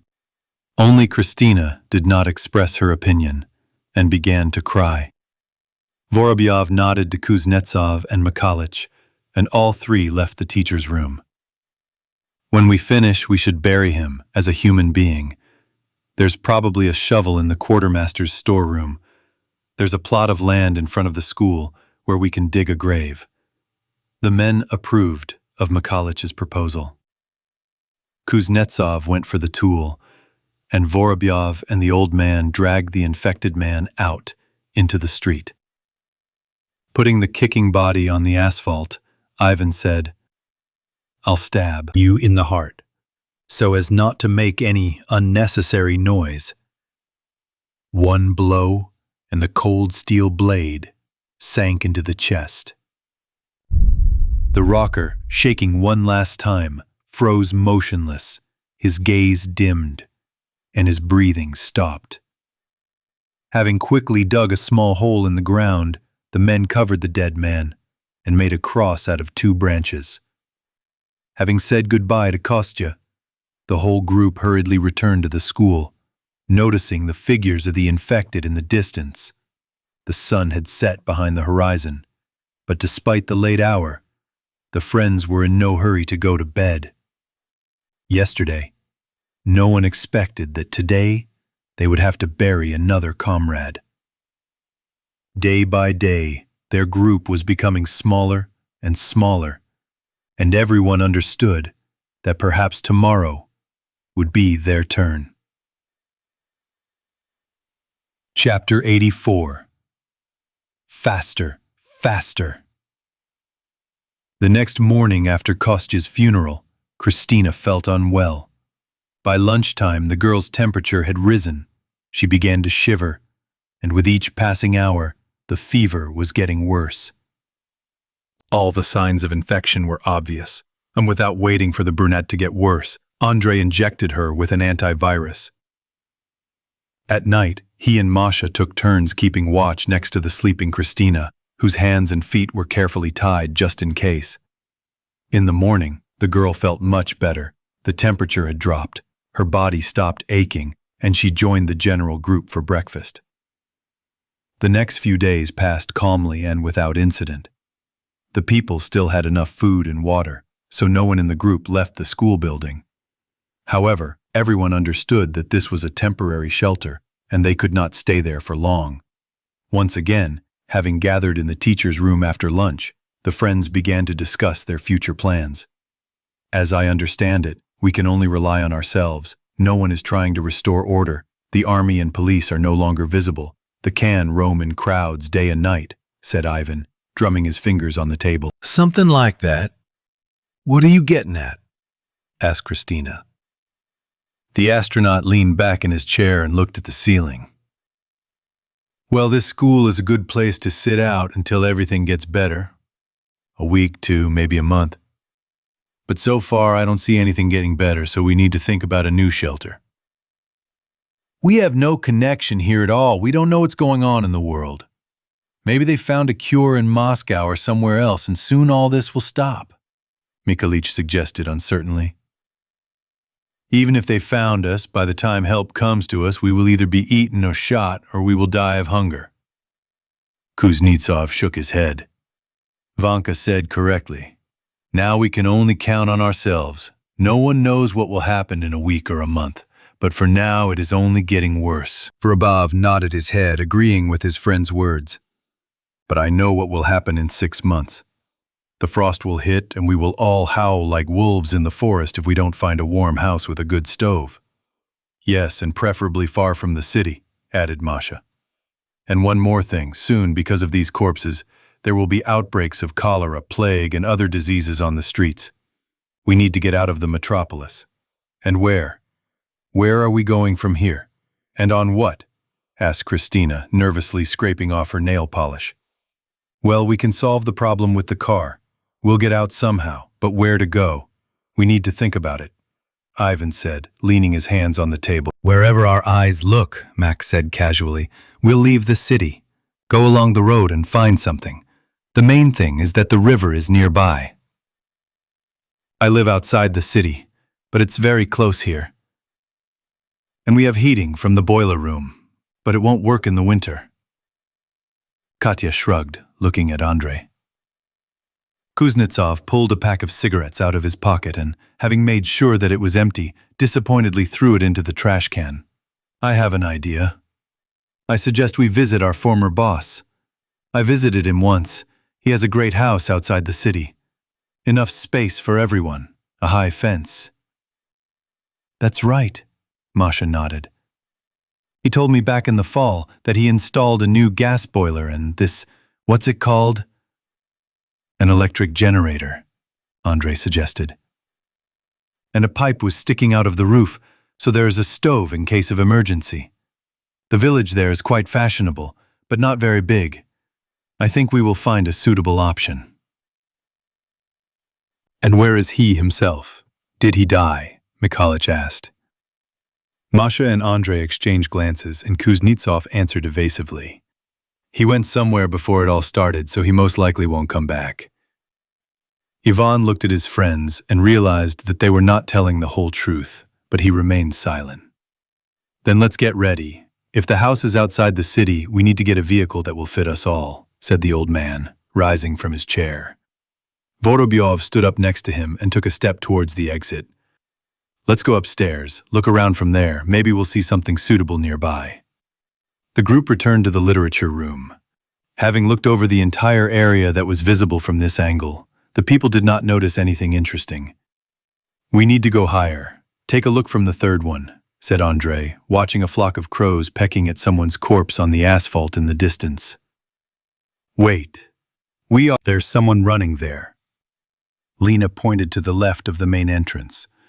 Everyone turned their heads, pressed themselves to the windows, and noticed a man being chased by several infected. It was clear from the man's face that he was running with all his might, but the cannibals were inexorably closing the distance to their victim. The fugitive was short, very plump, with a round belly that swelled like a balloon with every breath. The fat man ran up to the school fence, fell over it, screamed, and landed on his butt on the asphalt. The man grabbed his side, which was torn by a rusty wire sticking out of the fence. With difficulty getting to his feet and looking back at his pursuers, he ran forward, desperately trying to find shelter. Max leaned out of the broken window and waved his hands at the stranger. "Hey, here, climb up." Ivan grabbed the sawed-off shotgun and, standing on the windowsill, jumped onto the school canopy. Noticing the people, the fat man became inspired and sped up. Meanwhile, the cannibals easily overcame the low school fence and were already catching up with the man. Suddenly, a shot rang out, and one of the zombies fell with a bullet in the head a few steps behind the man. Mikhalich took aim at the second cannibal. This time the bullet only slid along the infected man's neck. Another shot, and again missed. The zombie scratched the fat man with his nails, but the fourth bullet hit the infected man in the thigh, and he fell, rolling over his head. Ivan did not shoot, fearing to hit the stranger with his sawed-off shotgun. The whole group was urging the fat man on with shouts. The man grabbed the bars of the window on the first floor with his hands, but he couldn't pull himself up or throw his leg over to get higher. Ivan fired the last rounds at the approaching zombies and, putting the discharged sawed-off shotgun next to him, leaned down, holding out his hands to the man. "Come on! Climb! Hurry up!" The man was puffing, his face turning red as an overripe tomato. Finally, he managed to put his foot on the iron bar and lifted himself off the ground. "Help! Please help!" the stranger muttered, breathing heavily. Ivan had already touched the fat man's hand with his fingers. But at that moment, 3 infected grabbed the legs of the elusive prey. Mikhalich pulled the trigger, but instead of a shot, there was a blank click. The cartridges and other weapons were left in the teacher's room, and everyone understood that they had nothing more to help the poor guy with. Max ran out of the classroom and rushed down the stairs. Vorobyov grabbed the fat man by the arm and pulled him with all his might, but 3 infected hung on to their victim and bit into him with their teeth. The man screamed, unclenched his fingers, and looking into Ivan's eyes, fell down. In an instant, about a dozen hungry cannibals swarmed the man's body. A dying scream, turning into a wheeze, came from below. At that moment, Max returned to the classroom with a box of cartridges. The old man loaded the gun and looked at Ivan, but he shook his head, making it clear that it was too late. Suddenly, a hand shot up from under the pile of bodies, as if trying to reach the saving bars. For a moment, a bloody, disfigured face appeared, and a shot rang out. Mikhalich hit the fat man in the head, giving him a quick death. The girls moved away from the window so as not to watch the cannibals feast. Andrei and Max watched with pity as the cannibals tore the man to pieces. Mikhalich looked around, sadly shaking his head, seeing how the zombies continued to arrive. Ivan returned to the classroom, quietly muttering. We didn't have time. He himself was delayed downstairs. The number of infected under their window was growing. The shots and screams of people attracted the infected wandering nearby. But despite the impressive build of the fat man, there was too little food for several dozen cannibals. A fight began among the cannibals for the remaining tasty morsels. The crowd of infected began to resemble a primeval herd, where individuals identify the strongest. With wild growls and wheezing, The infected pounced on each other, knocking them down, biting, breaking limbs and splitting skulls on the asphalt. When the crowd began to disperse then on the ground, in addition to bloody clothes, bones, and human entrails, there were also several corpses of zombies, crushed in a furious brawl.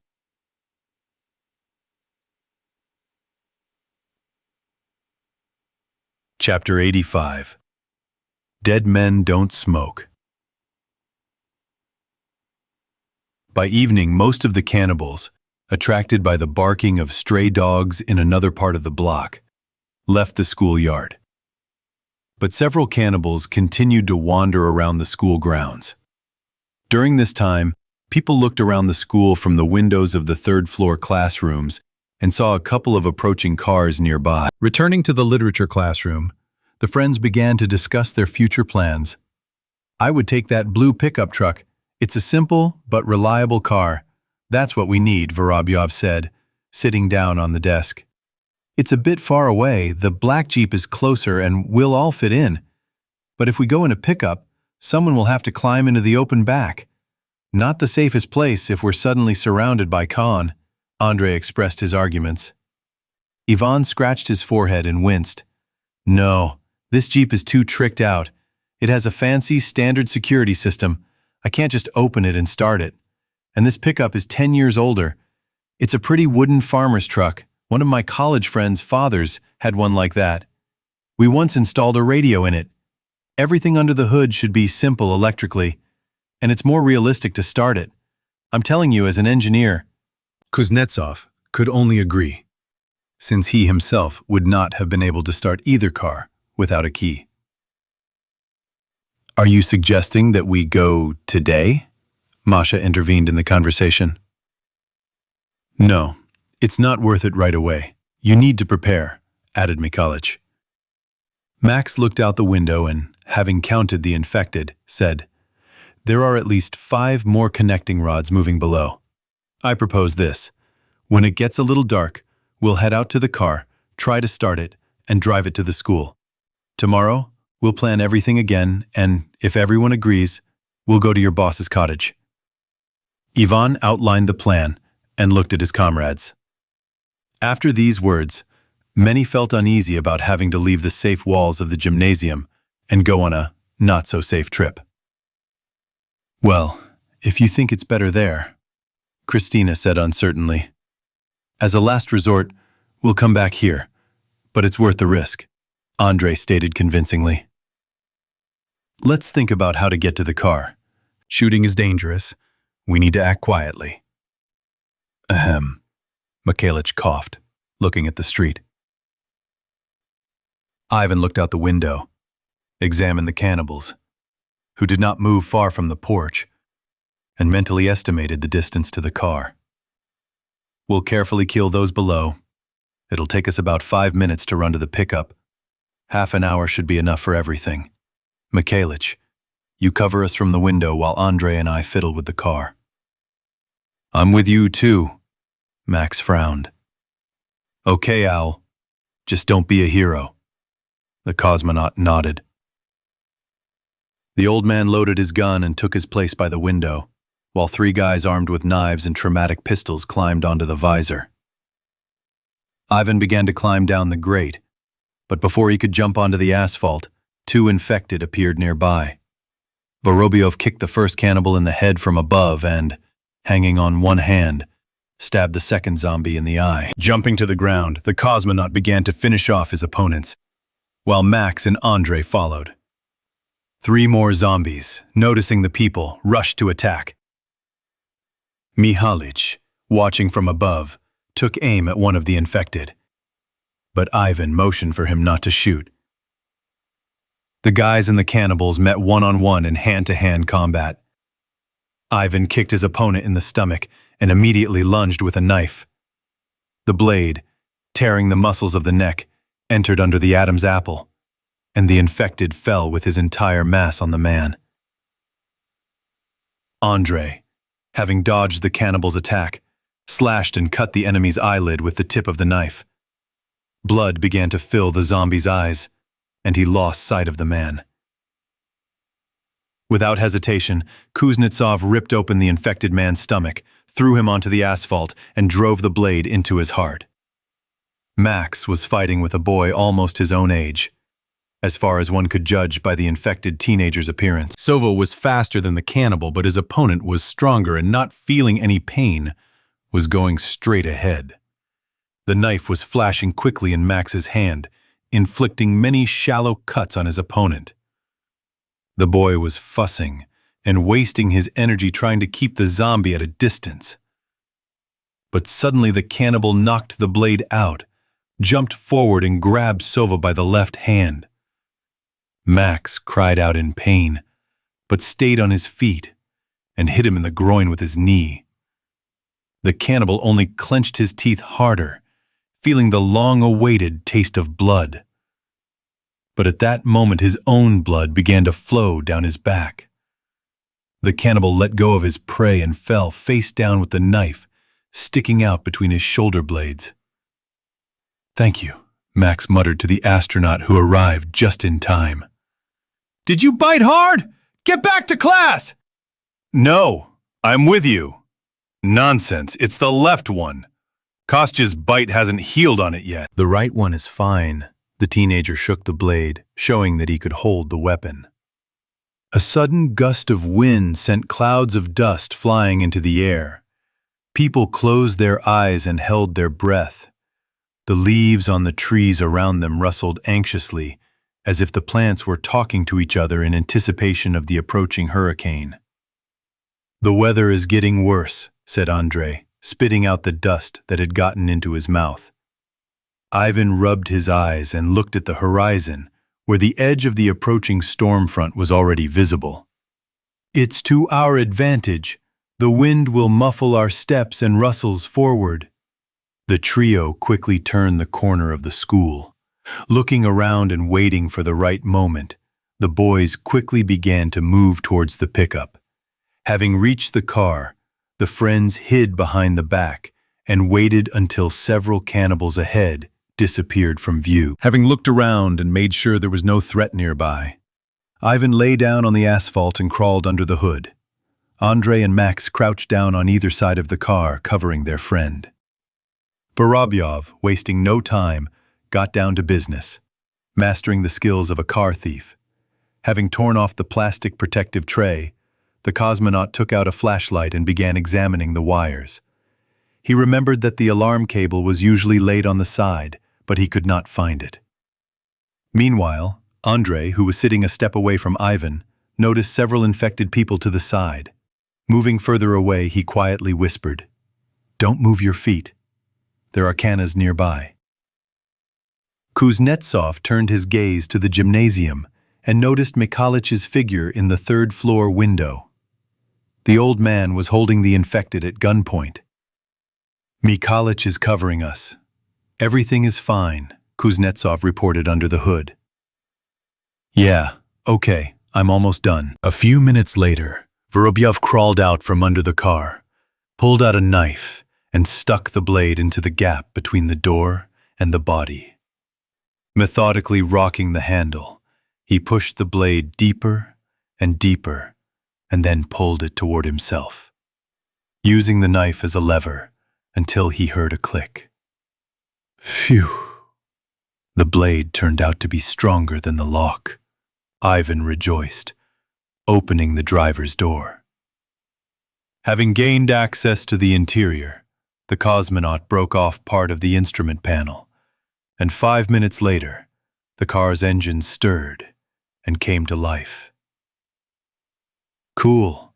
Teach me the same," Max said admiringly, watching all the manipulations of his older comrade. "As soon as possible. Let's go," Vorobyov promised, getting behind the wheel. Andrei took his place next to him, and Sova climbed into the open back of the truck. Ivan drove slowly and carefully onto the road leading to the school. "It would be more convenient to drive up to the dining room. There's a service exit there through the kitchen," suggested Kuznetsov, pointing in the direction with his hand. "Okay, navigator." They managed to drive unhindered onto the school grounds. Having parked the pickup, Ivan turned off the engine. Let's go back through the window. I need to check something. Andre said as he left the salon. The guys quickly reached the porch. Max, despite his bitten hand, with the agility of a monkey, was the first to climb up the grating to the visor and disappear through the window. Ivan was about to follow the teenager, but he saw that Andre had knelt down next to the cannibal's corpse and was carefully examining it.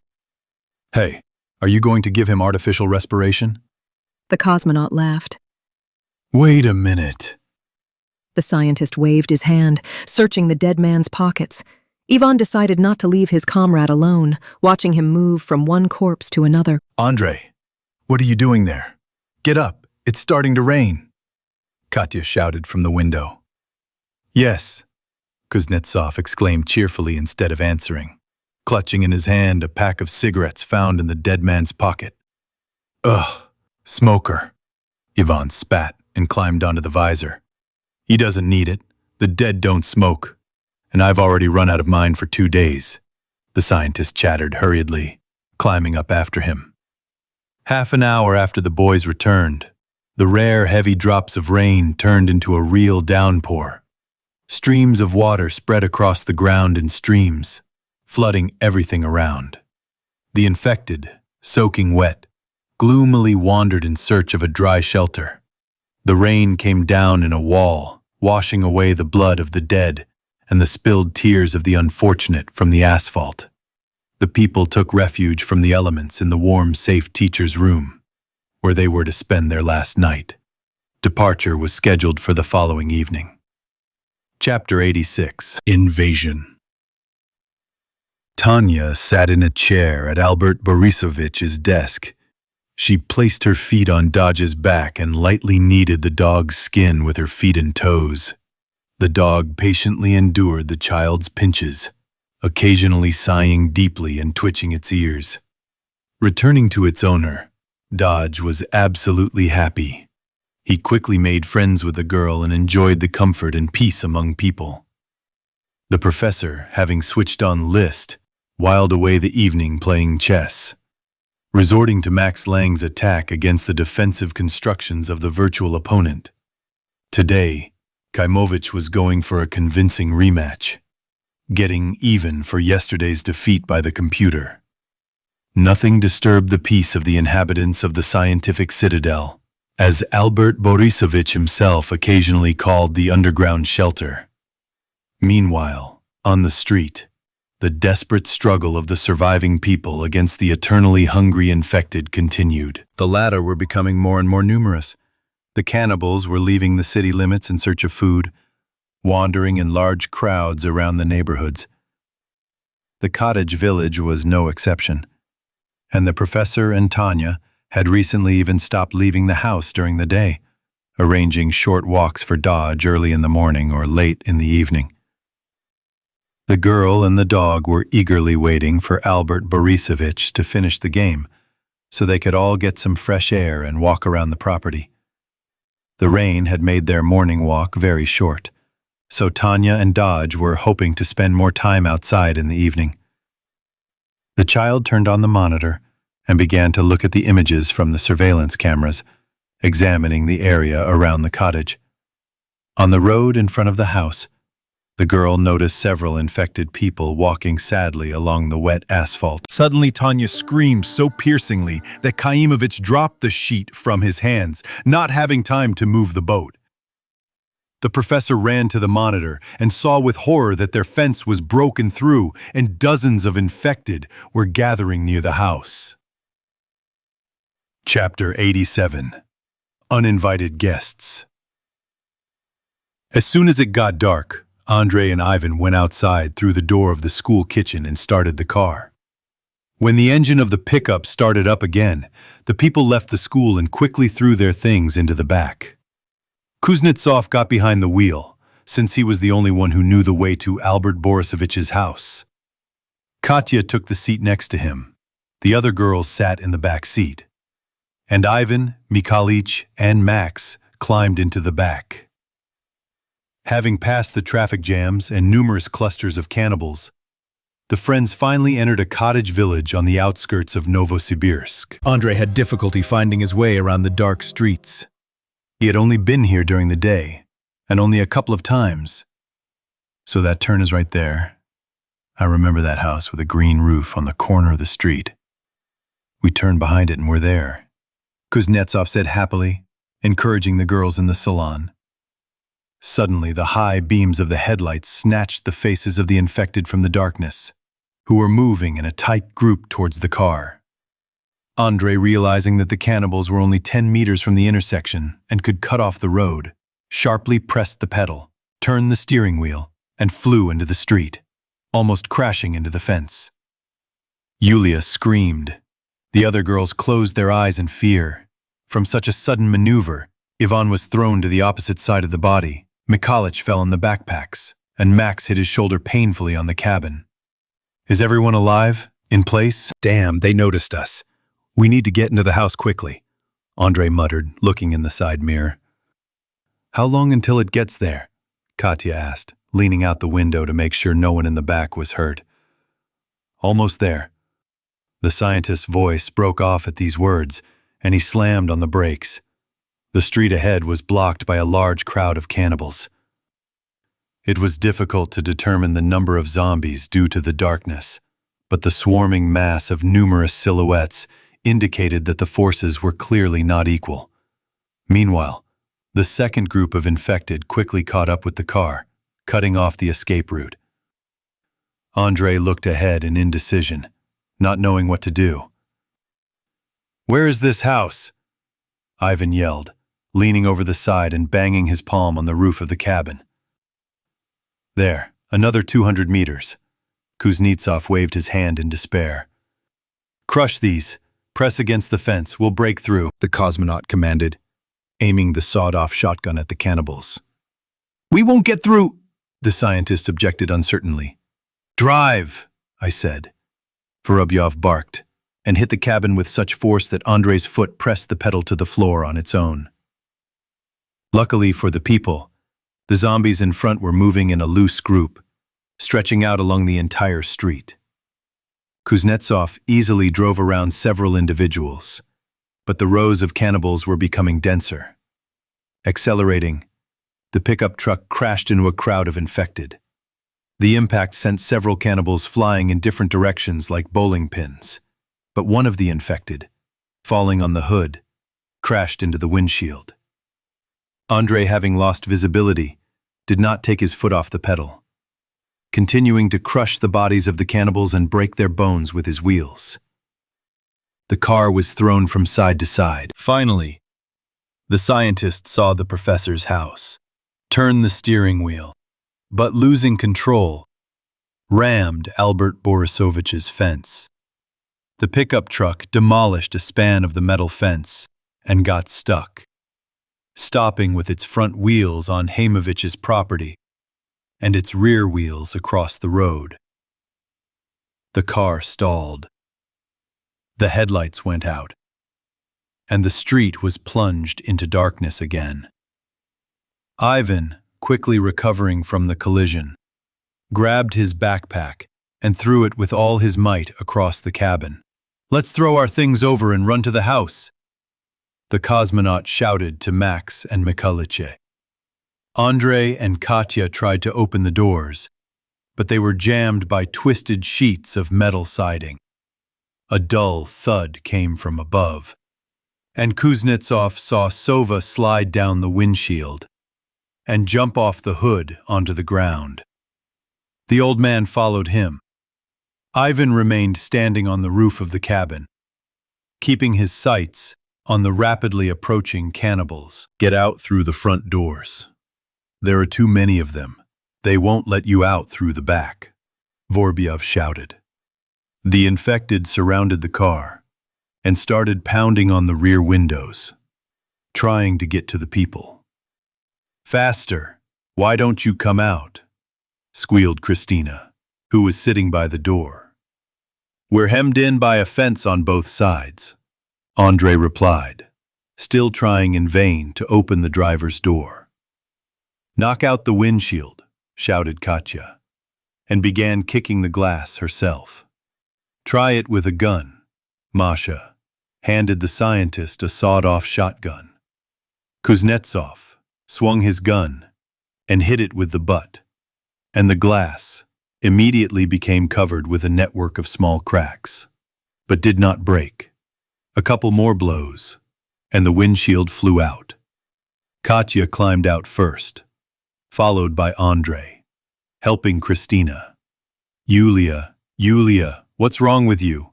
Wake up." Lena shook her friend, who was leaning against the door and not answering. "She's bleeding." Andrei, help! Yulia is unconscious, Masha shouted. "Get out, I'll pull her out," answered Kuznetsov, and climbed back into the salon. He carefully pulled the girl towards himself and, backing away, climbed out with her. Meanwhile, Mikhalich and Max were trying to get into the house. While the old man was fiddling with the lock, the teenager ran around the house and returned to the porch. "All the windows are locked. There is also a garage, but there is an iron door there. You can't just open this one either. These doors have a complicated locking mechanism," the old man sighed. "What if the lock is shot through? It's no use. There are several bolts here. The door will simply lock. Damn it! You can't even climb onto the roof. What should we do?" Max, in desperation, began to pound on the metal blinds that protected the windows from the outside. The rest of the group, having climbed out of the car, were already running towards the house. Andrei was carrying Yulia in his arms, and Vorobyov was covering the retreat, backing away from the house. "What's wrong with her?"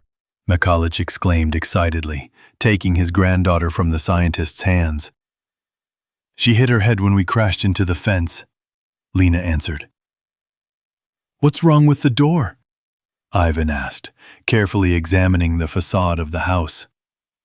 "It's burglar-proof, and the hinges are inside. It's useless to shoot," answered Mikhalich, carefully placing Yulia on the porch. He lightly patted his granddaughter on the cheeks, and a slight blush appeared on her pale skin. The girl opened her eyes. While the people were thinking about what to do, a dense crowd of zombies surrounded the car. The pickup truck, stuck in the fence, held back the flow of cannibals like a cork in a barrel. But then, one of the infected climbed into the back, climbed over the cabin onto the hood, and jumped to the ground. A second followed, a third, and so on, drop by drop, individual by individual, the cannibals began to seep through the gap in the fence. "We need to break the blinds and knock out the window. There's no time. Those bastards are already here," Ivan shouted as the first cannibals climbed over the car. Vorobyov took aim at the window and fired. One of the metal slats of the blinds flew off to the side. The rest bent but remained in place. Andrei, Mikhalich, and Max began shooting back at the approaching zombies. Masha, sitting on the porch, brought Yulia to her senses. "How are you? Run if you can? Come on, pull yourself together. We're in danger. You need to be strong." "My head is spinning," the girl answered quietly.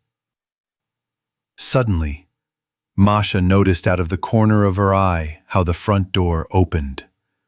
Not believing her eyes, the girl turned around and saw Albert Borisovich in front of her. Without crossing the threshold, the professor glanced at the uninvited guests and said sharply, "Don't break my windows. Come in quickly." Chapter 88. The Last Conversation. Kaimovich had been watching what was happening on the street since Andrei had rammed his fence. At first, the professor decided that it was a gang of marauders who occasionally raided the village, but then he recognized familiar faces among the attackers. Kaimovich recognized Masha, and then Andrei. Albert Borisovich was glad to see his old acquaintances alive, but their barbaric invasion greatly upset the scientist. In addition, the large group of strangers pouring out of the car alerted the professor. Receiving guests was clearly not part of his plans, and he silently watched what was happening. The scientist hoped that, seeing the locked house, Andrei and his company would leave its territory in search of a more accessible shelter. But when Ivan began to break down the protective blinds, Kaimovich decided it was time to act. Realizing that the uninvited guests were armed and would have time to smash the window and get into the house before the cannibals got to them, Albert Borasovich headed for the stairs. But before leaving the underground bunker, he looked at Tanya. "Whatever happens, sit quietly and don't open the hatch. Got it?" The girl nodded silently. The professor went up to the first floor and stopped near the locked door. Still hesitating, he made an effort and turned the lock. Seeing the suddenly opened path to salvation, the people rushed into the house. Finding themselves safe, the friends crowded in the hallway, not daring to go further. Kaimovich locked the door and frowned at the strangers. "Follow me. What's wrong with the girl?" "I hit my head. Probably a concussion," Mihalich answered uncertainly. "Professor, we thought we would never see you again. After everything that happened." Andre said you left. Masha could not find the right words. On the one hand, she was very happy to see Albert Borasovich alive, but on the other, she felt mistrust towards him. "I was looking for you. I went to your house recently." Kaimovich looked intently at Andre. Kuznetsov withstood the professor's gaze and answered dryly. "Now we don't have a home. We lived in a laboratory, in a shopping center, a hospital, a school. Then we decided to leave the city." "And come visit me?" Albert Borasovich grinned. Andre nodded and said reproachfully, "You left so suddenly, without really explaining anything. This letter—" "I'll explain later," Kaimovich interrupted, not letting him finish. "Put the girl on the sofa. I'll be right there." The friends settled in the living room. There wasn't much space for such a large company, but at least the people felt safe. Meanwhile, the infected were prowling around the house in search of hidden prey. The cannibals were wandering chaotically around the area like a pack of wolves that had lost the trail of their prey and were frantically trying to find it. The fence could no longer protect the territory from the invasion of cannibals. More and more zombies were climbing over the car and gathering around the cottage.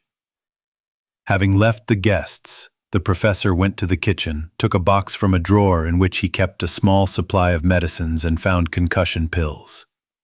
After his head injury, Albert Borisovich always kept them on hand. Thanks to Novaya Zvezda, his wound healed quickly. But dizziness and headaches still periodically tormented the scientist. Haimovich returned to the living room and handed Yulia the medicine and a glass of water. "Drink. You'll feel better." The girl looked questioningly at her grandfather. Mihalich turned his gaze to Andre, and he nodded affirmatively. After that, Yulia took a pill and lay down on the sofa again. "Excuse me about the fence. We'll fix it tomorrow." "Do you have any tools? The cannons will disperse during the day. We'll kill the rest in the evening." "Drive the car in and put everything in order." Ivan began to reason like a business owner. "Thank you, I'll manage somehow on my own." The professor answered warily. "Do you live alone in such a big house?" Katya asked, walking around the room and looking around the furnishings with curiosity. "This is a compliment to my modest home, but in the village, there are much better houses, and completely empty ones. Thank you very much for letting us in. Otherwise, we would have had a hard time." Mihalich thanked the owner. Kaimovich remained silent, looking from one stranger to the other. Max, meeting Albert Borisovich's eyes, involuntarily fidgeted on the floor and looked down. The professor did not give the impression of a hospitable host. On the contrary, he was cold and withdrawn. Everyone felt that the atmosphere in the room was becoming increasingly tense. Masha broke the silence. "It's just awful in the city. Infected people are at every step. There are just crowds of them. We barely got out in the car. Yes, it's good that we went in the evening. When it gets dark, the cans are not so active," added Andre. "And the rain helped us. It muffled the sounds of the car a little. We thought there would be fewer cannibals outside the city, but there are plenty of them here too." Ivan sat down on the windowsill, crossing his arms over his chest. "Yes, there have been more of them in recent days. They are scattering in search of prey. Kaimovich reluctantly continued the conversation. It's getting worse every day. Just a couple of weeks ago, the city wasn't so terrible. Masha sighed. There was at least some hope. But now, Novosibirsk is just one big cemetery where there's no one left to bury the dead. Are there any normal people left in the village? Vorobyov asked. Albert Borisovich shrugged his shoulders. I don't know. I hardly leave the house. A couple of days ago I heard shots. There was also a fire. It was probably the work of looters. Yes, there are bastards scarier than cannibals. We encountered some of them in the mega mall. By the way, we met Mikhalich, Yulia, and Christina there. Andrei introduced his new comrades to the professor. This is Katya, my girlfriend. Well, I think you recognized Ivana. Yes, and where are these guys from? Kaimovich looked at the teenagers. We met Lena and Max in a supermarket near the research institute, Masha explained. The girl was bitten, but the antivirus stopped the infection. We tried to make an analog of the vaccine in the laboratory, but Andrei thought for a second, choosing his words. We didn't have time. The building was de-energized, so we had to leave the research institute. Did you meet any of the survivors at work? Asked the professor, wiping his glasses. No, there was Ponchik and a couple of other guys there. They tried to eat us. We had to kill them, answered Kuznetsov. The others did not take part in the conversation, but listened to every word with curiosity. It was clear to everyone that the owner of the house was a very mysterious character who had something to do with the vaccine. Albert Borasovich decided to interrupt the conversation, not wanting to discuss anything related to the antivirus and infection in front of strangers. Andrei, Masha, come on, help me in the kitchen. All three left the room. Ivan looked suspiciously after Kaimovich, but remained in the living room. When the scientists had left, Christina quietly whispered, "He's kind of strange. I don't feel comfortable here. Are you suggesting we go back outside?" Ivan chuckled. "We'll spend the night here today, and tomorrow we'll see what to do next." "Yes, the morning is wiser than the evening," Mikhalich summed up. Meanwhile, in the kitchen, the first thing Andrei did was ask the question that had been tormenting him for a long time. "Albert Borisovich, we saw the letter in the lab. Is this virus your doing?" Kaimovich picked up a large bottle of water from the table and began pouring it into the teapot. "I just lit a match. The fire started itself." But this is monstrous. This is... Masha exclaimed, but hesitated, unable to find the right words. Humanity was doomed. We consumed too much, polluted the planet too quickly, depleted its resources, polluted the rivers. The virus is a purification, but it is not a punishment, but a panacea. The next generation will receive a cure for all diseases. I will create a new society, and those who join me now will become the first apostles in the coming era. Haimovich's voice changed. A fire flared up in his eyes. Now he looked more like a preacher than a professor. This is some kind of nonsense. Rubbish. Do you even believe yourself? Andrei was horrified. I only believe in myself. What happened can no longer be changed. But you still have a choice. You can take your place in the new world next to me. Only I know the formula for the antivirus. I can decide who lives and who dies. Andrei and Masha's gazes met. Both were silent, pondering Albert Borisovich's words. At this time in the living room, Yulia sat up on the sofa and quietly said, "Can I have some more water?" "Yes, I would like to have a drink too." Max perked up and looked at Ivan. "I'll bring it now." The cosmonaut took the empty glass and left the room, but hearing his wife's voice, he stopped around the corner without going into the kitchen. "This is not right. This is the murder of innocent people. Women, children, babies. Yes, those who died can no longer be brought back, but you can save those who are still alive. I saved you and Andrei. That's enough for now. If you don't want to do it yourself, tell us the formula for the vaccine. We'll find a way to make it. I know that your virus is based on Red Star. If we had a little more time and resources, we would find a cure. Andre, you are certainly a smart guy, but you take on too much. From the first days of the epidemic, the whole world tried to find an antivirus, but no one succeeded. I visited 5 continents, dozens of countries, created hundreds of infection centers. The blockheads from the ministry received letters from me with a personal sentence. Now all these officials sub-academicians wander the streets like brainless animals. However, in their previous lives, few of them were distinguished by outstanding intellect. Did you do all this alone? Masha exclaimed in bewilderment. Who could I trust? They stole everything from me. My former achievements, my favorite job. They wanted to deprive me of my freedom. But I struck first, without waiting for them to knock me down and start kicking me. Albert Borisovich, everyone you had scores to settle with is already dead or infected, but the rest are not guilty of anything. Kuznetsov tried to convince the professor. Let's announce that you managed to develop a vaccine. We can still save thousands of lives. You will become a hero. It's still early. We need to wait. What? Soon, even those who are immune to this virus will become prey to cannibals. There will be no one left, Masha said pleadingly. Kaimovich burst into hysterical laughter. Immunity? Mashenka, what nonsense are you talking about? There is no immunity to this virus. It is perfect. The professor said triumphantly, but did not have time to finish the sentence. And you, bitch, are happy about this? Ivan muttered through his teeth, entering the kitchen. You sit here like a rat in a hole, while because of you people die like flies. Vanya, wait! Masha tried to stop his wife, but the cosmonaut ignored her words.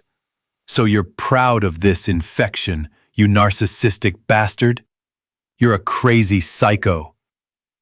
You should be thrown out on the street alive, so you can feel on your own skin what you've done. The professor was already regretting that moment of weakness when he opened the door. Now his secret was known, and in one moment this group of people could ruin all his plans. Kaimovich was scared, but trying not to show his excitement, he took a step towards Ivan. Throw me out into the street? You would have been eaten on the threshold of my house if it weren't for me. I'll tell you more. You wouldn't have even made it here. If it weren't for my vaccine, which I gave to Andre. You live thanks to me, so be grateful for that. Grateful? Ivan roared indignantly. We could have been eaten, cut or shot 100 times already. Your vaccine saved our lives, a life that is now worth nothing because of you. I saw parents eat their children. I saw people torn apart. Everyone I knew died or turned into living, rotting corpses. And all this because of you. You alone. The professor yawned and shook his head. That's where you're wrong.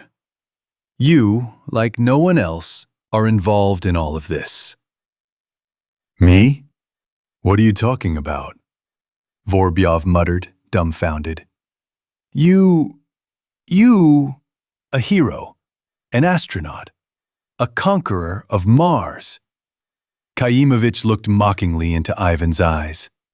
All this happened thanks to your Martian expedition. In the soil that you brought, we discovered life. And this life is now sowing death throughout the world. An alien virus that I worked on a little, that's all.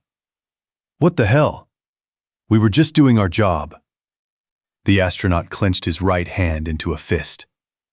So I'm tired of listening to your whining. For scientists, you think too shallowly and superficially to appreciate the greatness of my work. Albert Borisovich looked at Andre and Masha, and then turned his arrogant gaze to Ivan. Either get out of this house, or accept my rules of the game. Your rules? Vorobyov angrily pushed the professor, who recoiled towards the table and grabbed a knife. Die! Kaimovich rushed at Ivan, waving a kitchen knife in front of him. The astronaut stepped back, raised his left hand to protect himself from the blow, and felt the blade cut the skin on his wrist. Blood splattered on the floor, and the next moment the guy barely managed to dodge. The steel tip flashed a centimeter from his neck. Masha screamed. Andrei, realizing that things were bad, tried to knock the professor off his feet. Albert Borisovich dropped the knife but kept his balance. The next second, Kaimovich hit Kuznetsov in the stomach with his head, knocked him down on his back, and punched him in the face.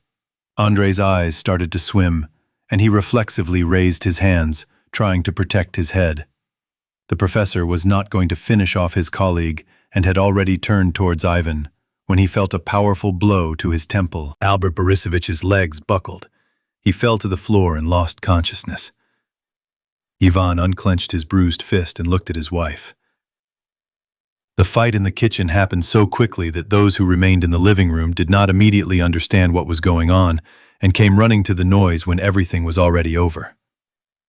Masha was helping Ivan bandage the wound on his hand with a kitchen towel. Andrei got up and went to the bathroom to stop the bleeding from his broken nose. After washing himself with cold water, he returned to the kitchen, where it was already impossible to push through. "What happened here?" boomed Mikhalich, shifting his gaze from Ivan to the unconscious owner of the house.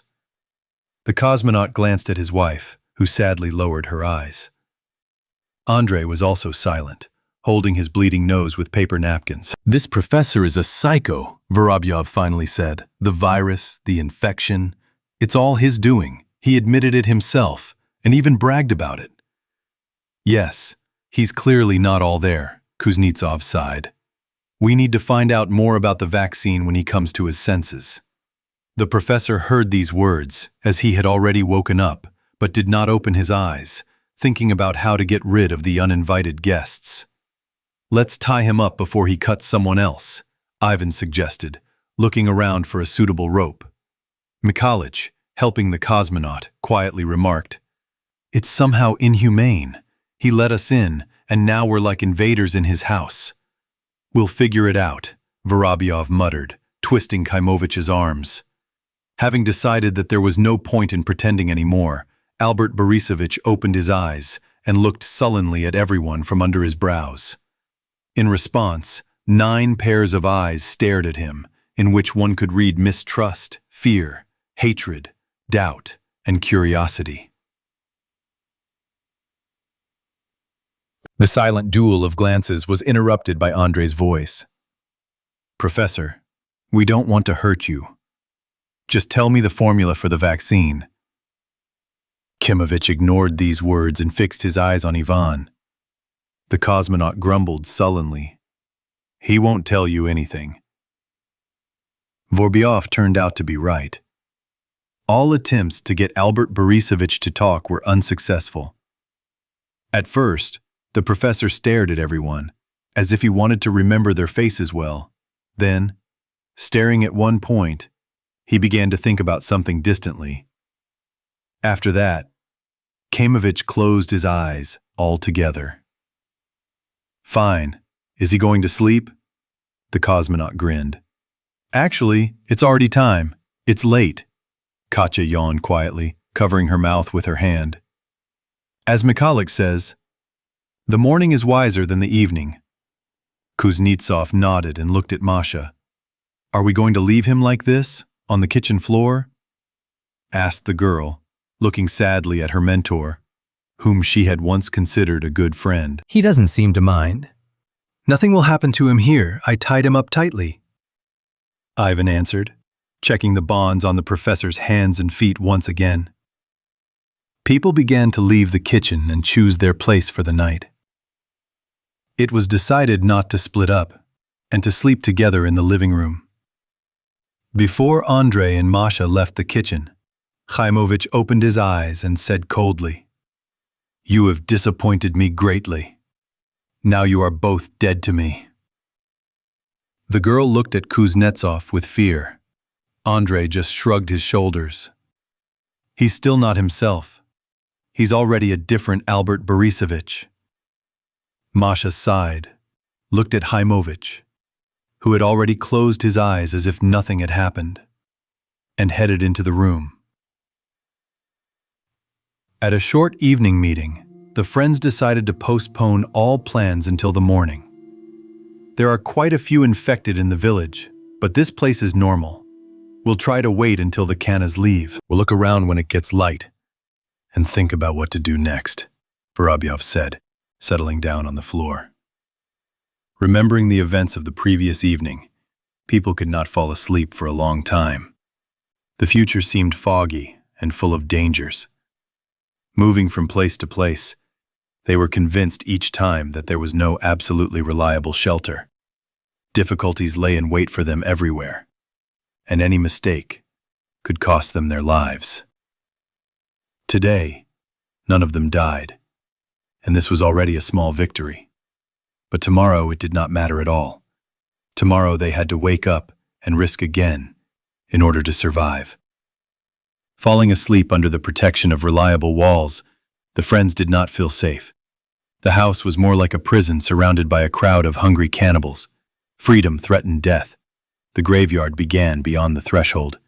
The bars of their voluntary cell served as an obstacle for the old woman with a scythe. But for now, she only helplessly gnashed her claws, unable to reach the living. Chapter 89. Flaming Greetings. Night covered the village with a thin black sheet, through which the cold stars dimly peeped. The clouds continued to thicken over the city, from time to time giving birth to rain. The zombies that surrounded the cottage froze in stupor. This state could hardly be called sleep, but the brain of the infected, unlike healthy people, no longer needed rest so much, and the consciousness of the cannibals rarely switched off completely.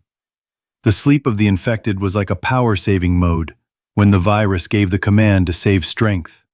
Unlike the cannibals, the people in the house slept surprisingly soundly. Mikhalich and Andrei's snores echoed throughout the entire floor. Because of this roar, no one heard Tanya's footsteps in the small room behind the living room wall. That's where the hatch leading to the underground laboratory was located. On the floor of the pantry stood many boxes, crates of provisions, several empty cages, and winter clothes hung along the wall. This room did not attract attention, and did not arouse any suspicions in Mikhalich and Ivan during a cursory inspection of the house. Carefully lifting the hatch, the girl listened for a long time, until she finally decided to leave her shelter. Approaching the door on tiptoe, she opened it slightly and looked out into the corridor. Tanya was already perfectly oriented in the dark and could calmly move around the house without light, like a cat. The girl was about to leave the room when suddenly she heard footsteps and saw a flash of light. Tanya instantly closed the door and was about to rush back to the hatch, but remained in place. Trembling all over, she began to listen to the approaching steps. Ivan woke up in the middle of the night and decided to check on the prisoner. He turned on the flashlight and wandered into the kitchen. Albert Borisovich lay motionless on the floor, breathing deeply. After making sure everything was okay, the cosmonaut headed to the toilet. A few minutes later, Vorobyov returned to the living room, lay down on the floor, and quickly fell asleep as if on command. About a quarter of an hour after the footsteps stopped, Tanya dared to look out of the room for the second time. She listened intently to every sound coming from the living room. The strangers snored, tossed and turned, sniffled and coughed, all of which convinced the girl that the people were fast asleep. Tanya did not believe that Albert Borisovich could forget about her, and she understood that something had happened to her mentor. The first thing she did was head to the kitchen, the entrance to which was practically opposite.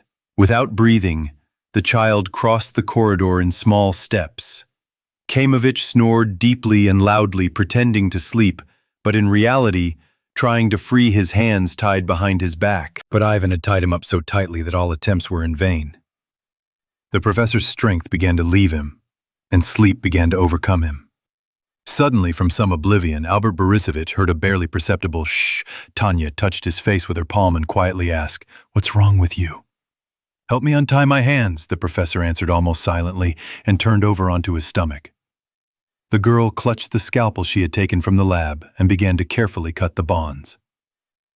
A few minutes later, the scientist rose to his feet and whispered, "Thank you. Now let's quickly go to the bunker." Having hidden in the shelter and locked the hatch, the professor was finally able to breathe freely and immediately began to nervously pace from side to side, muttering under his breath, "Scoundrels, bastards, bastards. How could they, after what I did for them? Traitors, scoundrels. They will regret it. They are no better than the rest, just as stupid and limited." Tanya and Dodge looked with concern at Albert Borisovich, who did not look like himself. Taking advantage of the pause, when the mentor finally fell silent and sank into thought, the girl asked, "Who are these people?" The child's words brought the man out of his stupor. "Oh, these are very bad people. Terrible. I know some of them. I let them into the house, saved them, and they deceived me, hit me, and tied me up. These people want to take our house, but we won't let them." Tanya looked questioningly at the professor, but he turned around abruptly, went to the closet and took out a large backpack. "There are too many of them, and they are well armed. We have to leave, but I will prepare a little surprise for them." Kaimovich quickly began to pack food, medicine, and clothes, which he kept in the bunker for emergencies, into a backpack. The only weapons he had were a traumatic pistol and a large, sharp machete. Having finished packing, he looked at the girl. "We need to leave as early as possible while it's still dark. Are you ready?" Tanya looked at her mentor pitifully, holding a gray plush rabbit and rolled-up drawings of her family in her hands. "Can I take this?" Kaimovich sighed and nodded. "Okay, come here." There's still a photo frame left in the room. "No, you can't go up to the house. I also have a lot left." Kaimovich sadly glanced around the laboratory into which he had put so much effort, and barely audibly muttered, "Let's not cling to the past. It's done. It's time to leave." The professor approached the second inconspicuous staircase leading to the garage. Throwing on his backpack, he quickly climbed up it and turned on the flashlight. Having made sure that there was no one in the garage, Kaimovich closed the ventilation flap, threw off his backpack, and went back down. "Climb up, and I'll lift Dodge." When Tanya left the bunker, Albert Borisovich lifted the dog and placed it on his shoulder. "Don't move. I can barely hold you as it is." The professor sighed and, groaning, climbed into the garage. Dodge, puffing loudly, licked his owner's ear and whined anxiously. "Shh," Kaimovich hissed, making a final effort, and, when the dog's head appeared above the floor, he pushed the boxer up. Looking at Tanya, Albert Borisovich quickly said, "Take Dodge and wait for me near the door." The scientist went down to the laboratory again and thought for a second. Fragments of the past, memories of working with Andrei and Masha, came into his head. The professor's heart sank anxiously. He closed his eyes and went into himself. The man stood motionless for several minutes, then opened his eyes, went to the closet, and took out 3 candles and matches. Having climbed the stairs leading into the house, the professor unlocked the hatch, after which he put the candles on the step and lit them. Then he headed for the house's autonomous heating system. Kaimovich unscrewed the valves on all the gas cylinders, one by one, and quickly went up to the garage. There were about 10 more of the same cylinders in the corner. Smiling slyly, Albert Borisovich slightly opened the valve on one of them, took his work jacket from the wall, and covered the cylinder with it. "Now, let's leave. Stay close, no matter what happens." The professor took the leash from Tanya's hands, turned off the flashlight, and slightly opened the garage door. The clouds covered the sky with a solid veil. The light from the moon and stars practically did not reach the earth. The darkness was in the fugitives' favor, and, quietly making their way along the wall, they found themselves a few steps from the gate, leaning against which the infected man was dozing. The professor swung his machete at the zombie. The steel cut the cannibal's face, and he slid writhing to the ground, quickly opening the gate. Kamovich, Tanya, and Dodge ran out onto the road. After looking around, they walked as quietly as possible along the fence, choosing deserted streets. When the fugitives found themselves on the outskirts of the village, an explosion was heard behind them. Albert Borisovich turned around and saw the roof of his cottage in the distance. Excellent. Everything worked out. Kamovich grinned, but at the same time as the sly smile, tears glistened in his eyes. Killing his friends, he felt that at the same time he was killing a part of himself. "We won't go back?" Tanya asked timidly. "We have nowhere else to return to." "Where are we going?" "Forward. Away from here." The professor took the girl by the hand and, clutching Dodge's leash in his other hand, walked towards the forest. While the fire was blazing in Albert Borisovich's house, the last memories of his past life were fading in his heart. Chapter 90. Night. Fire. Death. The gas hissed like a snake and burst out of the cylinders, quickly filling the bunker. One of the candles left by Albert Borisovich went out, but the other two continued to burn, dimly illuminating the dark laboratory. When the concentration of gas in the air became too high, it ignited, and at the same second the cylinders detonated. A powerful explosion destroyed everything in the bunker, broke through the floor on the first floor and burst into the house in a fiery whirlwind. The flames, rising along the gas pipeline, burst through the kitchen stove, collapsing the ceiling in the kitchen with a blast wave. The fire spread to the first floor and began to greedily devour everything that came its way. Black, acrid smoke instantly enveloped the house. People woke up in panic, not understanding what was happening. Ivan felt for a flashlight and turned on the light. "Fire!" Andrei shouted, looking at the reflections of flames from the corridor. The scientist rushed to the kitchen to help the professor, but the fiery torch that was bursting out of the gas pipe did not allow him to step over the threshold. Realizing that no one would be able to survive in this hell, Kuznetsov turned back.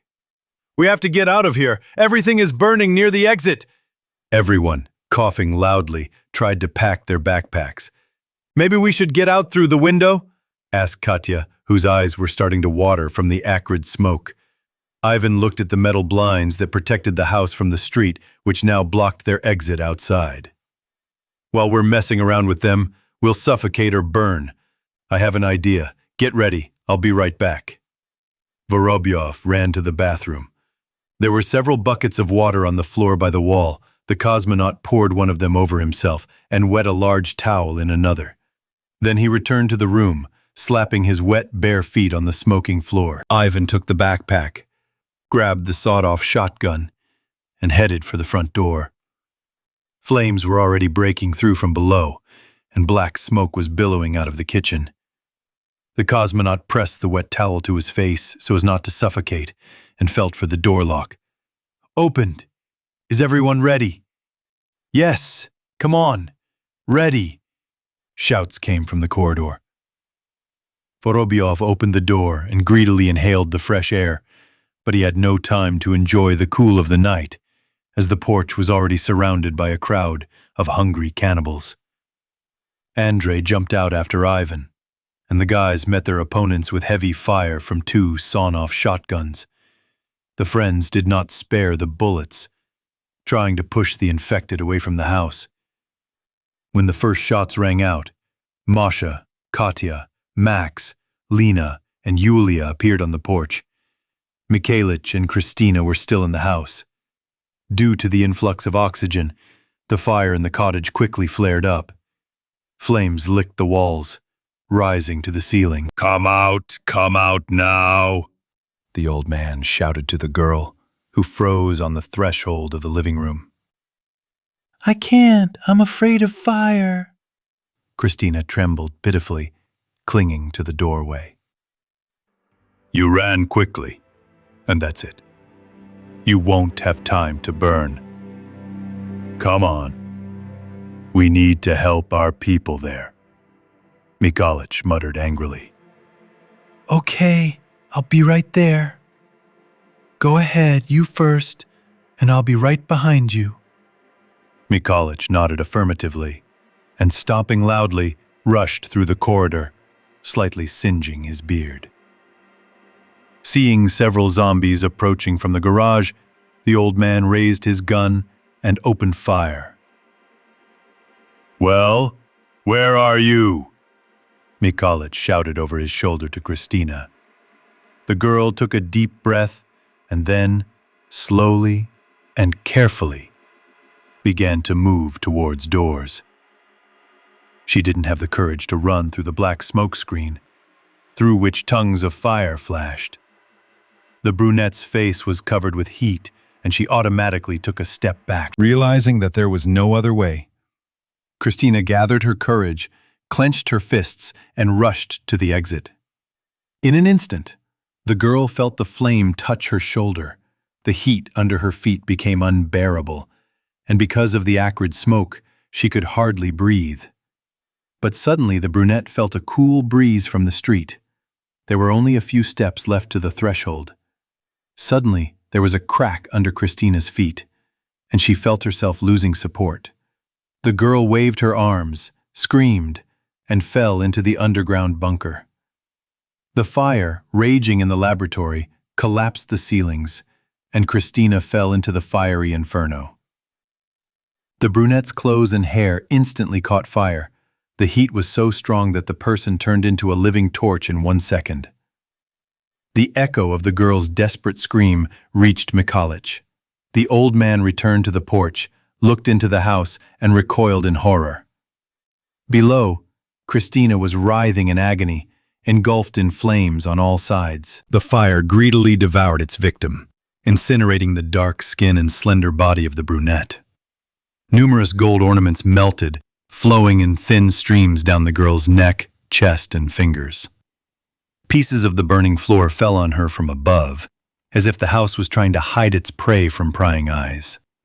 The man stepped back, realizing that he could no longer help, and heard Vorobyov's voice. "Everyone, let's go behind the house. Mikhalich, hurry up! Where's Christina?" The old man shook his head and croaked. She died. Fell through the basement. I didn't have time. His voice was drowned out by a deafening roar. At that moment, gas cylinders exploded in the garage. Kamovich had planned it all so that they would explode a little later than the cylinders in the lab. The walls of the garage flew apart, a fiery flash incinerated everything within a few meters of itself, and sent a column of smoke and flames into the sky. The blast wave stunned the cannibals and the people, scattering everyone around the area. Mikhalich felt a powerful jolt, and then a terrible burning sensation throughout his body. The heavy old man was thrown into the air like a feather, and then thrown with force onto the ground. The blow cracked the man's spine, and the man lay flat on his back, without moving. When Mikhalich came to, the first thing he felt was the smell of burning meat. A dozen infected burned in an instant. Several more cannibals, engulfed in flames, rushed from side to side and rolled on the ground, trying to knock down the flames. The old man tried to get up, but he could not feel his legs. The entire lower part of his body was paralyzed, and the upper part, covered in terrible burns, gave off terrible pain to every cell. Mikhalich groaned, slightly turning his head, and saw his granddaughter. Yulia lay on her stomach and did not move. A meter away from her lay the corpse of an infected man, his head crushed by shrapnel. Masha and Lena lay motionless, a few steps away from the girl. Ivan was sprawled next to the pickup truck they had rammed into the fence. The old man did not see Max, Andrea, and Katya. The hum in his head was getting louder, and he closed his eyes in exhaustion. A few seconds later, he heard a faint, rustling sound. Mikhalich raised his head and saw 3 cannibals who were staggering and slowly approaching him. The cannibals' clothes were smoking. Their hair was burnt out in clumps. But the zombies paid no attention to the pain, staring hungrily at their helpless victim. The old man tried to get up again, but his body no longer obeyed him. The infected pounced on the man, clinging to the old man with a death grip. Mikalich fought with all his might, pushing the cannibals away, trying to gouge out their eyes, stun their opponents, but they, having tasted blood, only clenched their jaws tighter. Ivan woke up from a sharp pain in his leg, tried to stand up quickly, but everything swam before his eyes. His temples were pounding as if they were being hit with a hammer, and his head was buzzing like a copper bell. A slight concussion threatened the guy with serious consequences, since one of the infected had already grabbed his leg and 3 others were several meters away from the cosmonaut. Meanwhile, the dizziness was getting worse. Ivan, remembering the tests at the Marsonaut training camp, reflexively closed his eyes and tried to concentrate, but it was not easy to do this, since the cannibal's teeth were sinking deeper and deeper into his shin. Vorobiev opened one eye and kicked the cannibal in the face with his free foot. The zombie rolled to the side, shook his head, growled, and jumped on the man. The cosmonaut and the infected grabbed each other by the throat with their hands and began to wrestle, rolling around on the grass. Once on top, Ivan kneed his opponent in the stomach to knock him out of breath, then elbowed him in the temple. Vorobiev felt the handle of a knife on his belt and plunged the blade into the zombie's eye with all his might. Ivan's head cleared a little. He looked to the side and saw Mikalia near the porch, surrounded by cannibals from all sides. One of the infected grabbed the man by the throat, bit through an artery, and greedily slurped up the pulsating blood. The old man's eyes rolled back in death agony, and his whole body shook with excruciating pain. The astronaut began frantically looking for the sawed-off shotgun he had dropped when he fell. Noticing the butt of the gun in the glare of the flame, he stood up, but immediately collapsed on the grass, receiving a strong blow to the back of the head from a fist. A predatory grin flashed across the face of the zombie who had stunned the man. And stepping on the fallen victim with his foot, the cannibal let out a victorious roar. Explosions, shots, and the light from the fire woke up all the cannibals in the area. The infected were drawn to Albert Borisovich's cottage and entered the area through a gap in the fence. People, stunned by the blast wave, were now easy prey for the infected. Their only salvation was that in the semi-darkness, the zombies could not immediately distinguish the motionless bodies. The middle-aged woman came to and sat on the ground. There was a deep cut on her cheek. Her clothes were scorched, and the skin on her face was covered in blisters from burns. But the infected felt the pain of her injuries much less than the pain of hunger. She took a deep breath and crawled forward on all fours. The outlines of a human body began to appear ahead, from which came a warm, appetizing smell. Having reached the motionless Yulia, the infected touched her hand. On the girl's wrist, there was a small cut, left by a fragment after the explosion. The wound was bleeding slightly, teasing the zombie with the sweet aroma of blood, and the infected greedily pressed her lips to it. The taste of human flesh was like a bright flash eclipsed everything else in the cannibal's mind. The woman sank her teeth into the child's hand and began to bite the tender meat with fury. Her meal attracted the attention of the second cannibal. He was a tall, strong man who had just woken up after the explosion and was looking around with his one eye. In place of the second, there was a dark, musty hole covered in dried blood. The cannibal sank to the ground next to Yulia's motionless body and pulled her towards him by the leg. The infected, tearing herself away from the wrist, raised her head and hissed, baring her bloody teeth and cracked lips. The one-eyed man paid no attention to this and turned the girl over onto her back. The infected, squealing, threw herself at her competitor, defending her prey. The woman's dirty, blackened nails dug into her opponent's face, Her index finger dug into the eye hole, opening a deep wound. The sudden attack of pain was so strong that even the infected roared in surprise. The suffering instantly turned to rage. The one-eyed man jerked his head back and, swinging, hit the attacker with a huge fist. The woman fell to the grass, unable to rise, but the cannibal's revenge did not end there. Stepping on her forearm with his foot, he grabbed her wrist and pulled it up with all his might. There was a terrible crunch, breaking the hated arm at the elbow. The cannibal returned to the captured prey. Yulia did not see the fierce struggle for her, did not feel sharp teeth sinking in and pieces of flesh being torn off, her body being gutted and torn apart. By that time, she was already dead. When the blast wave threw her aside, the girl broke her neck as she fell and died almost instantly. Black smoke continued to rise above the area, carrying burning sparks into the sky. The fire in the house was getting stronger, spreading from one room to another. Meanwhile, the flames that had burst out of the garage were quickly dying out, unable to find new food. But the zombies, tormented by hunger, continued to search for prey with the persistence of a hunter. Masha woke up from a rough touch. Someone pinched her shin and pulled her leg. The girl opened her eyes but could not make out anything. The first seconds, everything was like in a fog. Meanwhile, someone's tenacious hands continued to pinch her, trying to tear her clothes. Vorobyova mechanically recoiled back, tried to get up, but screamed in pain and sat down on the ground again. A thin metal rod stuck out of her left leg, just above the knee, which went deep into the muscle. But the girl was even more horrified when she saw the one who attacked her. The infected man's face was completely burnt. Half of his lower lip hung on the thin skin, exposing brown gums and yellow teeth. Instead of legs torn off by the explosion, there were two bloody stumps, which were barely covered with burnt rags.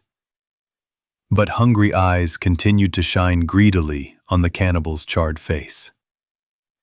Masha turned around and saw Lena behind her, who seemed to be sleeping, curled up.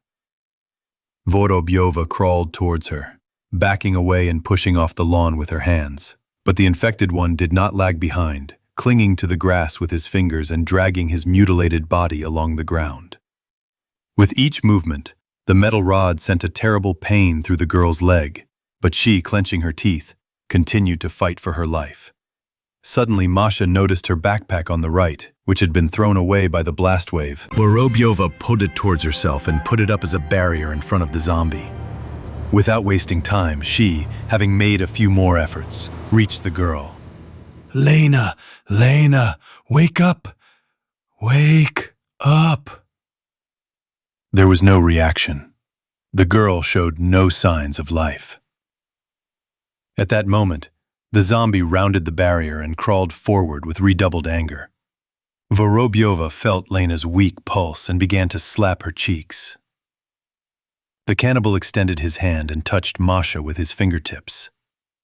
The girl waited a few more seconds and kicked the infected man in the face with her healthy leg. He only managed to snap his teeth in the air and fell on his back from the blow. Taking advantage of the short respite, Vorobyova tightly grabbed the end of the pin sticking out of her leg with both hands and jerked it up. She closed her eyes and clenched her teeth with all her might, trying not to scream from the terrible pain. Tears rolled down her blue eyes, and a painful groan that turned into a plaintive sob escaped from her chest. Meanwhile, the cannibal rolled over onto his stomach and, wriggling, crawled toward the girls. Masha, still clutching the bloody rod in her hand, leaned on one knee, and then abruptly thrust the spike into her opponent's face. The metal easily passed through his cheek, pierced his tongue, and got stuck in his throat. The cannibal buried his face in the ground and did not raise his head. His hoarse breathing could be heard for a few more seconds, but it soon died down. The girl looked around in the hope of seeing her friends, but she could only make out a few silhouettes of zombies who were surrounding her and Lena from all sides. Vanya! Masha called for help in despair and saw her husband lying on the ground surrounded by a crowd of infected. Clutching her head in her hands, the girl cowered in fear, resigned to her fate. One of the cannibals was already 2 steps away from her when suddenly a sharp blade plunged into his neck. The infected man grabbed his throat and sank to the ground. Max ran out from around the corner of the cottage, clutching a throwing knife in one hand and his father's pistol in the other. Andre and Katya appeared next. When the gas cylinders exploded in the garage, they were the furthest away from the blast. All 3 were thrown around the corner of the house, where the infected couldn't see them. Andre hit his head on the fence. Max hit the back of his head on the wall. And Katya, stunned by the explosion, lost consciousness. When they came to, the zombies were already tearing their comrades apart. "Help the girls, and I'll take care of the rest," Kuznetsov shouted, pointing the sawed-off shotgun at the chest of the nearest cannibal. Several shots from a pistol and a rifle rang out in turn in the area. Andre fired his last rounds at the crowd of cannibals who were tormenting Yulia. Throwing the cannibals aside, he saw that the girl was already dead. Looking at the bloody little body, the man let out a wild roar full of hatred and malice. Pulling out a knife, Kuznetsov rushed at the infected who were devouring Ivan. Maddened, he cut and hacked at everyone who came his way. Andre fought like a mad beast. Not feeling the pain and blows of the zombies, he swung the blade, cutting throats, ripping open bellies, and driving the blade into the hilt. Vorobyov lay on the ground, covering his head with his hands, and continued to fight with all his might. He was bleeding, but did not lose consciousness, feeling the cannibal's teeth tearing his skin and biting into his body. A little more, and the cannibals would have bitten him to death. Andre grabbed the infected man by the hair, who had bitten Ivan in the stomach. Kuznetsov pulled the enemy towards himself to cut his throat, but the zombie turned sharply and grabbed the man's palm. The scientist yanked his hand, but the infected man clenched his teeth so hard that he bit off Andre's little finger. The guy's eyes went white from the sharp pain, but a surge of adrenaline gave him new strength. Andre pushed the cannibal away with his shoulder and plunged the knife into his heart. "Are you alive?" Kuznetsov asked, breathing heavily, holding out his healthy hand to the cosmonaut. "I'm not sure," Ivan answered hoarsely, trying to get up. "Lean on me. We need to get out of here quickly." Andre picked up the sawed-off shotgun and, supporting Ivan, walked towards Max and the girls. Katya and Masha finally managed to bring Lena to her senses. The girl had no serious injuries, and she quickly rose to her feet. He and Katya helped Masha stand up, and the friends all hurried to hide around the corner of the house. In the professor's backyard there was a fence, beyond which the neighboring plot began. Max easily jumped over the barrier and quietly shouted to the others, "Everything is clean here. Let's—" The friends threw their backpacks over and climbed over the fence.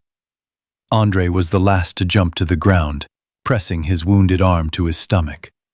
"Oh God, you're all covered in blood. We need to bandage your wounds," said Katya, looking at her tortured friends. "First, let's get away from here," Kuznetsov shook his head. "Katya is right.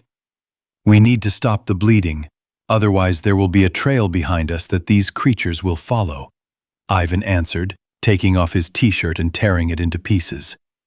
Having quickly bandaged their wounds, the people crossed the neighboring plot and came out onto a parallel street. It was quiet around. All the infected were already crowding around the professor's cottage, and the group quickly reached the outskirts of the village under cover of darkness. Chapter 91. Bloody Dawn of Infection.